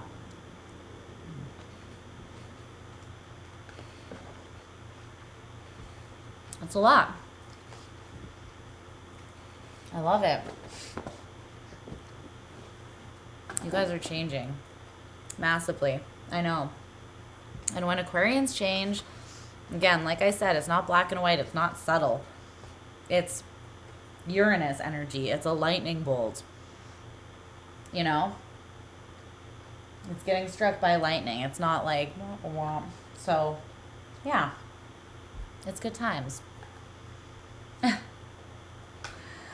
But you know that it always brings you closer to yourself. I feel like you always are surprised by your own nature. It's that Uranus energy that you're always surprised by it, right? Even though it is your very nature, I feel like it surprises and shocks even you sometimes how capable you are of changing your mind, even though you convince yourself you're not. And how powerful and beautiful it actually and liberating it can be when you do. And how fulfilling things can be when you open up the space. Something to think about. I love you. Okay. We're moving on to Pisces. Pisces. Where are my fellow sharks? Yes, that's right. We're not cute little fish. We're sharks. Where are you at, Pisces? Okay. Let's see what's going on for my fishies.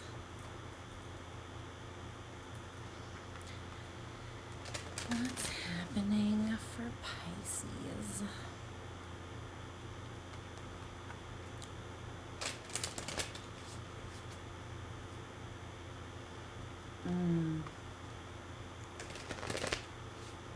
You just feel so like harmonious, which means that you're in aligned with yourself. You feel like peaceful vibes, like you're at peace. It feels like you have boundaries. Because Pisces, when we have peace, is like knowing what to give to. Or knowing that we give to everything, but knowing like what level of giving to give to certain things. If that makes sense. what deserves more of us and where we need to temper ourselves because for the highest and best good of all, right? Learning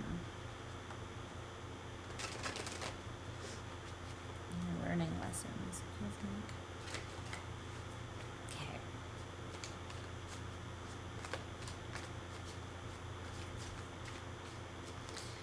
Let's see.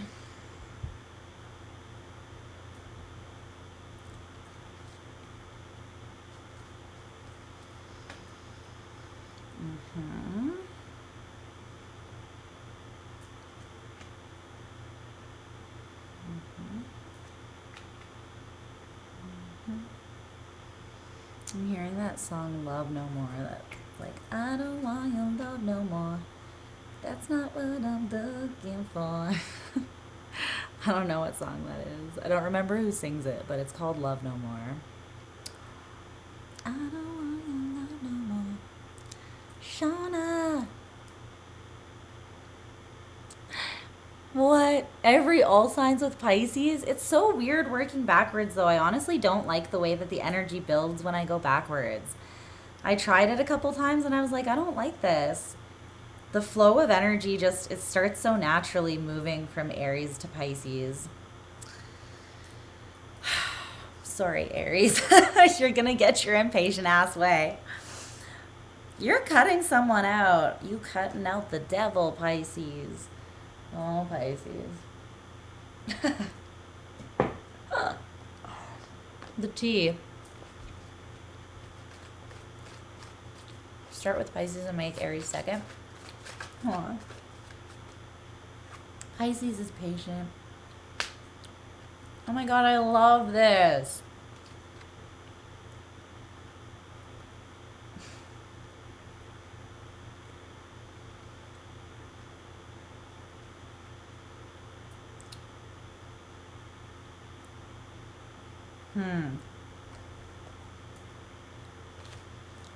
Okay.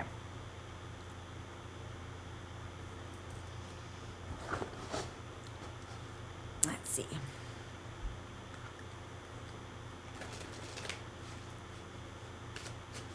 Give me some advice, right?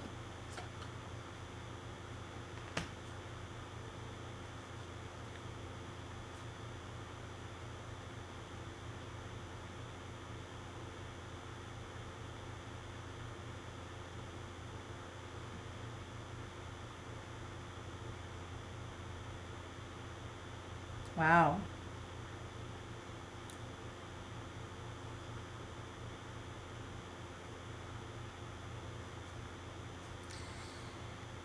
This is crazy. Okay. I feel like there's something that is so... Okay, hold on. Let me just do the timestamp before I get into this. Let's see.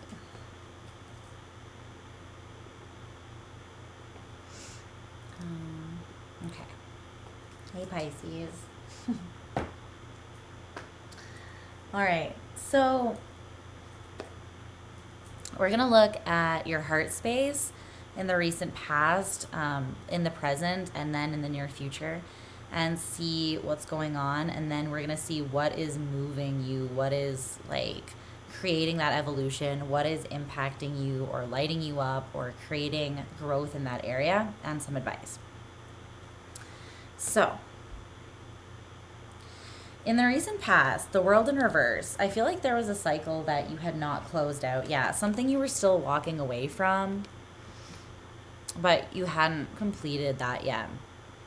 You weren't emotionally removed from it. I feel like you may have let go of the idea in your mind, and you may have liberated yourself in that way because I feel like you're in your power. I feel like you can see the higher perspective of something and you realize it's not good for you or it's restricting you in some way right now. I think you recognize this thing as part of a bigger cycle that you've been battling for some time. And you have the perspective, like I said, you know that you need to cut this out, and I feel like you are. progressively doing that, but there's still fear here. There's still a little bit of fear. There's still a little bit of an area where you're not invested as fully as you need to be in defending yourself, standing up for yourself, even if that's just through like loving yourself and taking up space. Loving yourself as selflessly and endlessly as you want to love everybody around you. But sometimes you have this aversion to giving that love to yourself. And I think it's because it requires you to like look right at the wound that you need to pour love on in order to heal, right? But because you feel so deeply, I think sometimes it hurts you to reconnect with that pain sometimes, right? Even though you know that it's necessary to make changes and come to these like conclusions and treat yourself the way that you deserve to be treated, to honor yourself, to be more in your sovereignty, right? Yeah, okay. So in the current energy is the 3 of Wands. I feel like you have your eyes set on some new horizon. It feels like a very dreamy, but also like inspired, passionate kind of energy, like dreamy, but you're bringing the dreams down. You're wanting to ground them. You're wanting to make something out of this energy that's available to you. You might not know exactly what you want to create yet. It's kind of like that scene on The Lion King where he's like looking out and he's like, all of this could be yours, right? It's like you're realizing everything that can be yours if you want it, but you haven't fully taken dominion over that yet. Even if it's just a new part of yourself. Tell me more about the 3 of Wands. The 7 of Swords. The Moon in reverse. The Ace of Cups in reverse.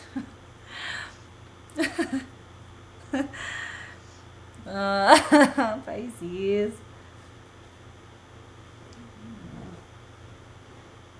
I love you so much, but my God. Why are we this way? Why are we this way?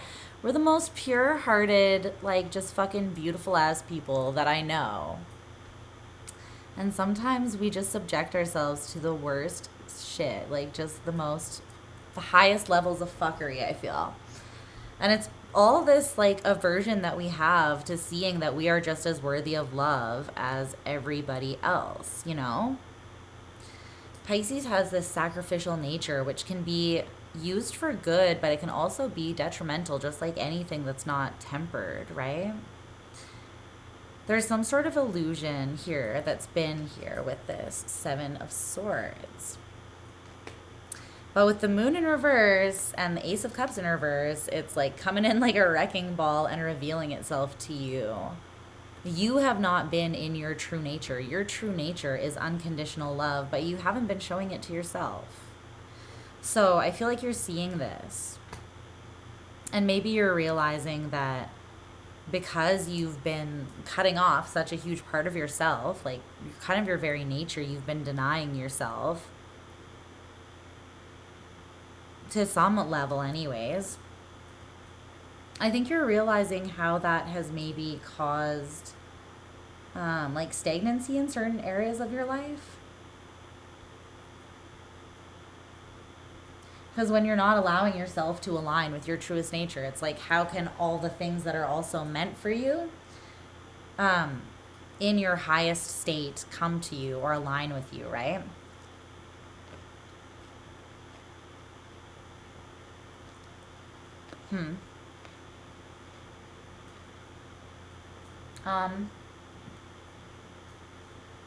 The Queen of Cups in reverse is in the near future. This was when I was hearing that Love No More song when I put this card down. I feel like you're revoking your love for something. You're pulling your energy back. Not in like a withholding kind of way. It's almost like you're choosing to love someone or something as you love everything else, just for its innate worth, but you're keeping it at arm's length, or you're recognizing that it's not good for you. I feel like this is also you pulling back that love and just giving it to yourself. The Wheel of Fortune. Instant karma. Instant karma. The second you actually let go of this cycle and allow it to end, you look at the place that you've been hurting yourself.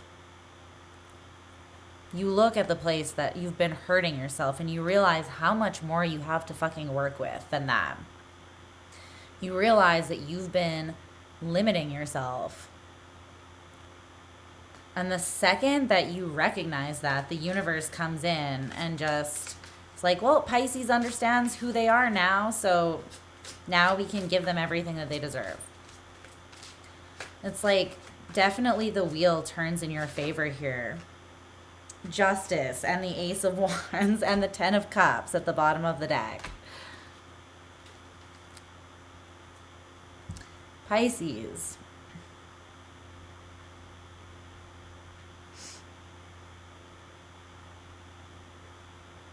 Like I said, this is literally instant karma. The Wheel of Fortune and Justice. Instant fucking karma. Because there's this new spark of inspiration within you. And it's like you're automatically in this state of complete emotional fulfillment once you have this revelation, because you realize, hey, I am love. I am unconditional love. Like when you're in that state, you don't have desire for anything except for to just embrace and spread and radiate more of that love, right? And all of the beautiful things come to you when you're in that state. That is your state of power, Pisces. I mean, it's everyone's state of power. Yeah, the Emperor. This is what true power is. To be in this state of love. And the Ten of Pentacles. Like, you're literally going to get everything. Because you're stepping into, I feel like for many of you, you're stepping into like your life path, or you're aligning with something that's very major on your journey. Okay. So what's moving you is the Ten of Wands. You have the Tower at the bottom of the deck.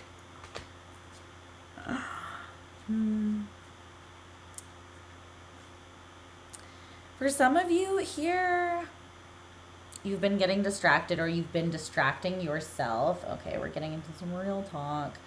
As if this whole thing wasn't real talk, but Pisces. There's something here. There's a call that you've been denying.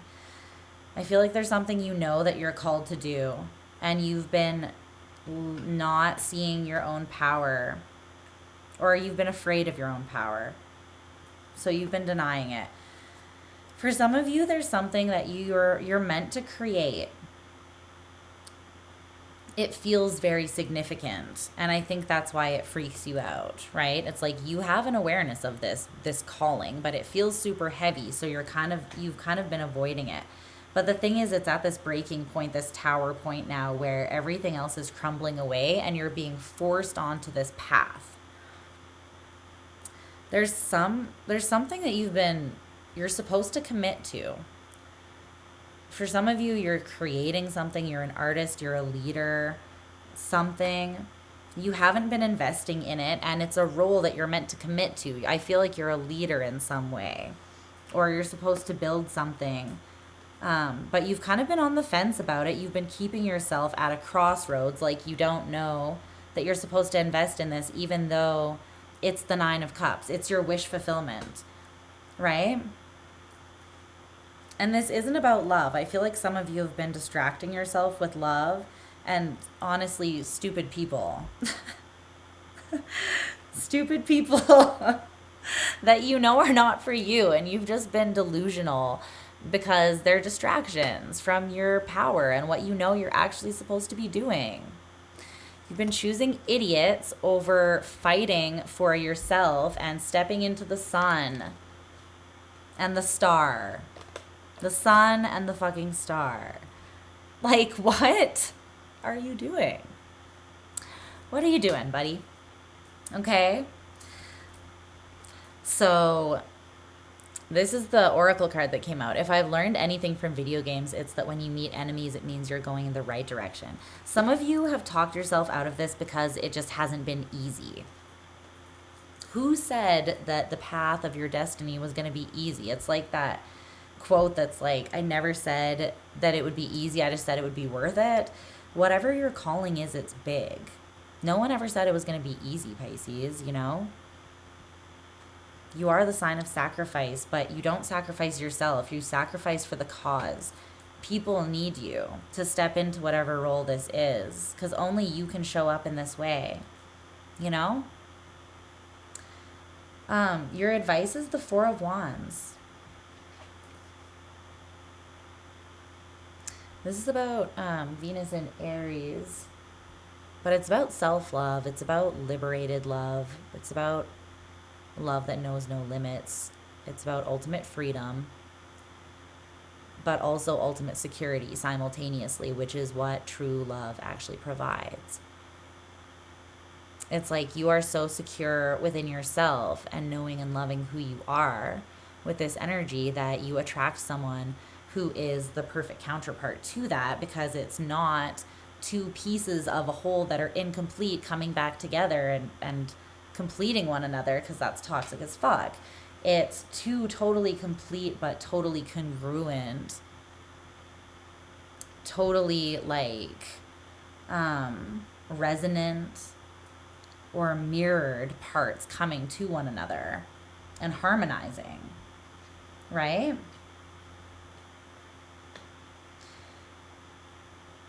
But I feel like because of the things that you've been putting yourself through and experiencing in regards to your heart, you know, I feel like you've been hurting, you've kind of been breaking your own heart, Pisces, because you're smart. You know, a lot of people think that you're not intelligent because you put yourself in these situations that nobody understands. But they don't understand the reason why you're doing it is because you're a powerful ass bitch, you know? So powerful that you have to even hide from your own power sometimes. Because you have that sense of imposter syndrome that we all get sometimes when we're faced with our power and we're asked to up level, you know? But this is about more than just you. It's not just you that you're meant to shine for. Like, so many people benefit from this. This kind of love is so crazy. This is just like source energy. And you are a conduit of it. You know? You're being asked to embody this and radiate it. It's time for you to do this. There could be, though, a counterpart to you coming in the near future here. And Spirit is just saying, though, whether that is a counterpart in terms of like it's your path, it's your purpose that you're coming into union with. It's your calling. It's your higher self. Maybe it's a romantic partner. Maybe it's a community. Something very significant, though.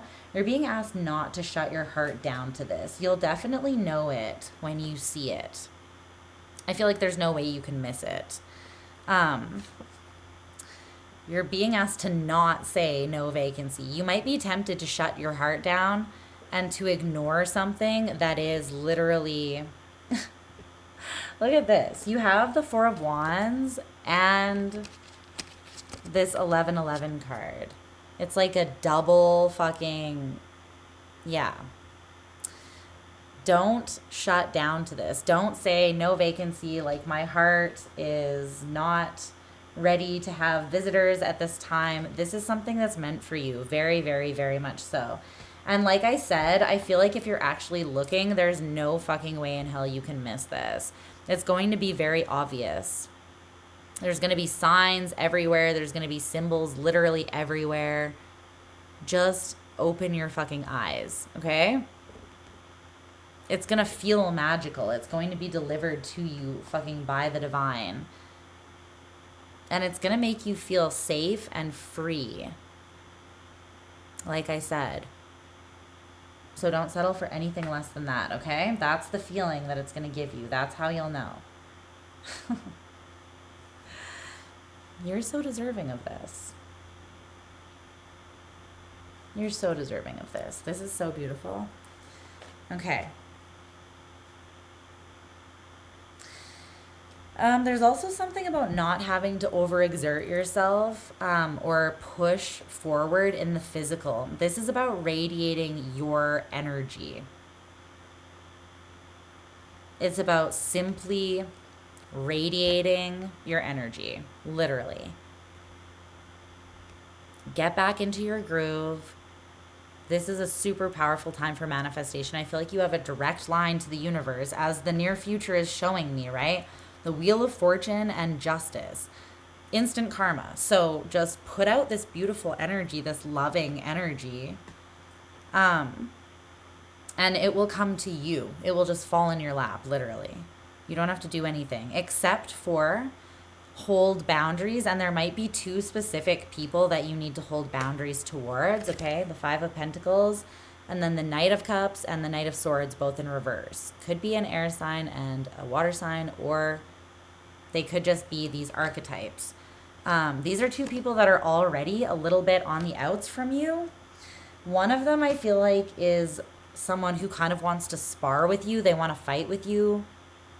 It could be an ex. It could just be someone that you're not getting along with, a friend, a family member, anyone who just, it's like, they just have, this could even be for some of you, someone on social media who like responds to something you commented and is just being a troll or an asshole. It could be that simple, but it's someone that you're being asked not to engage with because it's just going to bring your vibration down.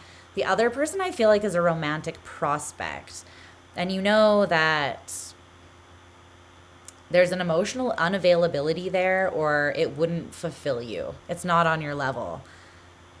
It's definitely not what is meant to come in for you. So yeah, there's some boundaries that you need to hold, but what you deserve is coming to you, I feel like, now. So, y'all ready for this? Okay, I'm gonna stop.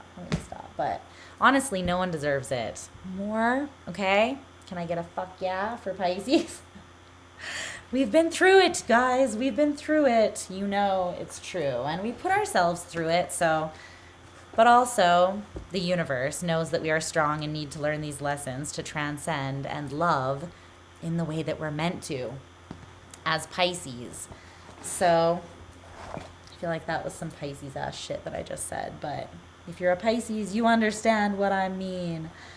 We sacrifice ourselves sometimes for the greater good, but you have to know when it's time to ascend for the greater good. All right, so we're swimming like sharks, babies. Thank you so much for hanging out, you guys. I love you. I'm going to let you go since it's been almost 5 hours, but it's good to be back. I will be back much more frequently now. Thanks for hanging out with me, though. And I'll see you guys super, super soon, okay? I love you so much. I'll talk to you soon. Bye.